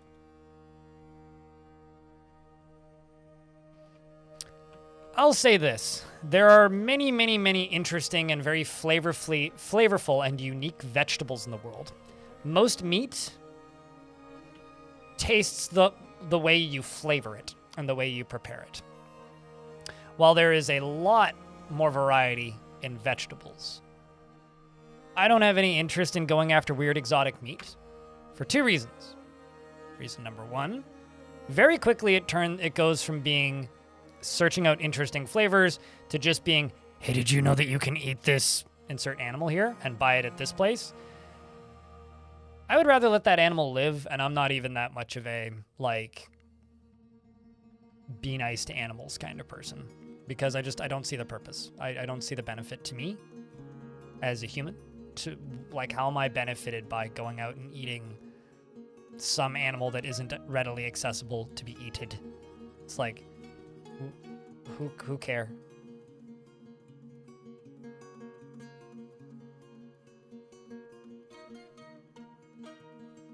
Like, it's just not something that I seek out. Nor is it something that I have any interest in whatsoever. And it always gets very strange to me when I just see people, like, going on about specific types of meat. It's like, okay. I have other hobbies, thanks.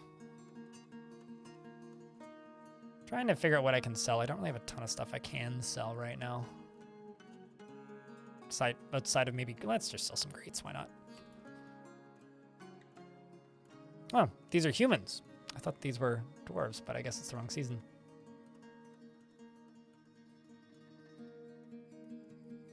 I'm good, Manic Eraser. I'm good. That's something that I can safely say for fact that I never need to try in my entire life. And I will be okay if I never try it.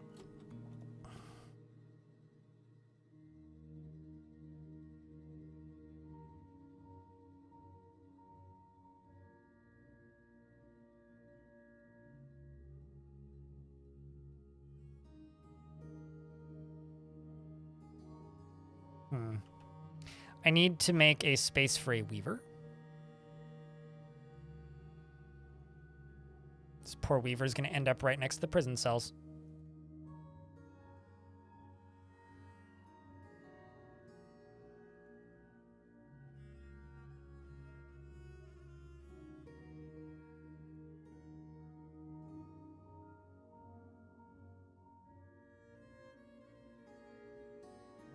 And I'm actually going to make a door back here so that we can still access them.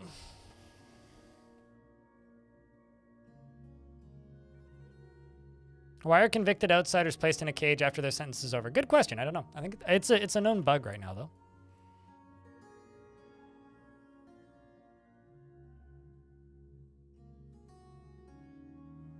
I don't know why it does that, though. I just know that it's a bug.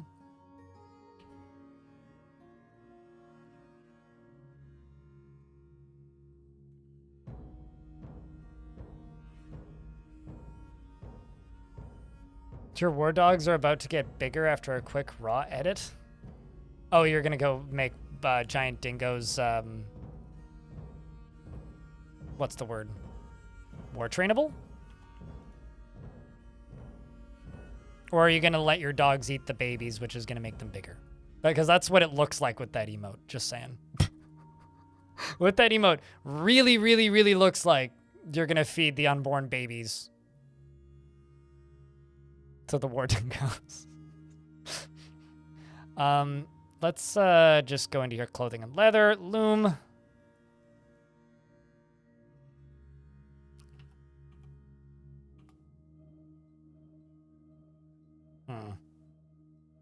Crap.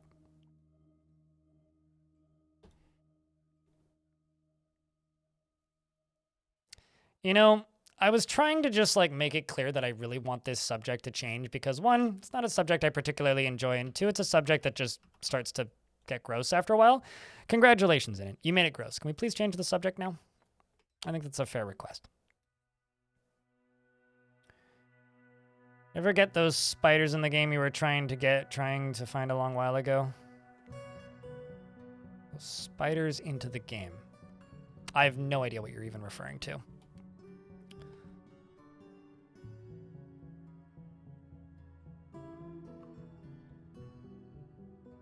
We do have a legendary weaver.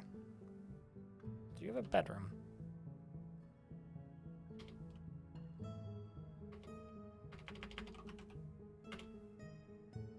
I don't think you do. Nope, you do not.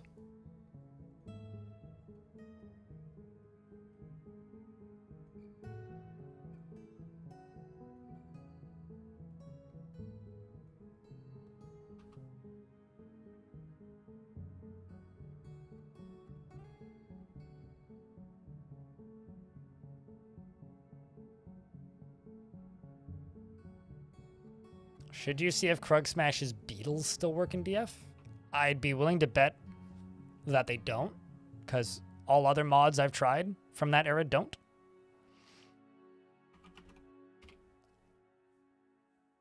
So I'd be shocked if they did. But they're not a complicated raw edit, so it wouldn't be hard to make a new variant of that. That in of itself would be pretty easy.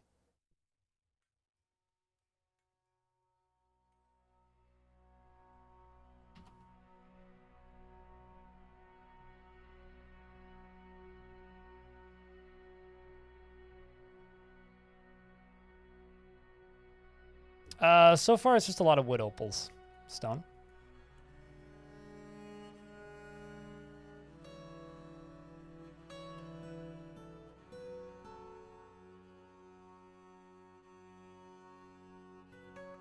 Fixed it already, but I guess we'll see. I mean, yeah, I don't know. I as somebody who's never been super big on modding this game, I'm probably the worst person to ask if a, well, maybe not, if a YouTuber specific mod has been updated or not. I'm probably the worst person to ask because there's almost no situation where I would actually have the answer to that question.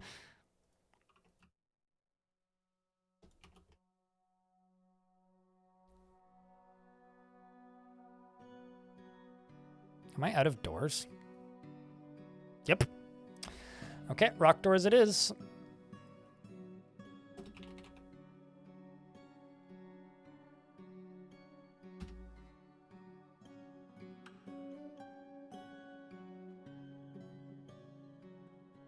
You're off for now. We'll see you later, DS. Thanks for hanging out today, albeit briefly. Today's stream is probably going to end up being a little bit shorter because I'm still trying to catch up on YouTube stuff, but... and also now, I guess, I'll combine that with also having to figure out why exactly the YouTube stream isn't working, but there ain't too much I can do about that, unfortunately. It's mostly just kind of annoying right now. Wood opal, everyone's favorite fossilized wood. Is that what wood opals are? I thought that wood opals were just a wood color, but guess I was wrong. So that's this. You do need an office still, though, and that's easy enough.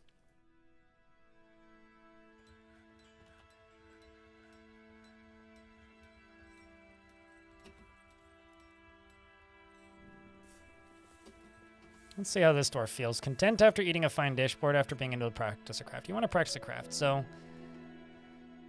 Starting to think that mining-specific dwarves are going to need some sort of crafting option. Also, we're going to need clothing. Thinking maybe... Since I just made this, we're going to need a clother dwarf somewhere close by. Possibly also close to the farm. But starting to run out of space pretty drastically down here. Maybe I could make this into a bedroom, this into an that would be an awful office. Could do like bedroom and office, and then down here do some clothes shops. Similar to like what I'm doing here.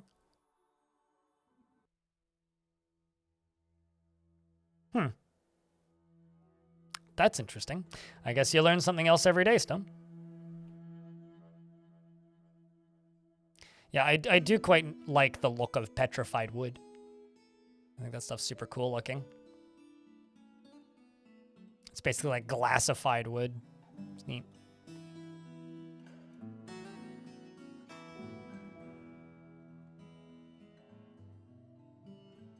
No, the U.S. president works in an old folks' home. Come on. Which would be an honorable job if he was good at it. Although I'll say, chat, does anybody here know the band Ensiferum?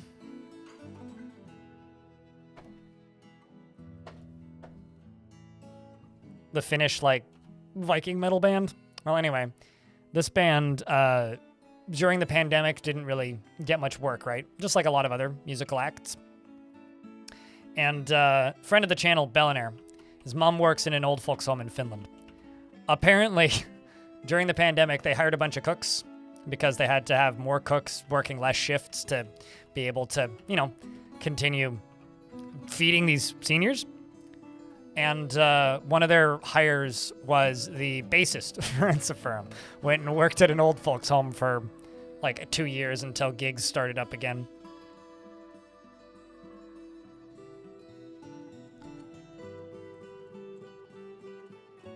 Which I respect. Like, if you're gonna go work somewhere that, like, you know, makes a meaningful impact on people's lives. Like, you know, working in an old folks home.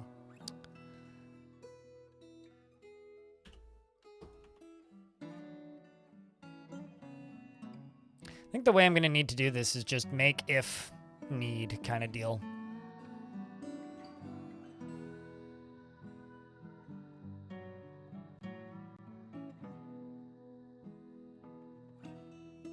You go into the fort with a plan, but do you just kind of come? I've answered this question probably 5 umptillion times at this point. I never have a plan. I never plan out anything, which is why I'm also not bothered when I hit the caverns. I think a lot of people spend time over planning and like getting very married to a plan or design, and then the usual end result is they get really sad when something throws a wrench into that plan. I just get away from that from the get-go and just don't care.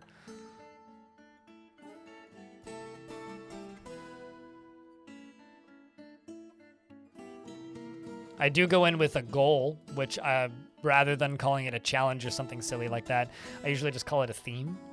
That's about it. But I don't plan layouts or anything. Anything at all.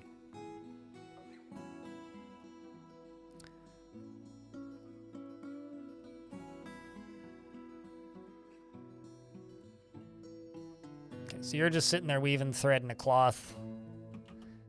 Yeah, I'm gonna just make like 2 or 3 bedrooms down here that are all gonna be connected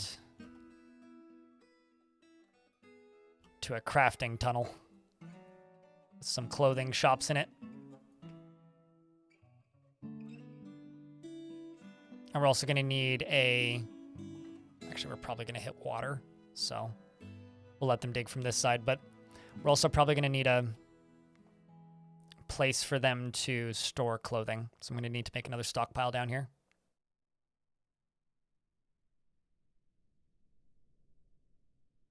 Nope. Everything that you know, I know. They've been pretty radio silent, so that's why I haven't said anything, is because I don't know anything.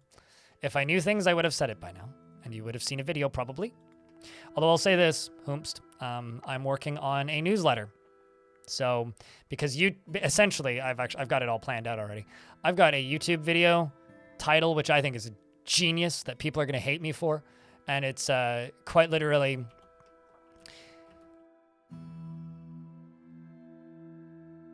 YouTube notifications suck and I have a plan to make them better, which is literally just YouTube notifications suck, so subscribe to my newsletter, where I'm just going to have like a roundup of everything that I uploaded that week. So keep an eye out for that when that launches. But aside from that, no, I have no idea. I have no idea what the next planned content for Fortress mode is. I don't know when the next patch is. I do know that the next adventure mode patch is going to include, I guess, the abilities menu, because Tarn said on the blog post a couple days ago that in the next patch you'll be able to spit and raise the dead, and I assume also pet your dog. So I can't help you. I wish I could. I wish I could snap my fingers and be like, this is what's coming next, but I can only tell you things if they tell me things, and they haven't told me things. In fact, they've been telling me less and less and less. So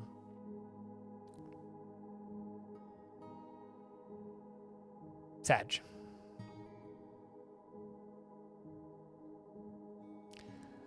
OBS ate it. I'm not blaming it on Linux. OBS updated this morning and I think ate it with it, so I need to fix it this evening. It breaks every now and again, Travenoid. Will it be redundant with Discord? No, because you want to know what happens with Discord? People join a Discord server and then mute it. Discord is a terrible way of spreading information. It's a great way of building a community, but it's a terrible way of actually getting information out to people. Unless you're like a video game or something, which I am not. I am a content creator, so I'm just like every other content creator. I'm one of like 30,000 Discord servers that people are in, and they immediately mute it upon joining it. So, you know, just is what it is. At least with a newsletter, it's something that you would have to intentionally sign up for. And then if you don't want to see it, you unsubscribe from it. And that's fine.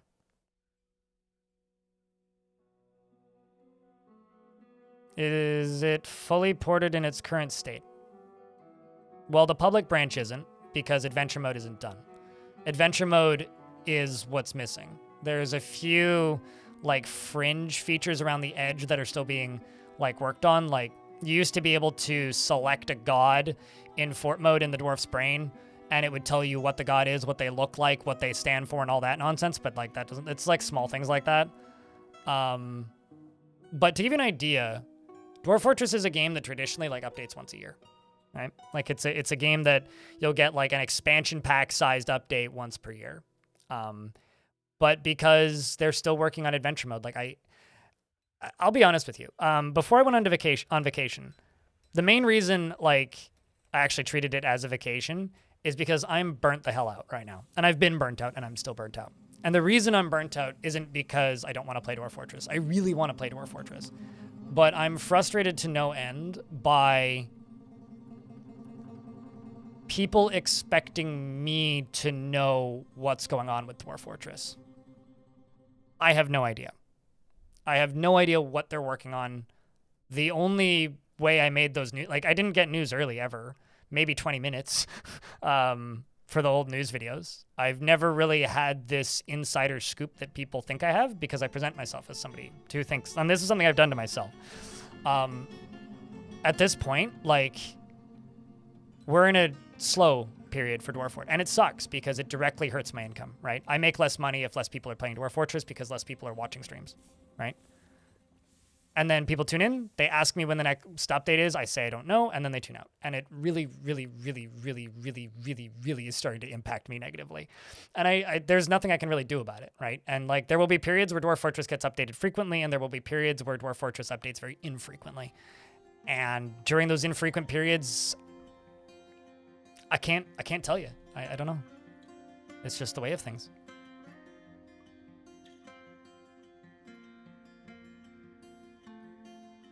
Who am I interviewing right now exactly, Presme?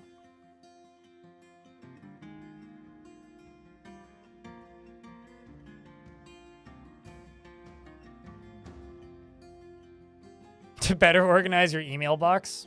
Or use an RSS reader. It was like someone who was interviewing the devs. Did somebody interview them recently? Because I'm not going to do another interview until Adventure Mode's done, which at this rate might be next year. How is Linux? It's an operating system. It's fine.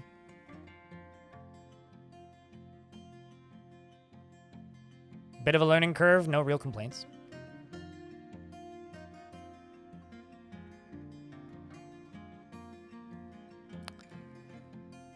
What was I doing? Right, clothing.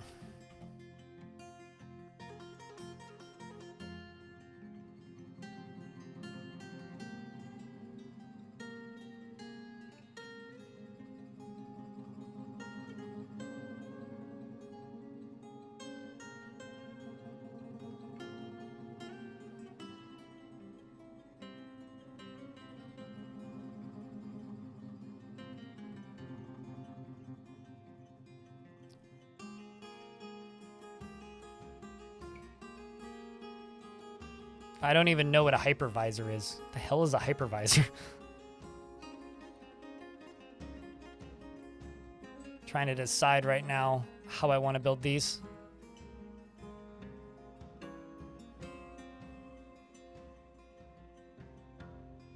But no, I wish more than anything to just like snap my fingers and speed up the development of Dwarf Fortress, but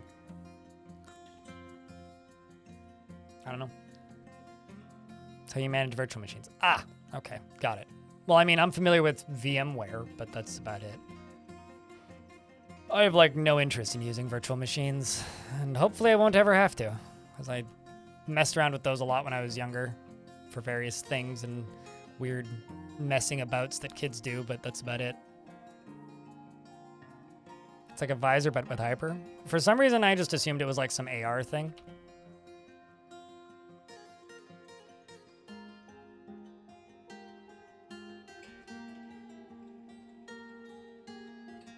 Blind explains the failure of scarcity economy. Is that me talking about, like, I wish I could snap my fingers and make this game develop faster? Always a diva? Yeah. Turns out the only software that I use that's kind of a diva on Linux is OBS, but...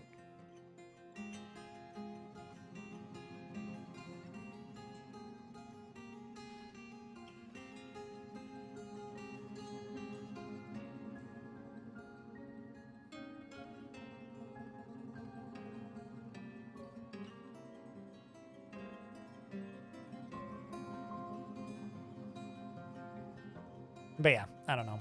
Christoph, hello. It's good to see you.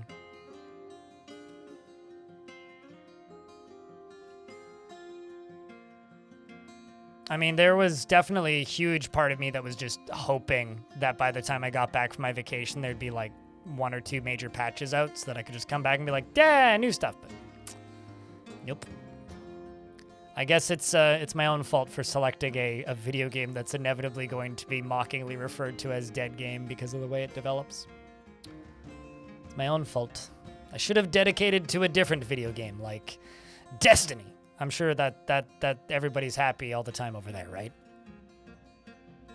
Or Kerbal Space Program.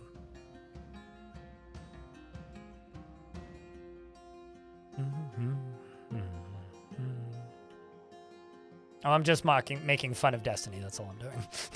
Don't mind me.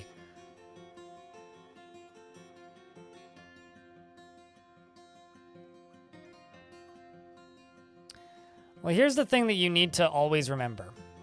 Faster updates doesn't necessarily mean bigger updates. I mean, they're... Like, you're saying right now that there's a drought for Fortress mode stuff, right? Really, Fortress mode hasn't gotten a patch, in my opinion, with new content since it came out on Steam.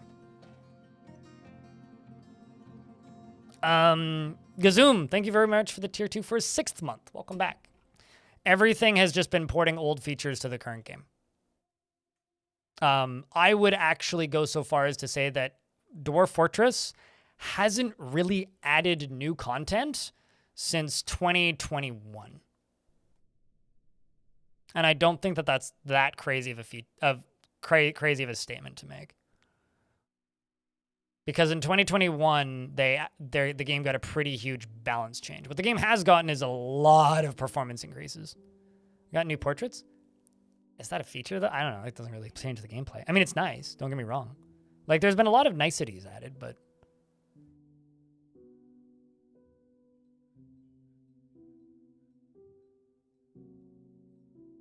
when this game released on Steam, but you agree with me? Yeah, I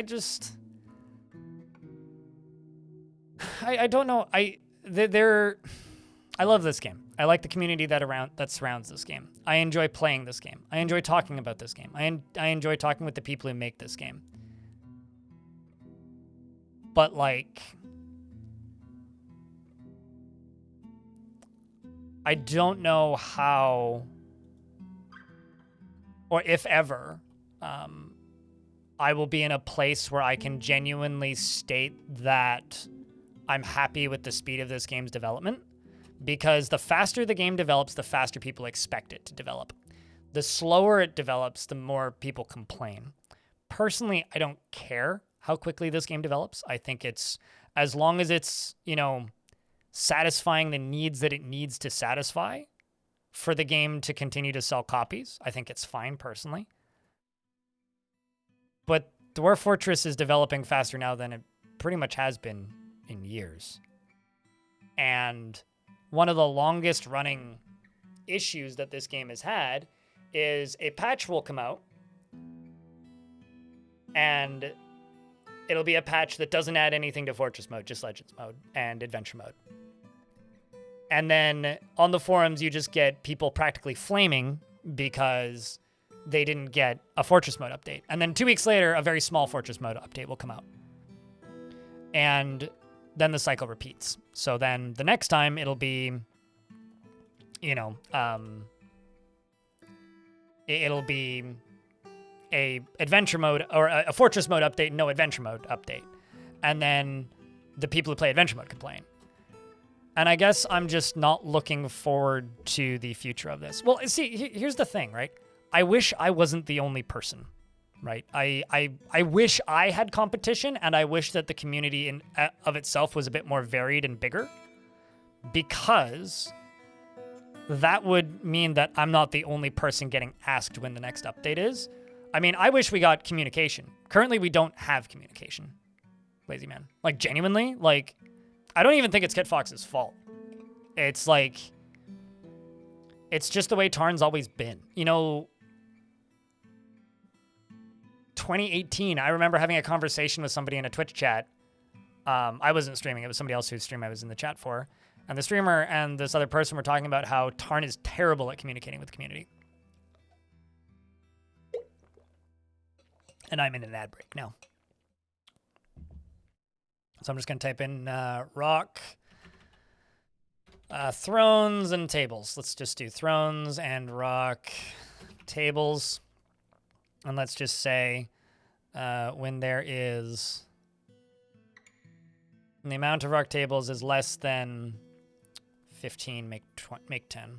We'll just do that. Check that month. Daily. It's fine. Tarn is good and bad at it. Yeah, he's way better at it in some ways than a lot of game developers, but he's also way worse at it in a lot of ways than a lot of game developers. And people are used to the speed that most modern games develop at now, which is generally faster than Dwarf Fortress develops at. And the reason most games develop faster than Dwarf Fortress does is they work on it until they don't want to work and then they take a break, which is extremely healthy for the long term. But you're competing against games with teams of people that are being paid on a contract to get a patch done. There is nothing in Kitfox's contract that Dwarf Fortress needs to update on at a certain speed, right? And for the people who played Dwarf Fortress and have played since the older versions, realistically, we didn't get a patch from about 2019 until 2022. There was that one patch in 2021 that rebalanced stress pretty drastically and changed a few things about how guilds work, or actually added guilds, I think, and added in the temple stuff with the priests and whatnot, and then changed some world gen stuff. So aside from that, as somebody who's played this game for a really long time, we haven't had new content for the game since then. What we have gotten are a lot of mechanical changes and fixes, but there really hasn't been any new content. So when people ask me, when's something new coming to Fortress mode, my only like knee-jerk response is just like, well, we haven't had anything new since 2021. Quite literally. I just seem to be one of the most up-to-date people on the game. Yeah, I absolutely am. I just wish I wasn't the only one. Like, I wish that there was more in this community. But at this point, and I think part of the reason for my burnout recently is I guess I'm finally accepting that, like, yeah, no, it doesn't matter what I do. It will never matter what I do. The community around this game is never going to be satisfied. Like, never.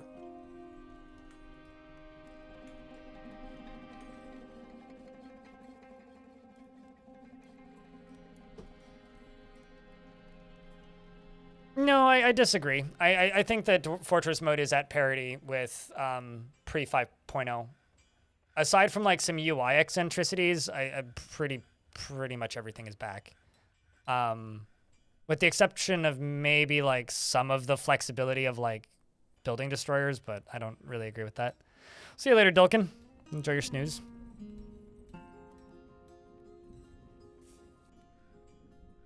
I don't even know what SW is. You mean Star Wars? What's SW these days? Star Wars? Okay. Yeah, I have no idea. I mean, I thought I was a member of that, air quotes, fandom or fanatical nightmaredom, but I kind of stopped caring around the time Disney bought it.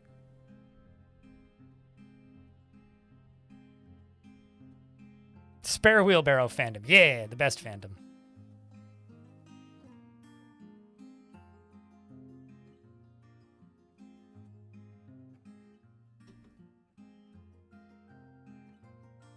Okay, so let's get some clothers in here.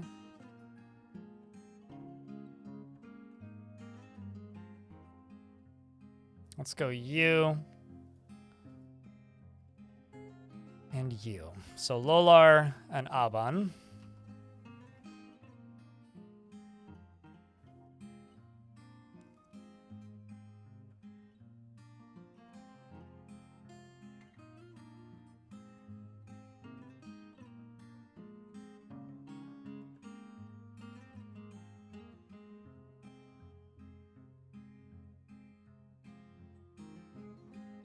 Justice was never finished. Justice was never finished. Justice is like one of the least finished things in Fort mode currently.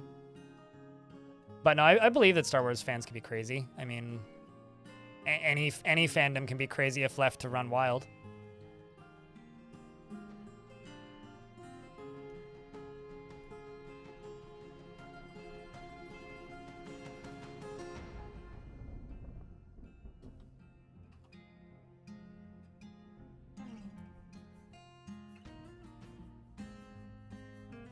What, Dwarf Fortress? Dwarf Fortress is never going to be a complete project. Never. Like, literally, that is the whole point of Dwarf Fortress, is that it will never be finished.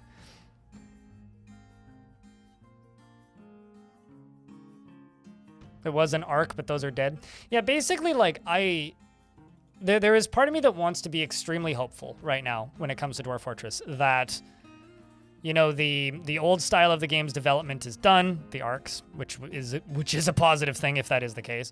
And I also want to be extremely hopeful that going forward, we're just going to have more and more and more and more and more rapid development due to them being more practiced working with Putnam and, you know, the benefits that they get from Premium being out, right?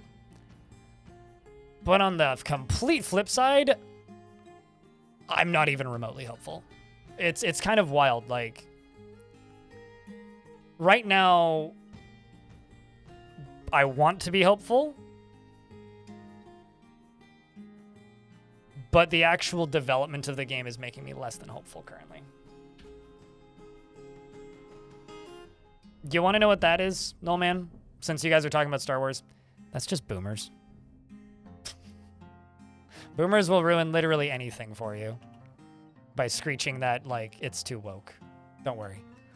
Okay, so trousers, shirts, gloves, socks, and shoes. Cloaks and robes.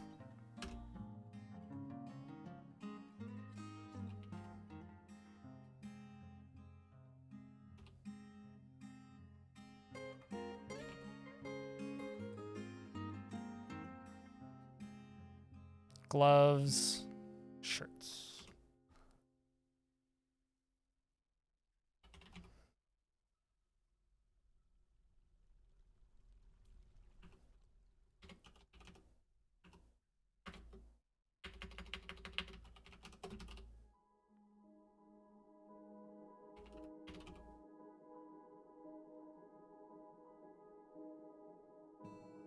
Okay, so we got trousers, socks, shoes, gloves, shirt, robe. What's the other thing you're wearing? Cloak. I don't really want to make cloaks too. Let's just do dresses. Although, actually, I don't think this faction can make dresses. Nope, so let's do robes then. Okay, so I'm just going to do 40 of each of these. And I'm just going to get them to repeat that yearly.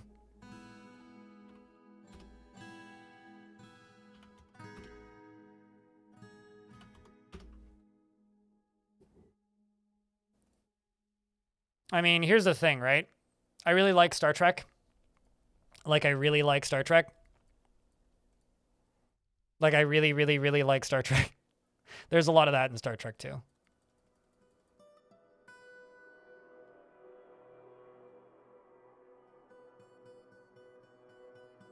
Oh, I queued up robe twice. Cloak was what I needed. Cloth, cloak.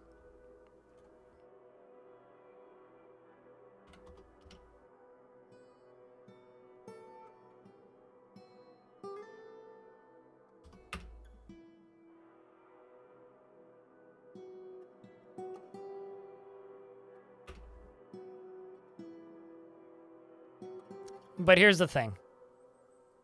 The benefit of being a fan of something is you don't have to make it the entirety of your personal identity. And if there's crappy people that like the thing, don't worry about it.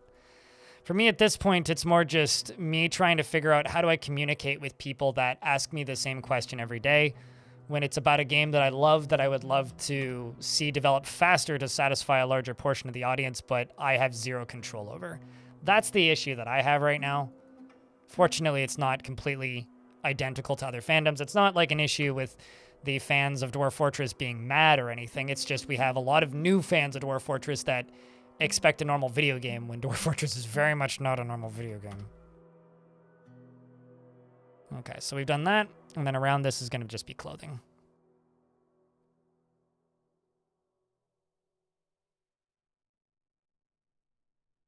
And they also expect a game to develop at a normal video game speed, which Dwarf Fortress also doesn't. So yeah, I don't know.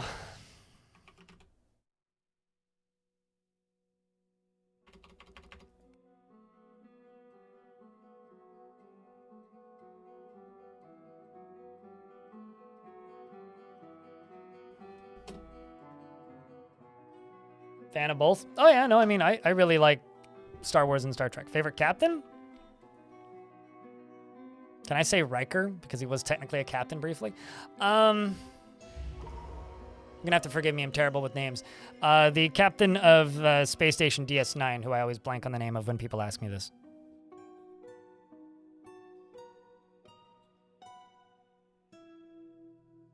Cisco, that's his name. And I can tell you why I forget it now. It's because I always, like, my brain goes to like the either the internet internet company or the refrigeration company first. Can you have a dwarf, please? What kind of dwarf would you like? I don't have the greatest selection, but I can give you a dwarf.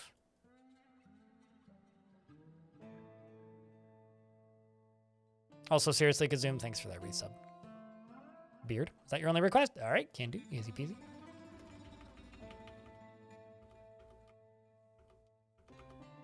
The thing is, what's going to end up happening is the thing that happens in like every single fort, where every single bearded dwarf is going to get named, and then nobody's going to want the lady dwarves because chat is very not comfortable with their identity, it seems.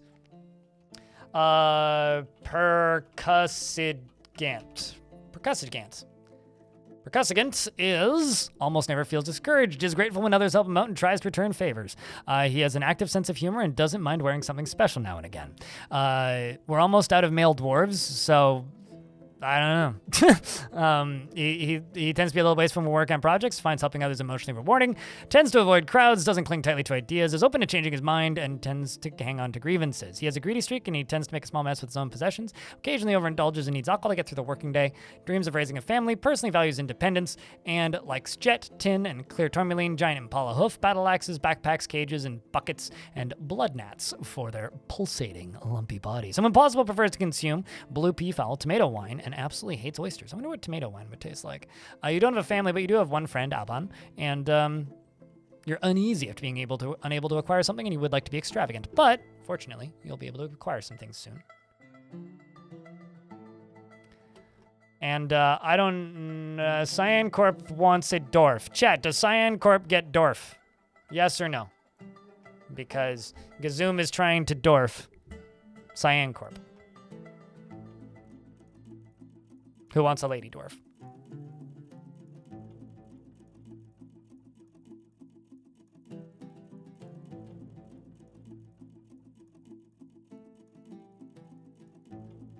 All right, well, we are now making socks and stuff. So here's hoping all these dwarves can acquire items and be even happier. All right, so Cyan Corp wants a dwarf, so let's see. What are the happiest lady dwarves that aren't named? We've got a boyer, a woodcutter, a planter, and a bone doctor. Who do we give them, chat? What do they get? Do they get the boyer, the woodcutter, the planter, or the bone doctor?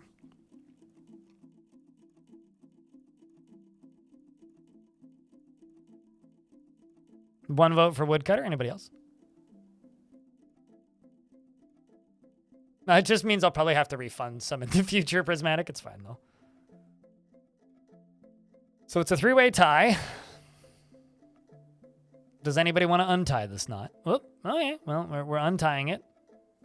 Boyer it is. Oh, boy! I tried to do Mario and it didn't work.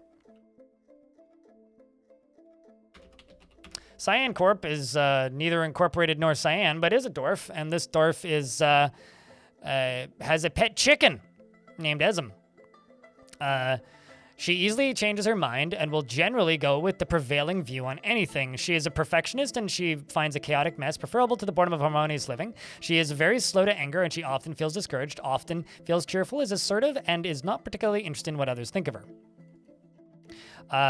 She finds obligations confining, though she is conflicted by this for more than one reason. She tends to be a little tight with resources when working on projects. She stares intently when she's thinking. She talks very rapidly after she's been surprised, and she needs alcohol to get through the working day. Dreams of raising a family, and personally finds the pursuit of knowledge to be a waste of effort. Likes pig iron, green diamond, and ii leather in the color dark taupe, leggings and hatch covers, and rings and chains and goats for their eating habits. In the words of the pantomime of tweeting, and when possible prefers to consume badger, brown bullhead, and prickleberry wine, and absolutely hates toads. The dwarf wants to craft an object real bad and is a talented boyer. If they go into a strange mood, that'll be a little odd, to be honest. But so up here we got this dwarf and this dwarf, and down here we have those two assigned here. So these get to be offices. Also need to just make a bunch of like various different furniture stuffs for these dwarves.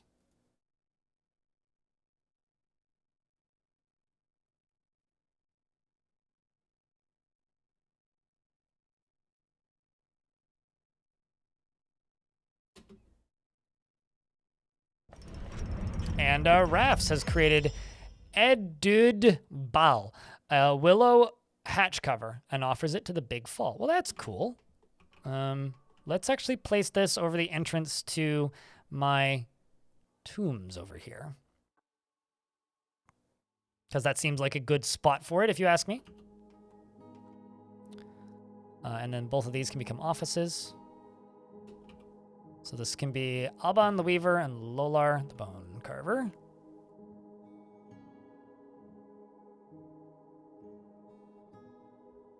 Or the Bone Doctor, right? No, Bone Carver. There we go.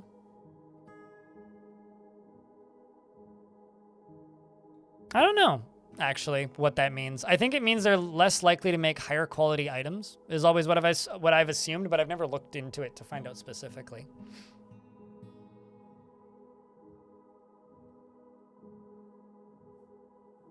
So I have a question. Has anybody looked into that game that Kit Fox is working on? At all? The one that they just announced?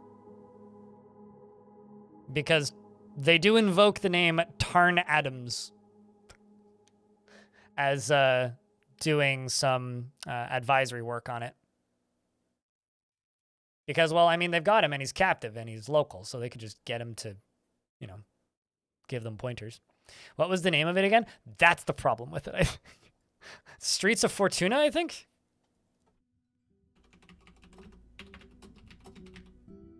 Yeah, I was right. Here, we'll watch the trailer in a sec. I'm just curious to see what you guys have to say. Let me just mute the old dwarfs.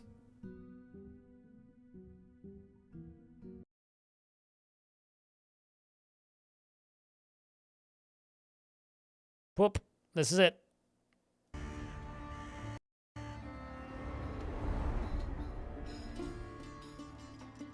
See, procedural simulation that has never been this ambitious. How will you survive in Fortuna? We'll see you later, UGDP. Will you be a thief? A cook? Because this does look very Kenshi to me. A smuggler? It's like a more life simmy Kenshi. An artisan? A trader? The city is a richly generated sandbox. Each citizen living their simulated life. It's like that Use both scares me and knowledge to interests your me. advantage, romantically or politically. I do like the giant pixelated like Sims tits. I don't know if any of you guys saw that, but like in this scene here, Romantically it's like just the pixelated titties. or politically. Looks a bit like a mobile game. Yeah, that's the You problem. survive. I think I'm. The thing is, I hate the way Kenshi looks, but somebody like said in the, I think it was the YouTube comments of this, looks like RuneScape, and the more I look at it, the more it looks like RuneScape to me, like kind of in a bad way. Like that looks like RuneScape, mate. I think the problem is like all video games look like mobile games now, and if it looks like it could play on a touchscreen, it automatically just looks like a mobile game. No, why'd you say that? Yeah, I mean, like, this is interesting. And you know what? I'm very interested in this game mechanically. But just about everything else seems kind of not my shtick. I don't know. Don't be dissing RuneScape. Mate, I made it to level 99 in every single non-member's skill. I can diss RuneScape as much as I bloody well please. Because Jagex killed Fun Orb. If they didn't kill Fun Orb, I wouldn't have any anger for Jagex. But they killed Fun Orb. So get fucked, RuneScape and Jagex. That's my death call. I don't know what I'm saying.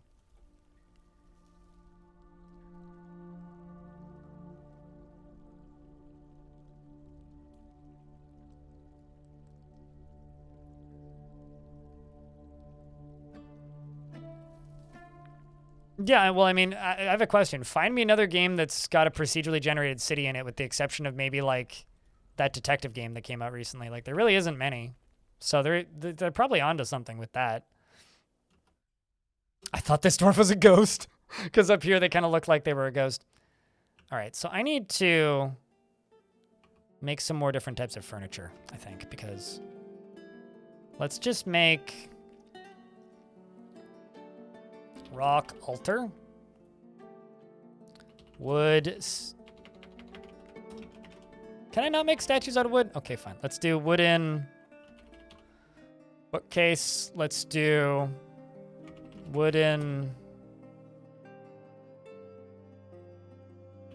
armor stand. Wooden weapon rack. Let's do rock armor stand and rock weapon rack and also rock bookcase and rock altar. That's around when I quit too, Chad. It's around when I stopped playing as well. And I think we're just going to start carving some windows into these.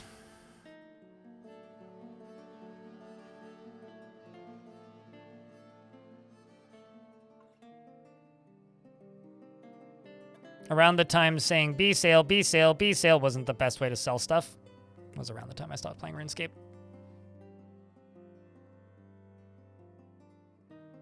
Fun Orb was my favorite Worms, had my favorite Worms clone, and they killed it.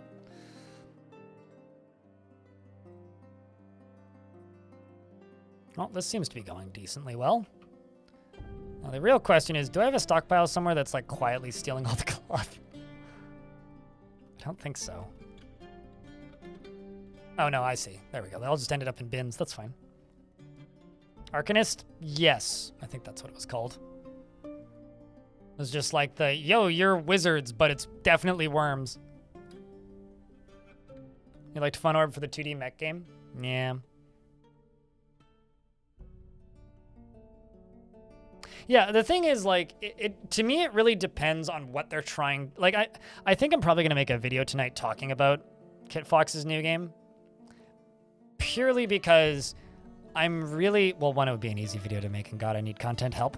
But the main reason for me is it's like, if they make a game that is very similar to Kenshi, but in a completely different setting, I think it could do very well. But if they make like a game with a story that isn't just trying to be a procedural nightmare, I could see that game outscoping itself pretty quick and becoming like very difficult to play and or enjoy. I could very quickly see that happening.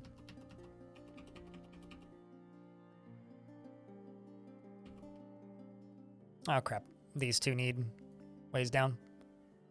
Oh, screwed up. That's okay. Let's deconstruct these. Can do it. Yes, waterfall. And big river. And big bridge being worked on. How's things, Ryder? Waterfall and Cozy Town. Cozy Town obsessed with death.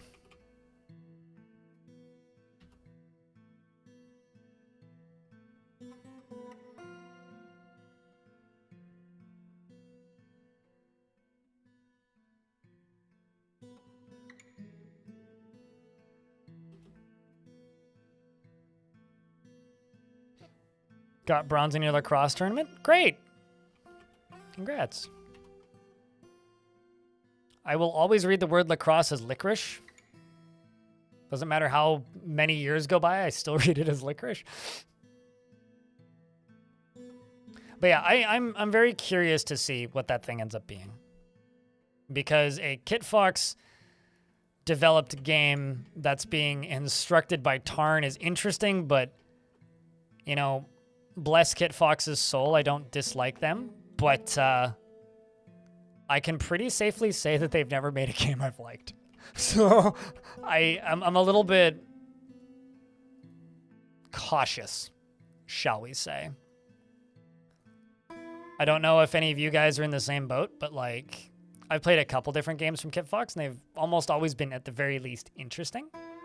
But I find I've always had a really hard time sticking to and wanting to continue playing their games.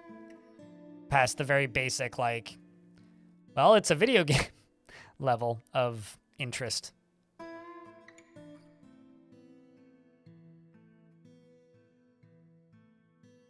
If that makes any sense. bring the scepter. Yeah, we'll just do that. Don't need too much. Caves of Cud is not a Kitfox developed game. People always like to confuse developed and published. Kitfox has published several games that I've liked. But they didn't make Caves of Cud. They published Caves of Cud. These are two very different things. You know, the number of times I've seen like, oh, I won't play that because it's developed by EA Games, or insert another publisher here. And it's like, no, they published it. What? They didn't make that. It's like Paradox publishes games, but they also make games. Paradox didn't make City Skylines. They published it. They have neat ideas, but yeah, I don't think they've ever stuck the landing for me, at least. I'm just going to keep asking for metal because I haven't dug too deep, admittedly, but I also haven't found any yet.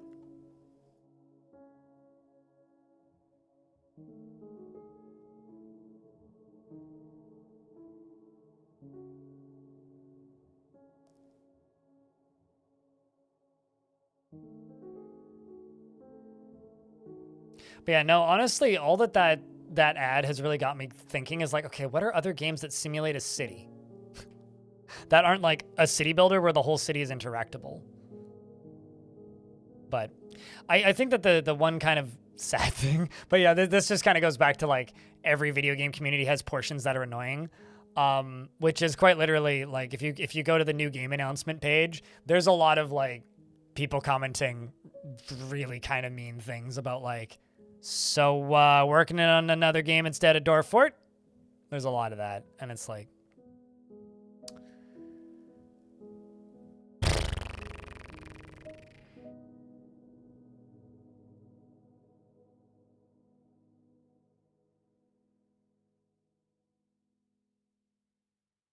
but you know, it's just like the time that Tarn Adams quit developing Dwarf Fortress to go write a book, which he didn't write and just helped edit.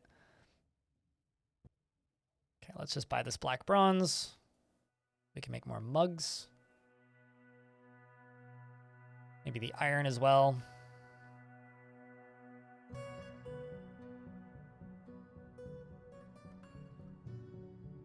And we'll just trade for that. So that's about all the value I have. Oh, totally. They absolutely do. But the sad part about Steam's discussions is a lot of casual people take them very seriously and look at it a lot, right? So, yeah, no, I mean, us as people who spend way too much time on the internet, we're savvy enough to realize that, oh, that's just nonsense and doesn't really matter.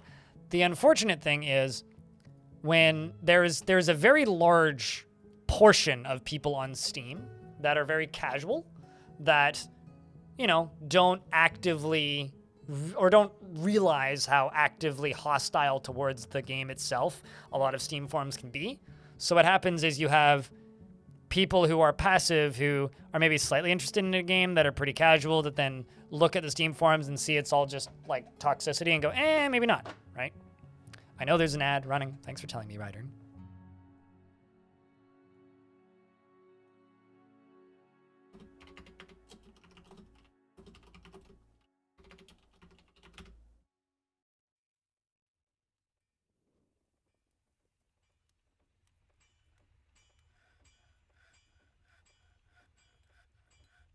Simpsons Hit and Run was the most accurate city simulation we've ever seen. You know, I've never played Simpsons Hit and Run. I watched many speedruns of it, though.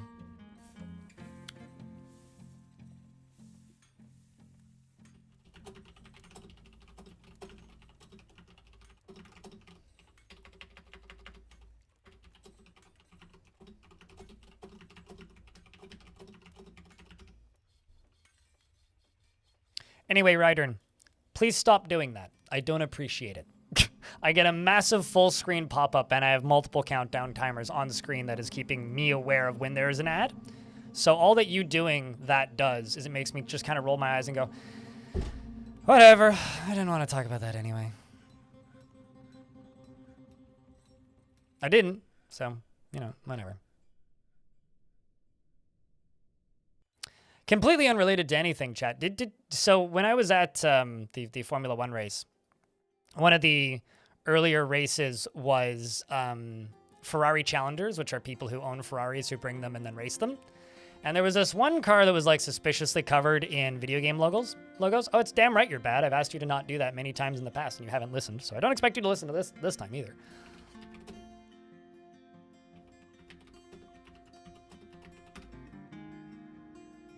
So there is a member of Valve who let's say owns a Ferrari, who's worked for Valve for a very, very, very long time. And apparently has been racing Ferraris for a very long time as well. So specifically, this dude, which I'm not going to open up that. Can I just get a Wikipedia, please? YouTube, why do you suck so bad? Why do you even exist, YouTube? And Google. Rather Google, not YouTube. Same thing, they're the same company, aren't they? This guy. Apparently, Gabe Newell was one of the founders of this team. Jan Bariner is the guy who actually drives it. And they drive Valve-themed cars for charity. Isn't Gabe's the son of an F1 driver? Not that I'm aware of, maybe. I've never heard that before. But, yeah, I got to see this guy, Jan Bariner, drive a Ferrari as part of a race and get spun pretty bad. But, yeah, apparently he's worked on literally every single Half-Life game from the very beginning. Like, he's been at Valve since the first Half-Life. So he was one of, like, the first 20 employees, which is kind of nuts. But I had no idea. I knew that Gabe Newell was, like, one of the founders of a racing team, but I learn something every day.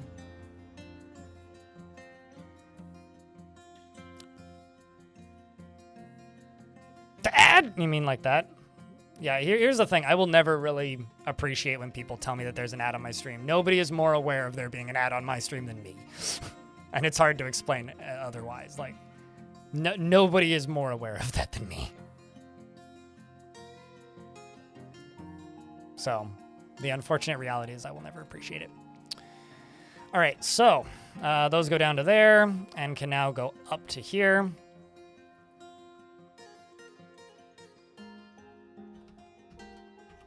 Go all the way down to here. Flesh these out a little bit.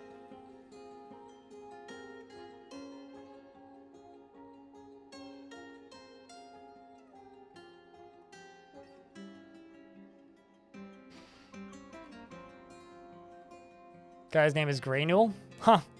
Well, seems like wealth seems like wealth stays in the family. It's almost like generational wealth is real. Okay, so we need cloth plants. So the question is, do I have a farmer's shop? I'm not entirely sure that I do. Okay, so I'm not doing any pigtails at any point, so I need another garden for pigtails is what I need.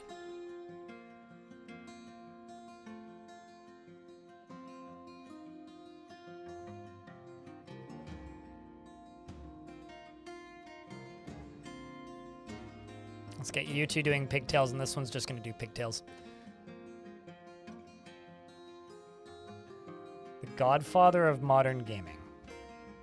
I think that's a silly thing to say in general. And also doesn't really make any sense. So, no, not really. What? Doom and Quakar. I think it depends on what generation you're from, really. Need somebody to process plants. Is what I need. But I need a house for that. Kind of want to put it here. I think it would actually make a lot more sense to put it back here. The problem is I don't really have a comfortable spot to put a second floor outside of maybe right up here.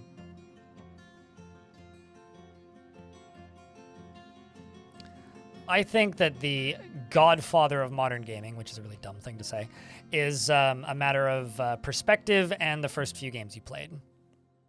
Because for me, I would say that's Sid Meier or Chris Sawyer, one of those two. But I could see Valve being the same kind of perspective, but I think it's really silly to give a for-profit company that kind of credit for something that they're doing just purely because it's what makes them money. You could say that Valve enabled PC gaming to exist and has more recently enabled Linux gaming to exist, but calling them the godfather of an entire hobby is a little silly. Because they, like, video games would exist with or without Valve. It's Pong. I mean, you know, actually, I could see that argument.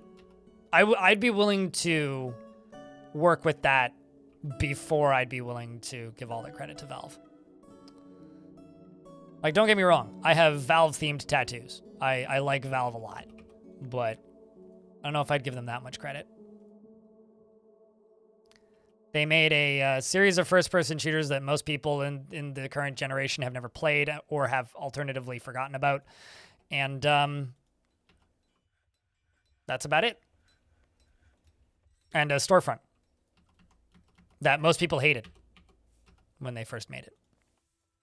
People talk about, like, Steam now like it's this amazing thing, but just remember, Steam had just as much, if not more, pushback than the Epic Game Store did.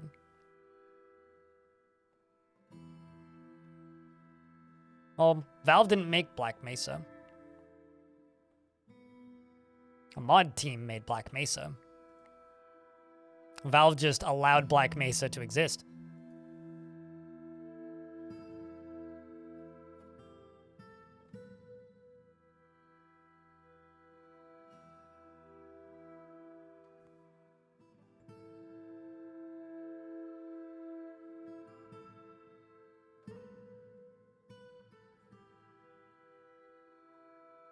So you could have that ugly green theme it used to have. It was really bad. That was a really, really, really bad theme. Yeah, I wouldn't mind Steam themes community. It's kind of fun. It's kind of surprising, actually, that Valve hasn't, like, given us, like, native themes or something, because it's just something else that they could, like, cram their crappy points store into.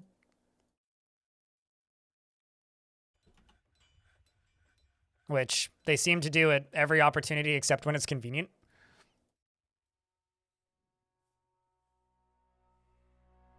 And I do think that that would be nice. So I think I'm just going to wall this off up here and then wall this off and put a little workshop up here.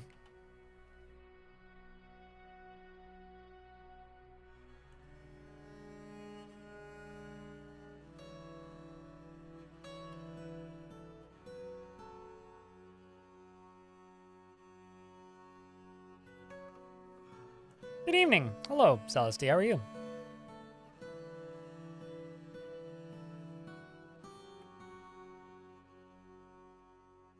Okay, so this right here is going to become a bedroom. This dwarf's bedroom is going to belong to a farmer. So let's say Olin. Although, actually, Moral, you have a spouse. We're going to give it to you and Bevan. Which means I do also now need to build in a additional workshop slash bedroom area, which is fine.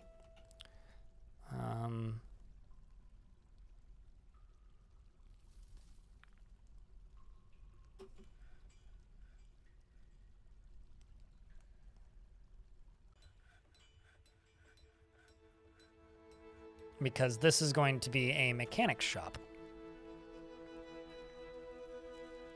Let's just put it down in the basement here.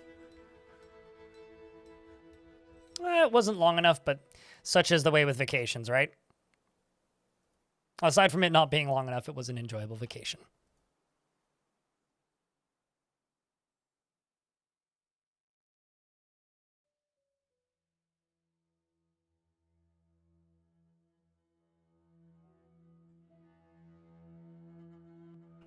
Okay, so over here, we've probably run out of cloth. Oh, nope, not quite. Oh, I see. We're just mostly sitting on wool and not plant cloth.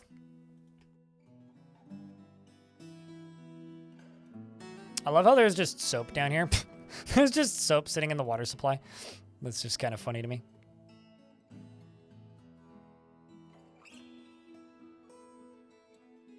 You made a skin for Steam that made it look like a Pip-Boy? A Pip-Boy. Huh. No, I mean, I remember when, like, there was some custom themes for Steam, but I just remember people hating Steam. Like, my earliest memories of Steam are, like, people I knew at the time, like, talking shit about how terrible it was.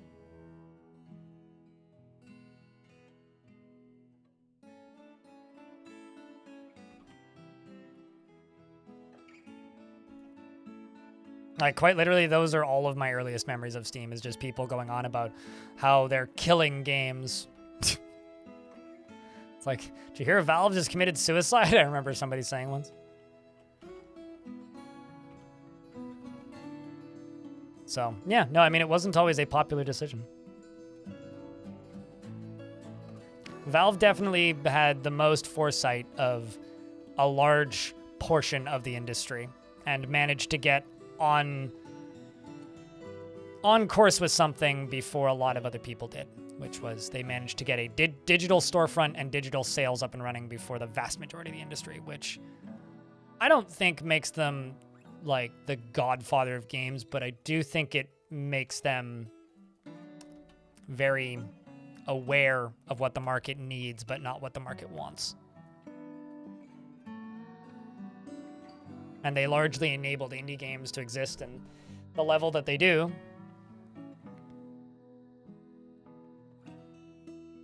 Can't become good at something without being terrible at it first. Totally. That is true. Very much the truth. Okay, so this down here, a mechanics workshop.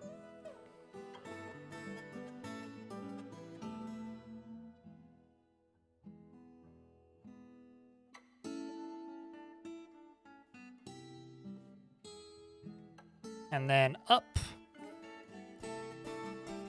The only way I would actually be okay with Steam having themes in the modern sense is it would need, and I do mean need, this would be a requirement. It would have to expose who's using what theme on their profile. So if they have a profile, it has to expose that. And the reason I say it has to expose that is because if somebody has a really shitty theme that makes them look like a really bad person, I want to know first.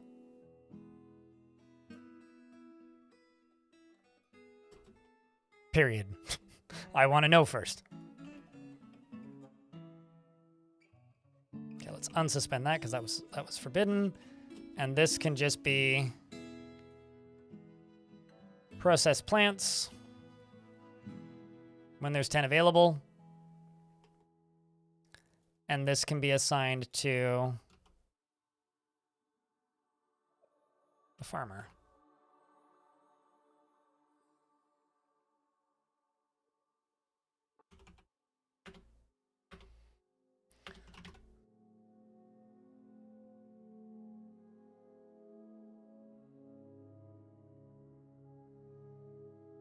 Everyone around them just cringes.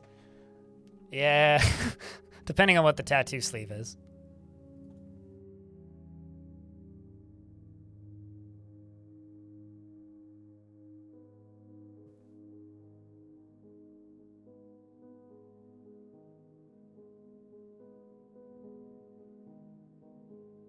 They have Valve's history to figure out what not to do. Well, they also refuse to acknowledge or listen to Valve in any way, shape, or form because of like this weird like corporate tribalism that Valve and Epic have always had.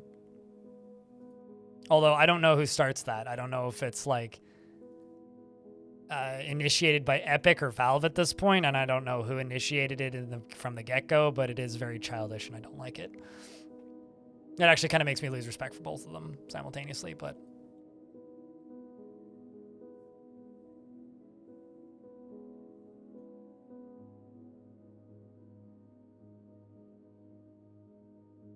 Gonna say, you're supposed to be processing plants. What's my farmer doing currently? Read Mastering the Diseases of Animals. Oh. Well, it's not a bad little book. You are a novice cheesemaker and basically dabbling at everything else. And now you're going to go eat. Okay. Makes sense, though. I mean, to give you an idea, the literal only reason why Fortnite isn't compatible with Linux is because of the fact that Valve is supporting Linux.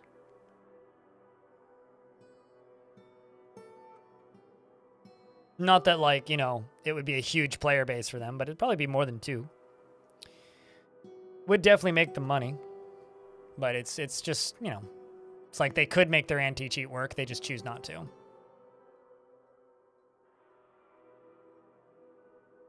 It's that kind of deal. So I will now remove this and let them start making thread.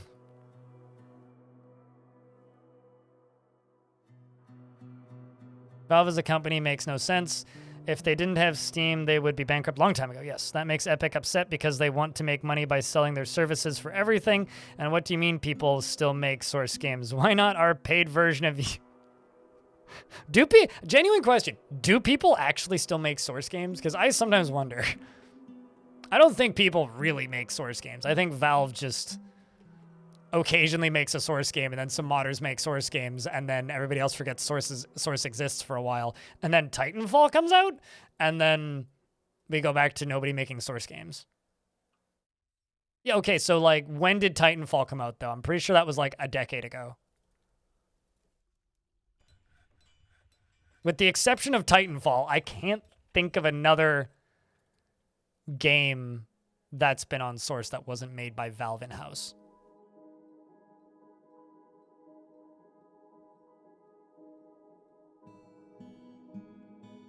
$2016. Okay, I was close. Not quite 10 years, but getting there. Voices of the Void? Sure, but isn't that like an itch.io exclusive currently? I mean, like, high-profile games, okay? I'm not talking about, like weird niche indie projects, which that very much is. Not saying it's not a good game. I'm sure it's just fine. And it's looked neat from the bits that I've seen, but... Yeah, no, I mean, Titanfall 1 was like 2013 or 12 or something. Titanfall 1 was like kind of a long time ago now. Okay, so let's just get rid of this, and this, which is just going to move these down here. So we'll just have the 3 of them.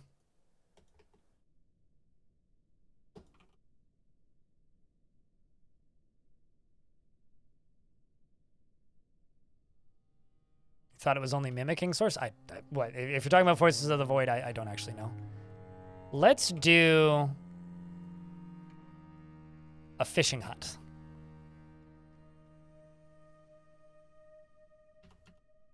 Because I think that would be a fun thing to build.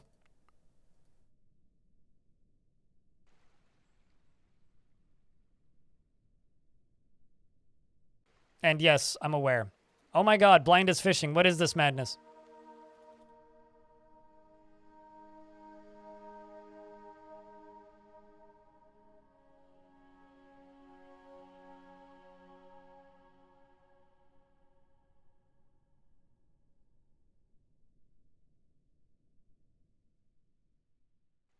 And so yes, I'm aware of the of the madness here, but every now and again I change things up.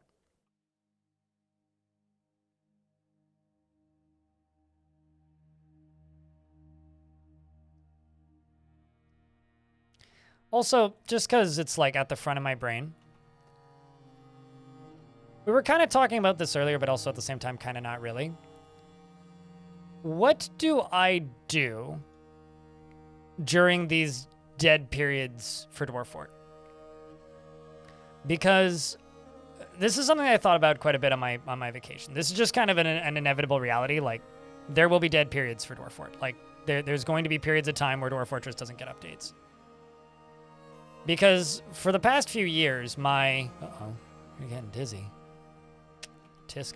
For the past few years, my strategy was just to keep streaming Dwarf, right? And that's what I want to do. Like, really, like, there are very few other games I actually want to stream super actively. So it's this kind of weird crap shit. What do I do? Because on one hand, it's the only game I really want to stream on a regular basis. But on the other hand, huge swaths of the audience just kind of up and vanish for months on end during those periods of time where there isn't as much going on with the game. So, genuine question. What the heck do you guys want me to do? Just like you personally, you the chat room. What do you guys want me to do during these periods? Because I don't know what I should be doing currently. I mean, my big hope was that Premium would bring enough consistent traffic to the game that I could just keep doing what I'm doing and just streaming Dwarf, which is all I really want to do. But this is becoming more and more of a reality that, at least in the short term, that's not the case. Unfortunately, roguelikes have, at least the ones I like, proper roguelikes, have never been great in the Twitchosphere. Like, people don't really like watching them, which is a bit of a shame. Which is the other, like, big issue I've run into with games I like playing. It's really kind of a painful reality to, like, look at, where it's like, man, all the things I like, nobody watches. Or I have to try really hard to make people watch them. And that's always been tricky. It's a very delicate balancing act, I guess. Sure, but I like not going bankrupt and being able to pay my rent. So are you going to pay my salary by yourself for the, like, 80% of my audience that disappears if I do that? Like, there's a reason, like, I love traditional roguelikes, but there's a reason I don't stream them very often. It's because they largely don't get watched. So this is going to be a fishing zone down here. I'm going to have to make this area look a little more interesting.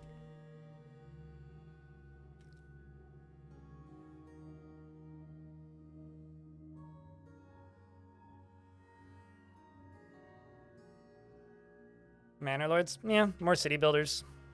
Some other type of sandbox. Yeah, that's probably the smarter way to go. I played the entirety of the BattleTech campaign once, and I don't really feel like playing it again. And also, you're saying, Blind, go from niche game that doesn't really get updates to a game that's just about as niche that gets no updates, and is also literally dead. Like, as in the publisher has abandoned it. Nah, I'm good. I did that once already and my heart was already broken. I don't need it broken a second time. Paradox has betrayed me and I kind of don't want to give them any support. Not that, you know, my support's actually going to cause a notable difference in their bottom line, but it's the thought that counts. POA and Rift Wizard? Sure. Have I ever seen Timberborn? I'd rather not see Timberborn again. Timberborn is actually one of the few games I've played where I play it and I immediately go, man, I could just go play Dwarf Fortress instead because it does literally everything I like about this game better. Like, the problem with Timberborn I have is it does it's like all of the mechanics it has that it boasts about are just worse versions of Dwarf Fortress mechanics. It's like, why would I even bother here? You know, I could also use this as a water house. That could be neat.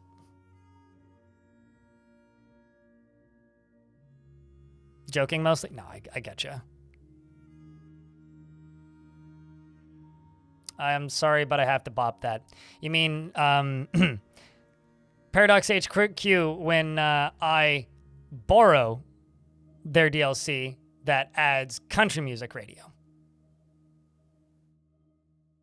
Sorry, I had to bop that, holy spokes, because I'm not allowed to be seen as promoting that on Twitch. Not that Twitch actually cares. Wait, really? They charged $20 for that? Was it like very expensive licensed music or something? Like, why so much muns? The hell? Like, genuine question. Why muns amount so big when it's literally just a country radio station? I guess country fans have money. That must be all it is, right?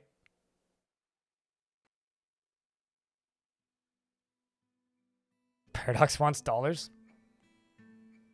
Oh, okay. Okay, $5. Got it. That makes more sense now. But you genuinely had me concerned for a second, because I'll be honest, I don't follow what City Skylines does these days, like, at all. Like it all at all.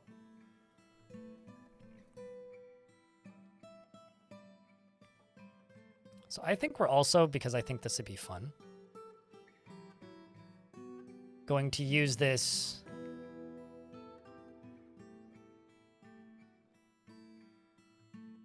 as a power station a little bit.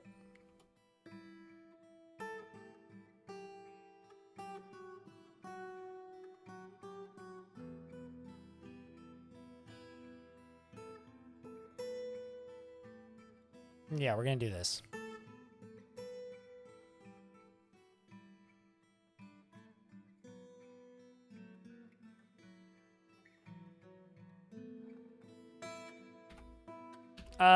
Wasn't that always, like, kind of not true? I read a number of articles around the time those stories were blowing up, basically stating that, yeah, that's not exactly true.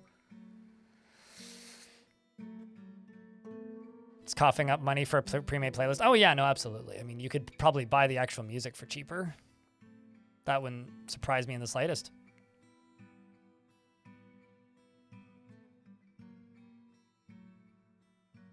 Not quite sure what I'm going to use this power for yet, but we'll figure it out.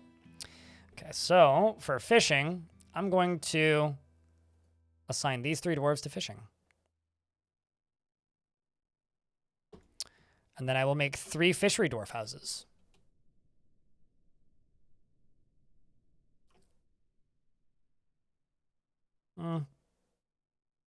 Just realized that I kind of screwed this up a little bit. Let's actually deconstruct this. Deconstruct this, suspend you, suspend you, suspend you, suspend you.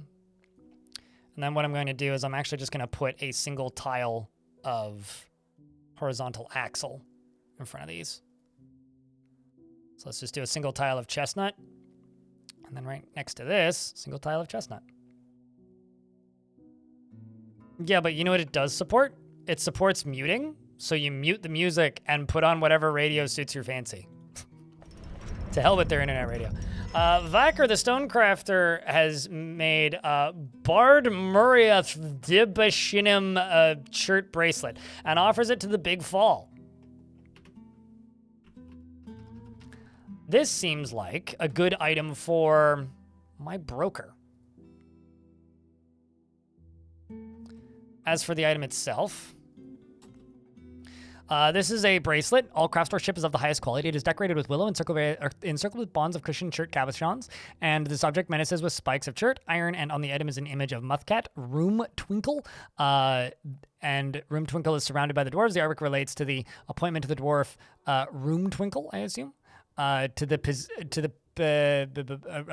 dwarf Muthcat Room Twinkle to the position of general of the Still Mirrors in 97. On the item is an image of Valley Herbs and Pig Leather.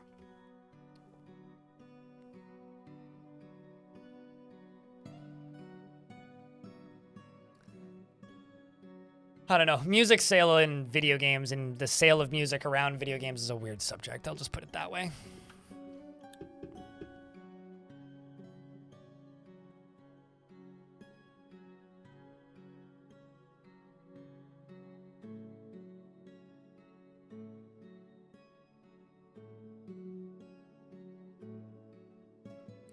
I get some strange emails these days, guys. It's hard to explain it. Aside from that, I just get some strange emails.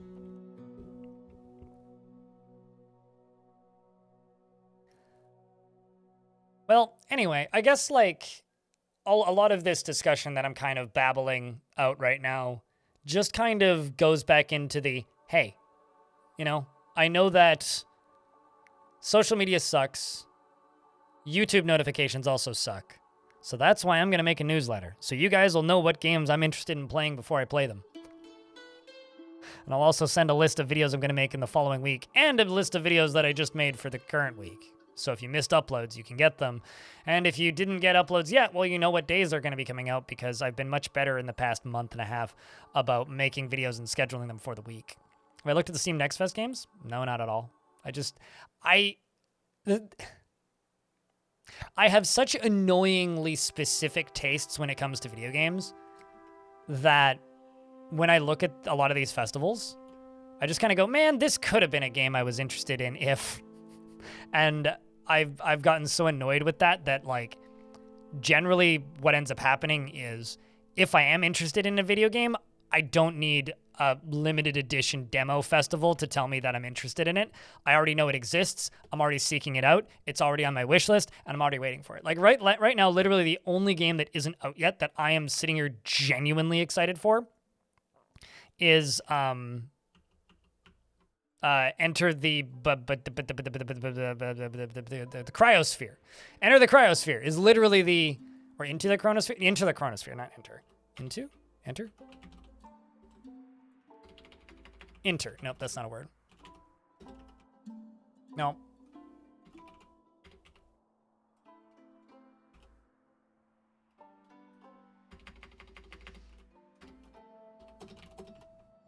Chronosphere? Is that what they called it?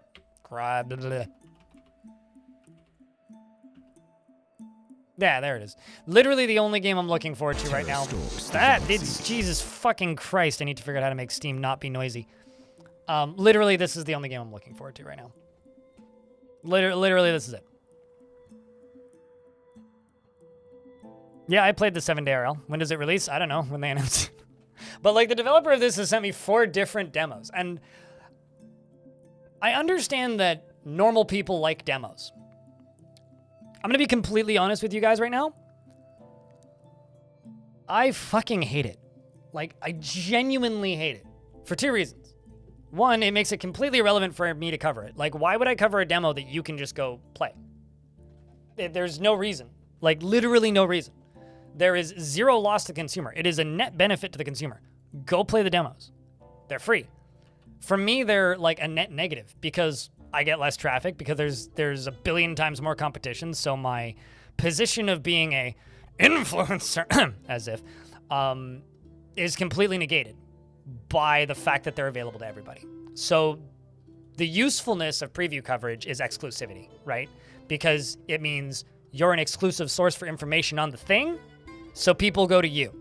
But if they can just go play it, what's the point? And also there's like a couple day-long window for the next fests. And they do them so constantly. Like there are entire YouTube channels that don't even cover games anymore. They're just covering demos, which, sure, that's great. I have no interest in that because I've played enough of these demos that are not even remotely representative of the actual product that they end up releasing, to the point where I am suspicious of false advertising every single time I open one. And the position that I'm in, being somebody who makes content about video games, I'm very cautious about accidentally covering something that turns out to be a terrible product. So it's like, I don't get keys for video games anymore. I get told about a demo 15 times, then miss the actual key for the video game because I'm just ignoring all these demo keys.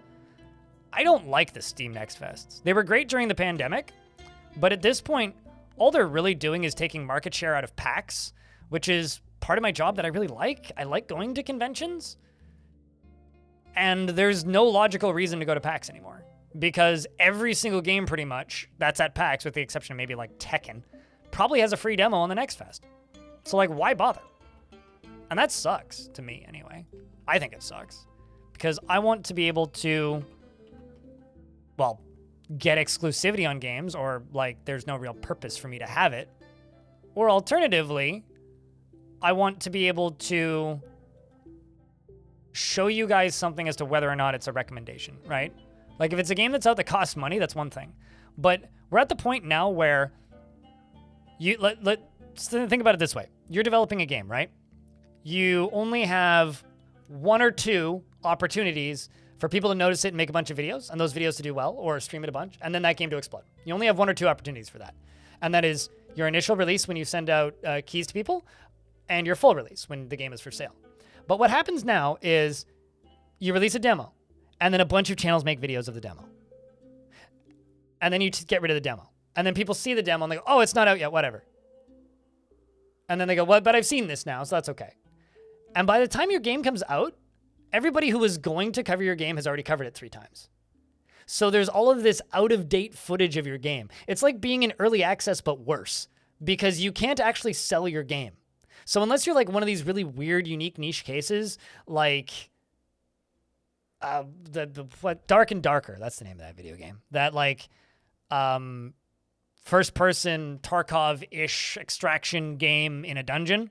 Unless you're one of those niche cases where your demo explodes, I would say for the majority of games, you're actually hurting yourself putting out demos, especially limited time demos, because people can't dive in, and this just incentivizes limited time demos. And I think that sucks. I don't know. I really hate the Steam Next Fests. Sorry for the unpopular opinion, but I really hate Steam Next Fests. I think they're doing like net negative, things to the industry as a whole.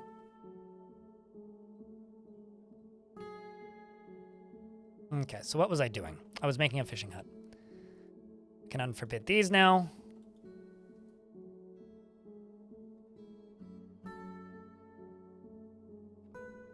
You see, like, if they were up permanently when they went up, that would be a kind of a different situation, right? Because if they were up permanently, then it would be they're up now, so you can just go play them. But they're not, right? They're up temporarily, and that, yeah, I don't know. I don't know, guys. I don't know. So this will be flowing water. So this will just be an easy 400 power. In fact, I could actually do 5 and 6, which would be a ton of power, actually.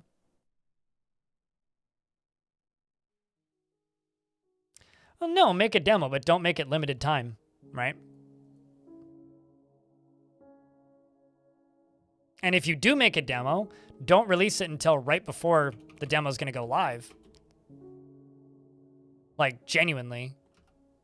For the safety and long-term health of your own video game, do not make a demo unless it's right before the demo is going to go live.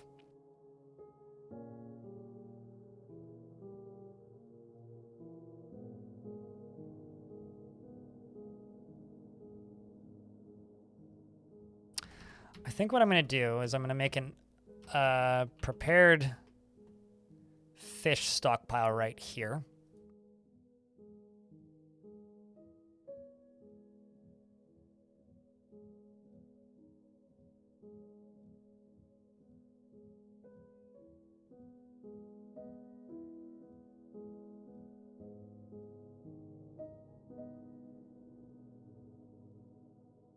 Satisfied at work. What are you catching? Raw perches.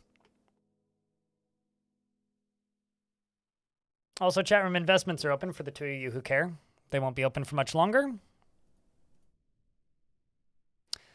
But yeah, I've got a few games that I've wanted to dip back into, but none of them are new. I mean, like, I've had the itch for a little bit now to play Songs of Six. I've had the itch for a little bit now to go back to Caves of Cud, although maybe not as much of an itch as some of you guys would like.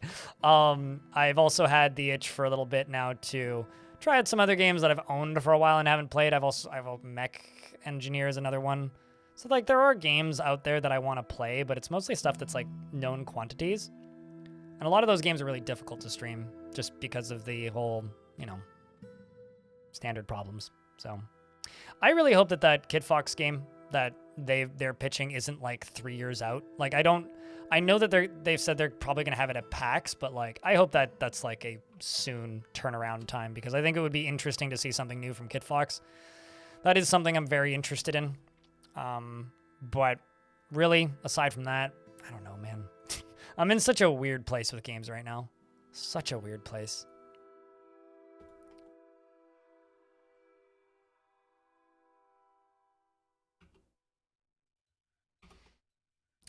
Let's go back over to this fort's becoming a freaking mess. An absolute convoluted mess. Okay, so prepared fish will go there.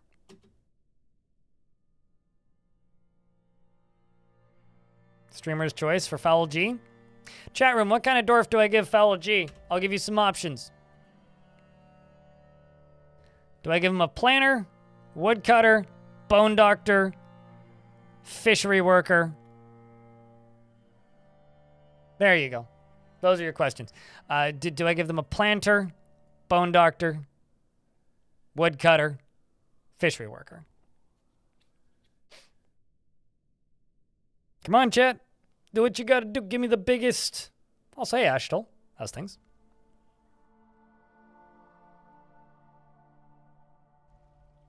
You're a fisher dwarf? All right, you're a fisher dwarf.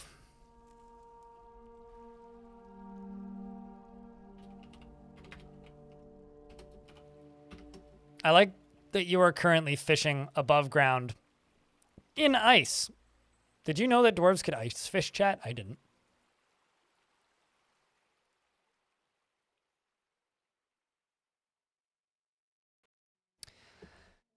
She is sometimes cruel, mostly to fish, and is disturbed by this as someone who dislikes those who seek to acquire power over others. She has a strong sense of duty and rarely tries to assert herself in conversation. She tends to avoid crowds and doesn't often feel envious of others. And she has an active sense of humor, and she's a friendly individual, and she is not inherently proud of her talents and accomplishments. There we go. And does not go out of her way to help others. And she does not have a great aesthetic sensitivity. She is conflicted by this as she values artwork and its creation, and she can handle stress, and she snaps her fingers repeatedly when she's excited, and she needs alcohol to get through the working day and is getting used to tragedy.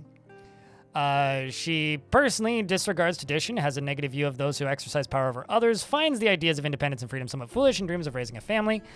She likes obsidian, trifle pewter, and bone opal, nav paper and four-sided prisms, gauntlets and large serrated discs, and mountain goat men for their sure-footedness, and the words of the west silvers, and the sound of the zephyr of glimmers, and when possible prefers to consume thornback and quinoa, beer, and absolutely hates moon snails. Her nose bridge is incredibly concave, and she has gold eyes, which are wide set. Currently, she has a bunch of friends in the fort and worships Gemset, who I think is the deity of wealth.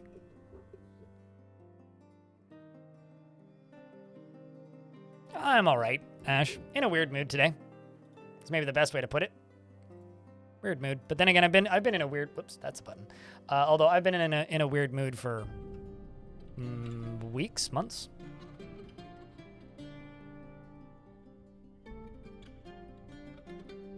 So not much has changed in that regard, I suppose.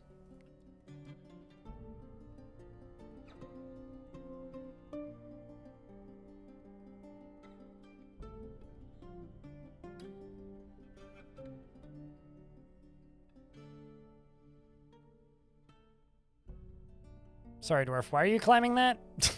That doesn't seem wise.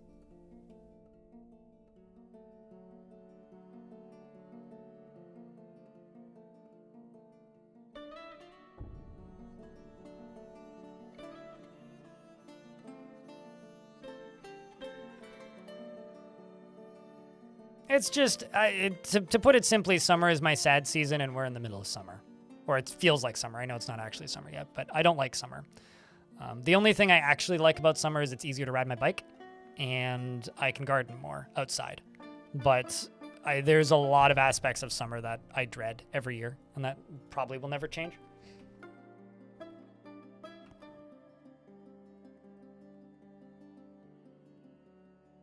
That will probably never change.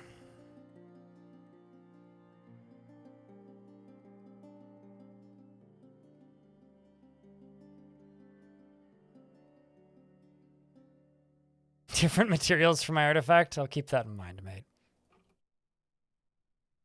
I also wouldn't want to go insane. But, you know, this just happens every summer, so. Keep looking for YouTube chat and it's not there, and it makes me kind of feel conflicted about my life. There we go. Okay, so who's gonna get this job? Foul G, our head fishery worker.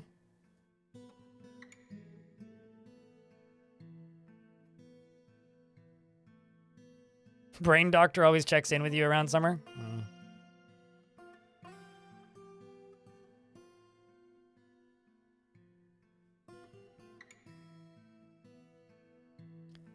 So this is going to be the lead fishery worker who's set up with this.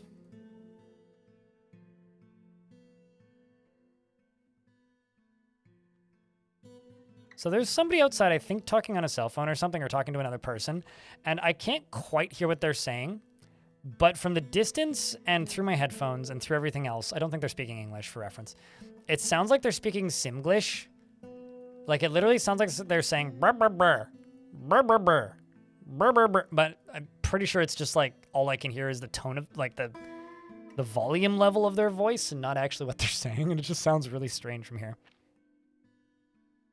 YouTube has got me Stockholm syndromed. Maybe. I don't know.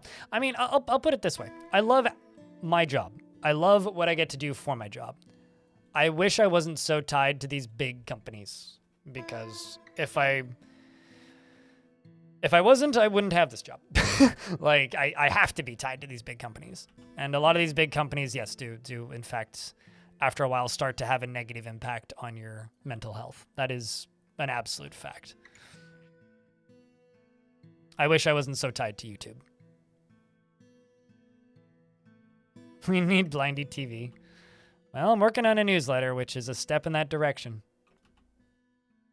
Which hopefully people read. But we'll see. It's not going to be out for a little bit. But at the end of the day, a lot of my biggest complaints are just issues I've made for myself, right? Like, I chose this. And by I chose this, I mean I chose to stream Dwarf Fortress. I chose to build a community around this game because I liked it. And I've built this, so I have to learn how to maintain this. And that's what we're in right now, is maintaining time. But maintaining is stressful. Which is why to all you server maintainers out there, I salute you, because Jesus Christ, I don't know how you do it. I kind of want to just put 2 houses on top of this. What do you think, chat? House on this side and a house on this side, and they're for the fishery dwarves that live down in here, or that work down in here? I think that could look pretty cool, actually.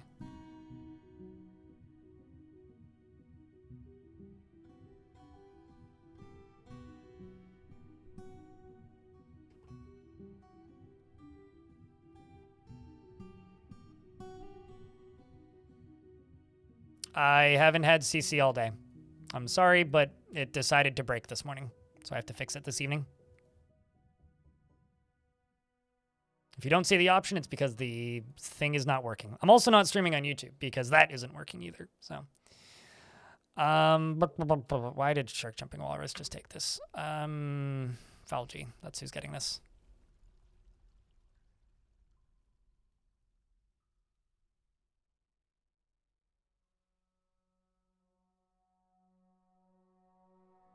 Well, I hope you'll live. If like not having CC would cause you to die, that's pretty distressing for the state of the world.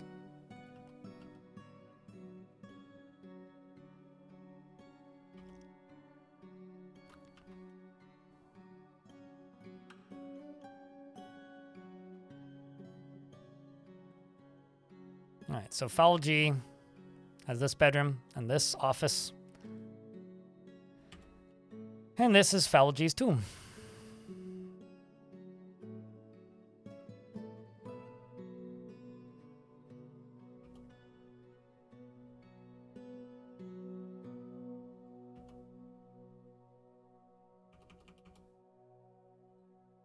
Medtub and Vukar.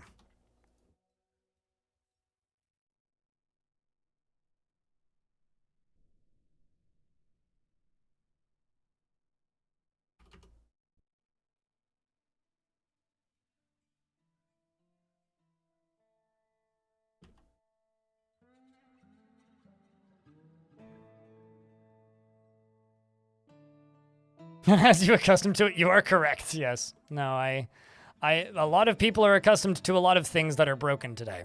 From the YouTube stream to this, and the sad part to me is that the YouTube audience just won't watch. Like, the nice thing about the Twitch audience is, like, if for some reason I can't stream on Twitch, generally, people go to the alternative stream. On YouTube, if you can't stream on YouTube, all right, see you tomorrow, mate. Danae faint. Sag. I don't know what that is, what Danae faint is, but enjoy your fainting, and hopefully you didn't actually faint, because that would be bad. But thank you very much for the 48th month, dude. It's a goddamn long time. I hope you've been well. Thanks for continuing to help keep this channel funded and supported financially. I wouldn't be able to do it without people like you. That is the truth.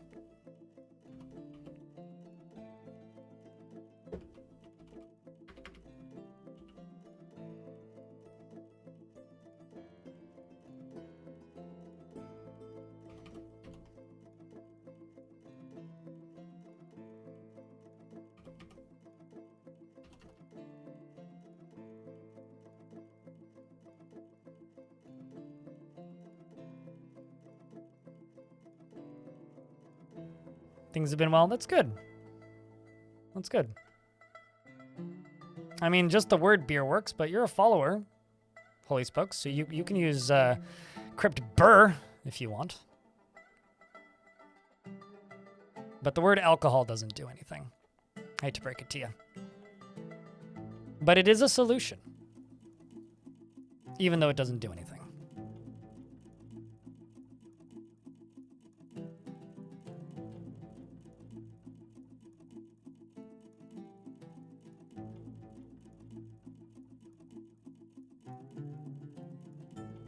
You know what? This ain't gonna work.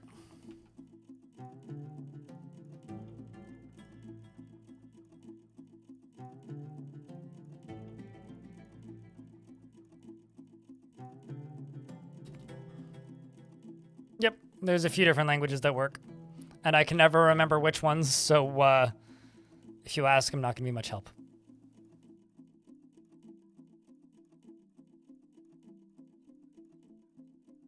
Somebody just dumped their pants on the ground.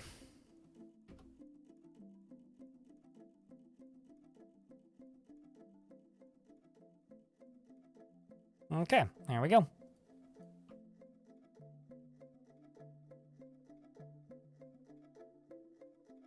That's a clown emote. Clowns are terrifying. I'm not actually that scared of clowns, but to be honest, I haven't seen a clown emote since Rust Money. Well, I haven't seen around as much recently. I hope he's doing okay. I know he ran into some very serious community problems with Space Station 13, which kind of sucks. Hopefully he's doing all right. I know that he moved at some point, but...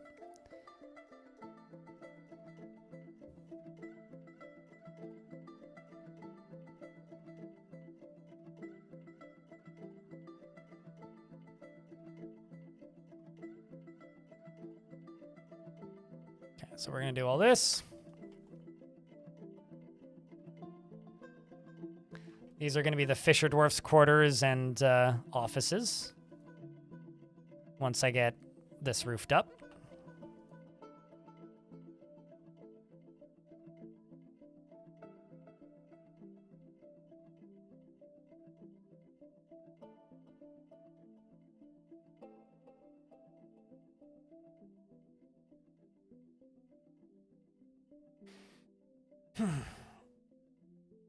Thoughts on modern SS13? That community fucking sucks.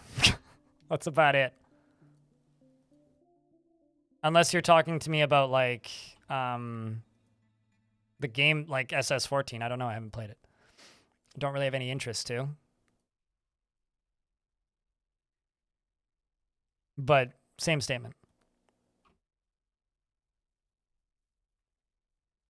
Like, it's, you know how I, as a person and as a Twitch channel, kind of avoid, like, adolescent ERP, awkward, horny nonsense, because I think it's just, like, childish and stupid.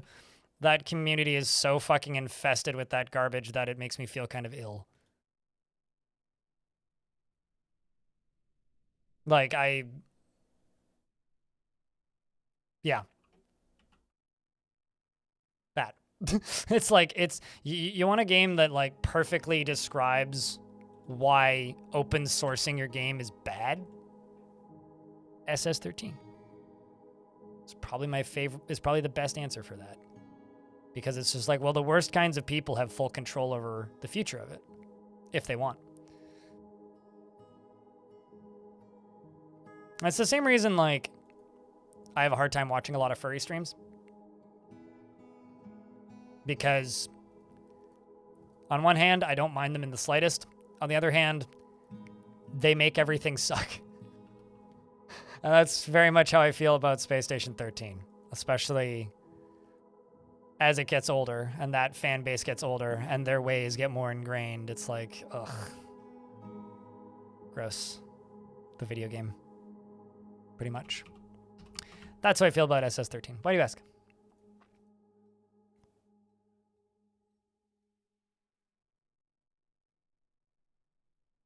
I guess I kind of brought it up, so that would be why you asked. Okay, so I do I have doors making clothing right now? Not really. But I do have plenty of clothing lying around, which is good. And I definitely made this and definitely never assigned anything to it, right? No, I did. Okay. There is a fluffy Wambler in the middle of my everything. Look at him. Look at that unit.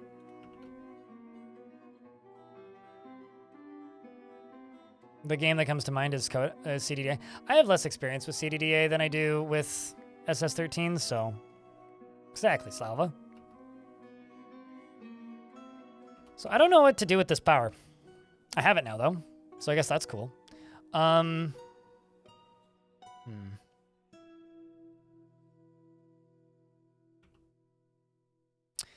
the dwarves are redonkulously happy, so...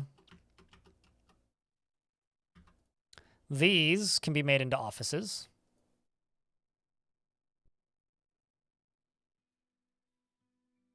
And then these can be made into bedrooms. So we could get attacked, by the way. We just haven't been. So that's Foul G who has this. So let's go with power tools and beer.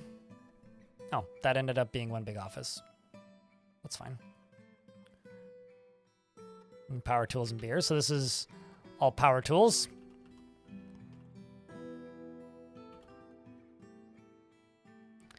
And for their tombs,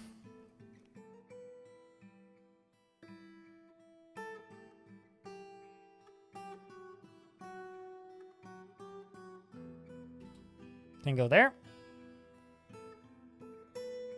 There's one unhappy dwarf. Yes, definitely. There's one very angry dwarf who's going to cause the downfall of this entire fort by themselves for being slightly indifferent to their current situation.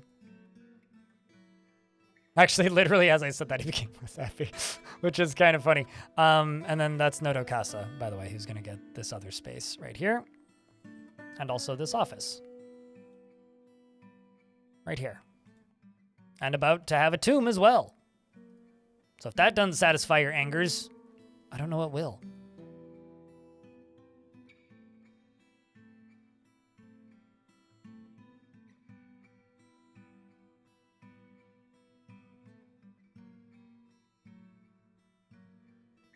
I think what I'm going to do is I'm going to make a stockpile.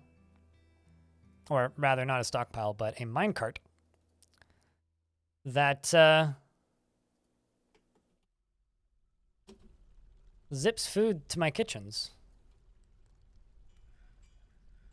Because my kitchens are right here. Pretty much.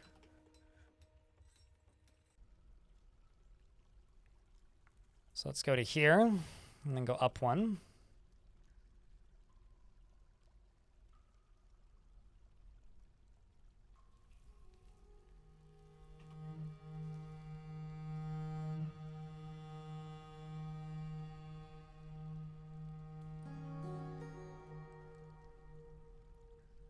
How crazy it's the fish dwarf. It's just kind of funny that it's the fish dwarf more than anything, in my opinion.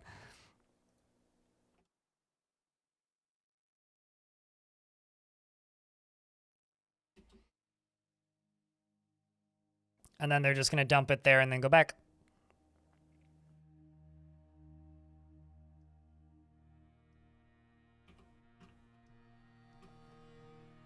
You know what? I could actually automate this a little bit. That could be kind of fun. So it's going to pop out here, right? Get dumped into here, and then just kicked one over this way. And it's going to fall down to here. So essentially what we're going to do is I'm going to make it go down this way. And this is the layer that it has to be on.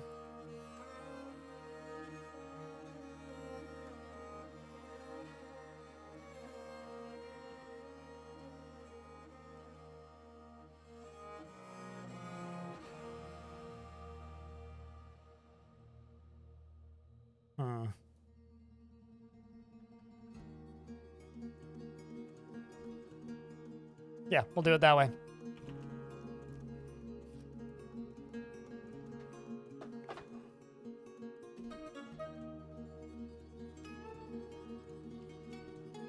I think CDDA just has some really annoying people, but the game quality itself I don't think is damaged by the annoyance of people. Like, Dwarf Fortress has some really annoying fans, right? Like, it would... Anybody who's played Dwarf Fortress for more than, like, a week probably knows what I mean when I say that Dwarf Fortress has some really annoying fans.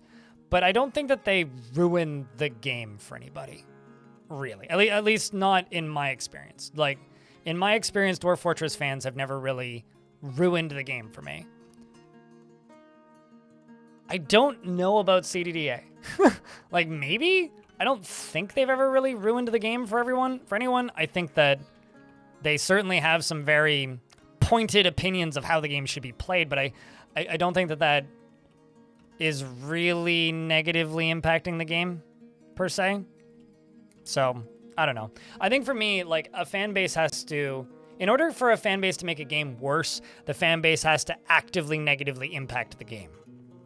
Which doesn't really happen outside of multiplayer games, at least for me. I don't know. Whereas something like, you know, Space Station 13 is as good as the community around it, right? Something like Escape from Tarkov is as good as the community around it, right? If the community generally isn't gonna be super heavily, like, what's the word? If it isn't heavily, how do I word this? If a game's community agrees to be a positive force, just kind of subconsciously, then it doesn't really matter what the outside community is doing, as long as the people who are playing the game are doing so positively, I suppose. Like, I'm trying to think of an example here, because this is one of those things that's really difficult to give an example to. It's much easier to give an example of, like, games that have been ruined by communities outside of games that, versus games that have, like, benefited from. So, yeah, I don't know. I'm just kind of on a nonsense babble train. Chat is very dead, and I don't know what to talk about right now, so help, I guess. It's basically just me right now. I don't know what to talk about, and chat's quiet, so. Ninjas, hi, yes. I don't know what that means. Talk about ninjas, no.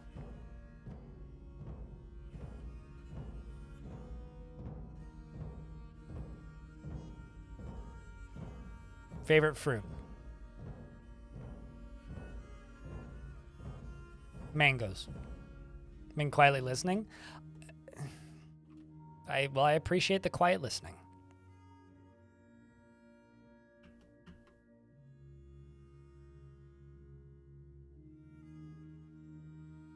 Thoughts on, how about this, chat? Thoughts on how it turns out my vacation didn't cure my burnout at all?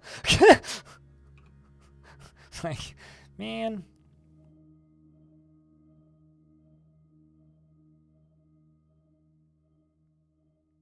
TTWG? What?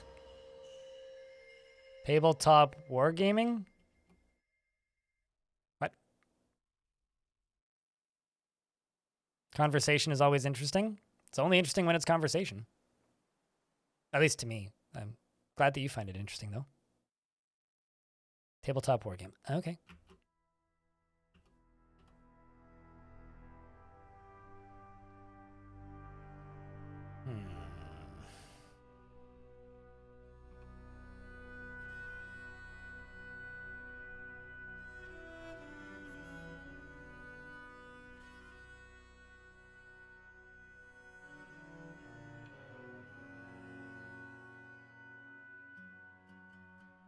What am I actually building here? Fish transport from this fishing area to up to here so that they don't need to manually transport fish. Basically reducing hauling jobs.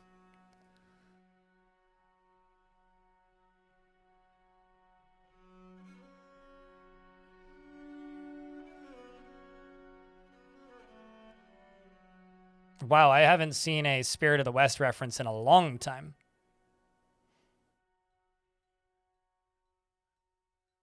Because these so-called vacations will soon be my death. I'm so sick from the drink, I need home for a rest. Take me home! Not something I see referenced very frequently. It's like the most specifically, well, not specifically, but like specifically Canadian, not Canadian music band ever. Take me home. Fun fact, that was my little sister's violin teacher for a couple years.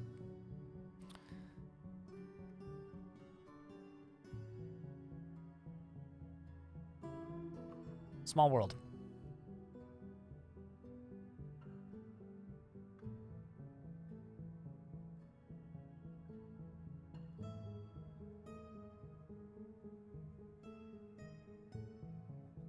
I think I still know all the lyrics to that song, but I'm not gonna, like, put you guys through that level of agony.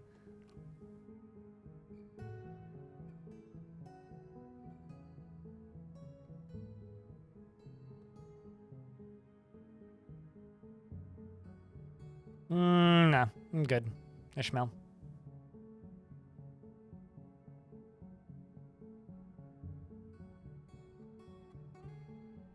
Not this time. Maybe another time. I think the problem with vacations for me isn't the vacations I do. The vacation I went on was great. Like, every minute of it was great. The problem with the vacations I go on is that I literally cannot take a long enough vacation to actually feel rested. If I take too long of a vacation, it goes from being a vacation to just being stressful because I'm panicking about whether or not I'm going to be bankrupt by the time I get back. So there's that. Or it becomes a, like, oh crap, something major happened and I need to be home to work. And if it's not either of those things, then it becomes a, well, I missed out on this thing. So the result is I'm now damaging my own job because of it. Like, it's like it's very rare that I'll actually be able to take a vacation and not regret it, I guess. So I always have very, very, very short vacations because I always expect to regret them. But the result is I never feel rested, period, while it's on vacations. Also, what part of Canada, Ishmael, if I can ask? Percussive Giant, the Bone Doctor, has created Odnotung Stibolomum, a rock salt table, and claims it as a family heirloom. Do you have a house yet, Percussive Giant? You don't. Well, I guess that means I need to give you a house. Because you have a Hamley heirloom.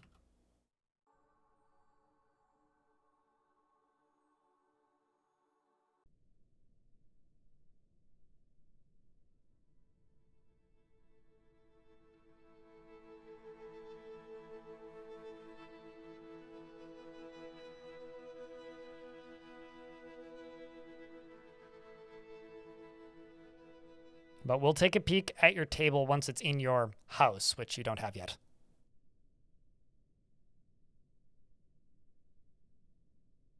Also gonna have to square off these walls, I'm realizing, because I didn't make it wide enough to not.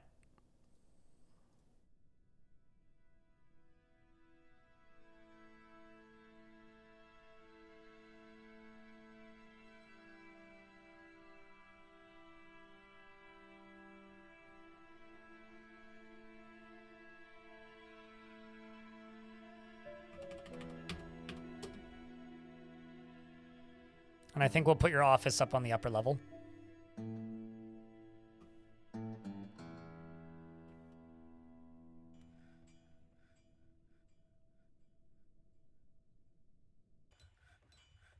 Kind of wanted them to start digging that, but I guess they didn't want to.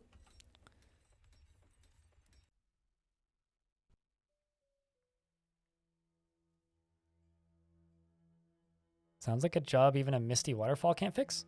What, not being physically able to take a long enough vacation?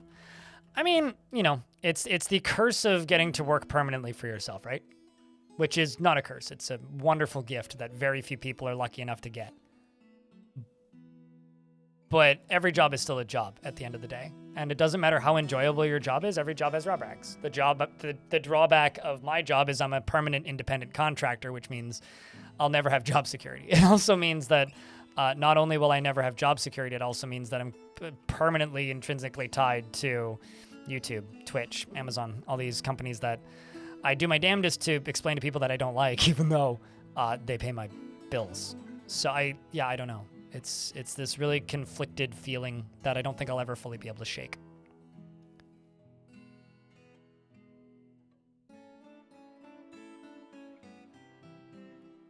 But like I've just been doing this long enough now that it's just a constant thing in my brain. It's like, yeah, no, I will never. There are parts of this job that I will forever adore and love and be happy every day that I get to do them, and then there are parts of this job that I despise, and I will never be able to avoid those parts either. So take the good with the bad, as they say. It's the path I've chosen for myself. So this right here is going to become a bedroom. And this is going to be given to Percussive Giant. And you're also a mason, which means I'm just going to give you a stoneworker's shop right here. And I'll just make you your own tiny little stone stockpile right here. We'll just say other stone, and yeah, no, not economic. Say other stone, and then we'll go up here.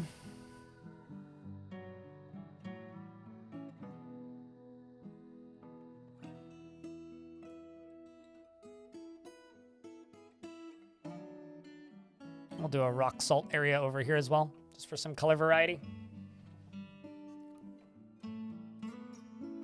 You know, there's one time in my life I enjoyed a nice waterfall misting, and that was at the Abbotsford Air Show the last time I went.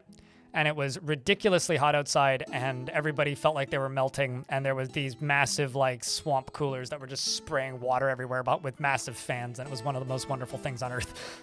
But that's the only time in my entire life I could convincingly state for a fact that I'm like, yeah,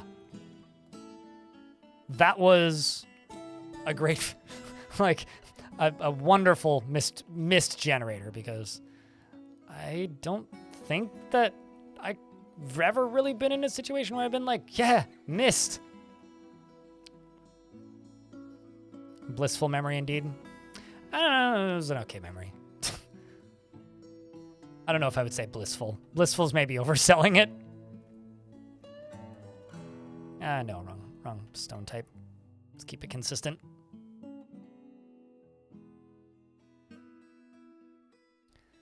Okay, let's go over here and throw a hatch.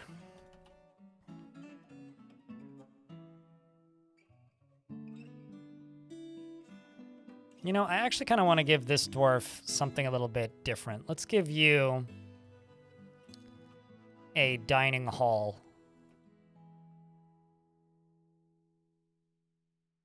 as well as an office.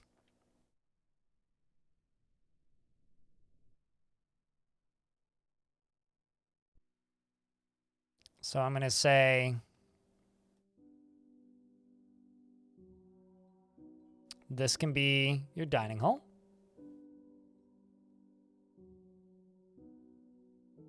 Percussive Giant. And this can be your office.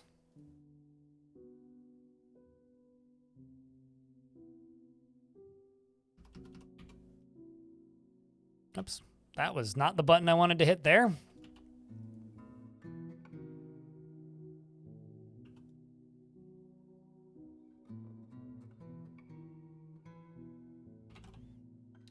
Percussive Giant, there you are. Yeah, this whole fort's becoming, like, ridiculously fancy. But I don't know, I'm having fun with it.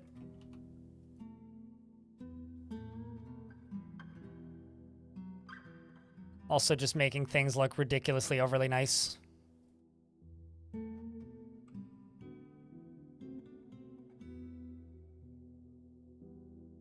As we slowly still make pigtail cloth.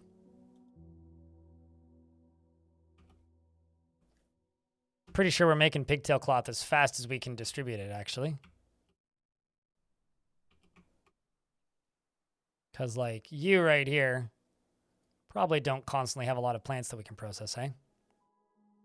Yep. To mid-spring. I do have one slightly upset dwarf, though. Who are you? Noto Casa? Come on. What do you really want to do? You want to craft an object? Who are you attending the meeting with? I'm actually kind of curious. Where are you attending the meeting?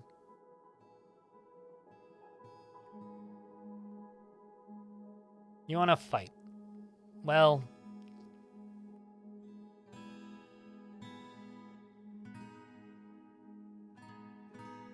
What size farm plot do you need for under 50 dwarves? Like 3x3?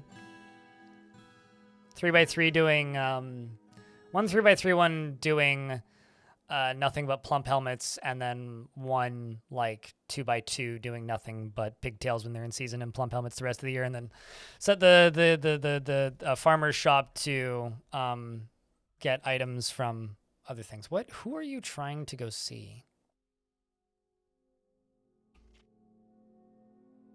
It's got to be the expedition leader, but...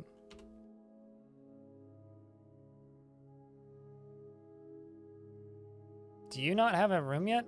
Yeah, you do. It's right here.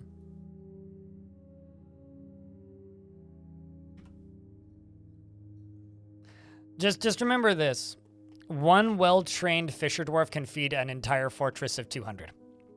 Farming and food acquiring is very overpowered in Dwarfort.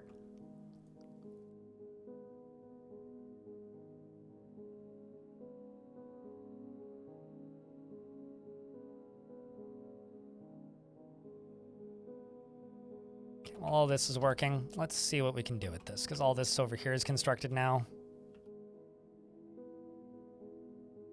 And so I need you here. Oh, come on. Did I not queue this up?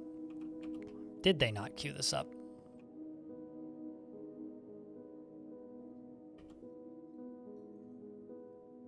Where? Uh-oh. Chat, we're running into a problem with this fort. Everything is a fucking mess. I can't find anything. This fort's just going to become unnavigatable. Oh, there it is.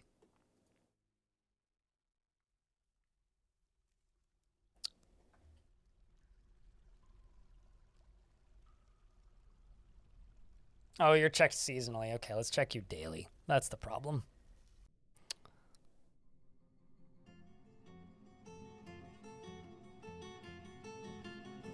Come on, Bevan. Get to it, Dwarf. I need you. What you up to? Where are you? Oh, you're sleeping.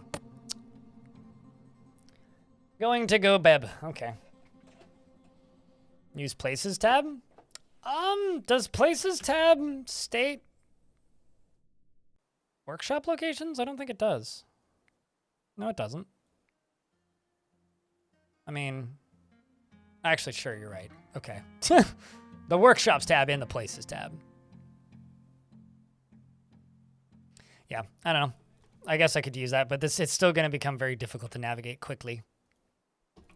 But, you know, it's just the tomb that I built for myself here. I do have gems that can be cut. Also have gems that can be encrusted. Or not gems, but things that can be encrusted with gems. That's not the option I wanted. You know, it's funny. I've had people say so many different variations of what they want this tool to do. I just want it to default to the last option I used for that tool type, right? So if I built a wall last, I want it to remember to either use nearest or use whatever I used last. That's the only thing I want that thing to do. So like for walls, I always want to select the material. Furniture, almost never want to select the material. Sometimes I do. but almost never. I will say, personally, and you guys, chat, probably have like a better statement on this. I do have a military sign. I'm not doing anything with the military because there's no reason to. We only have 40 dwarves, which means it's very unlikely anything's actually going to attack because we're too small. So if you're waiting for military, just don't get a dwarf in this fort and wait until the next fort. Because until the population goes up, we're probably not going to have a functional military actively doing things. Anyway, I also have like almost no plans to do military conquest in this fort.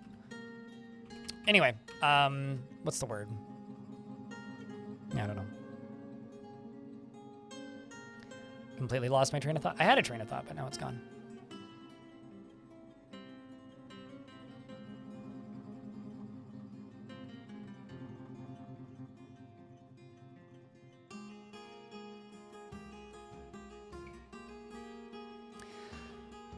All right, well, we've got this bridge almost done.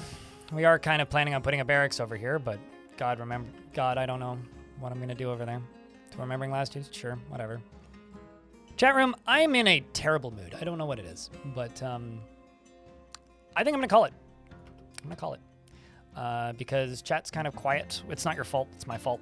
And I am in a bad headspace for a quiet chat. So, it's good to be back. I missed you guys. We're going to do a stream tomorrow, but for today, I'm going to try and get caught up on editing.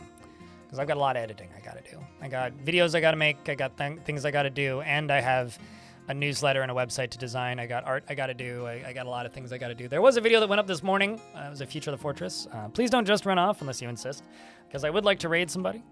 But what I have to say is I get down sometimes, and I'm sorry. And I know that I'm back from my vacation now, and I realize that I might not seem like I had a vacation, but I'll be honest with you, I don't think I've ever actually had a vacation in my life that actually felt the way people say vacations are supposed to feel.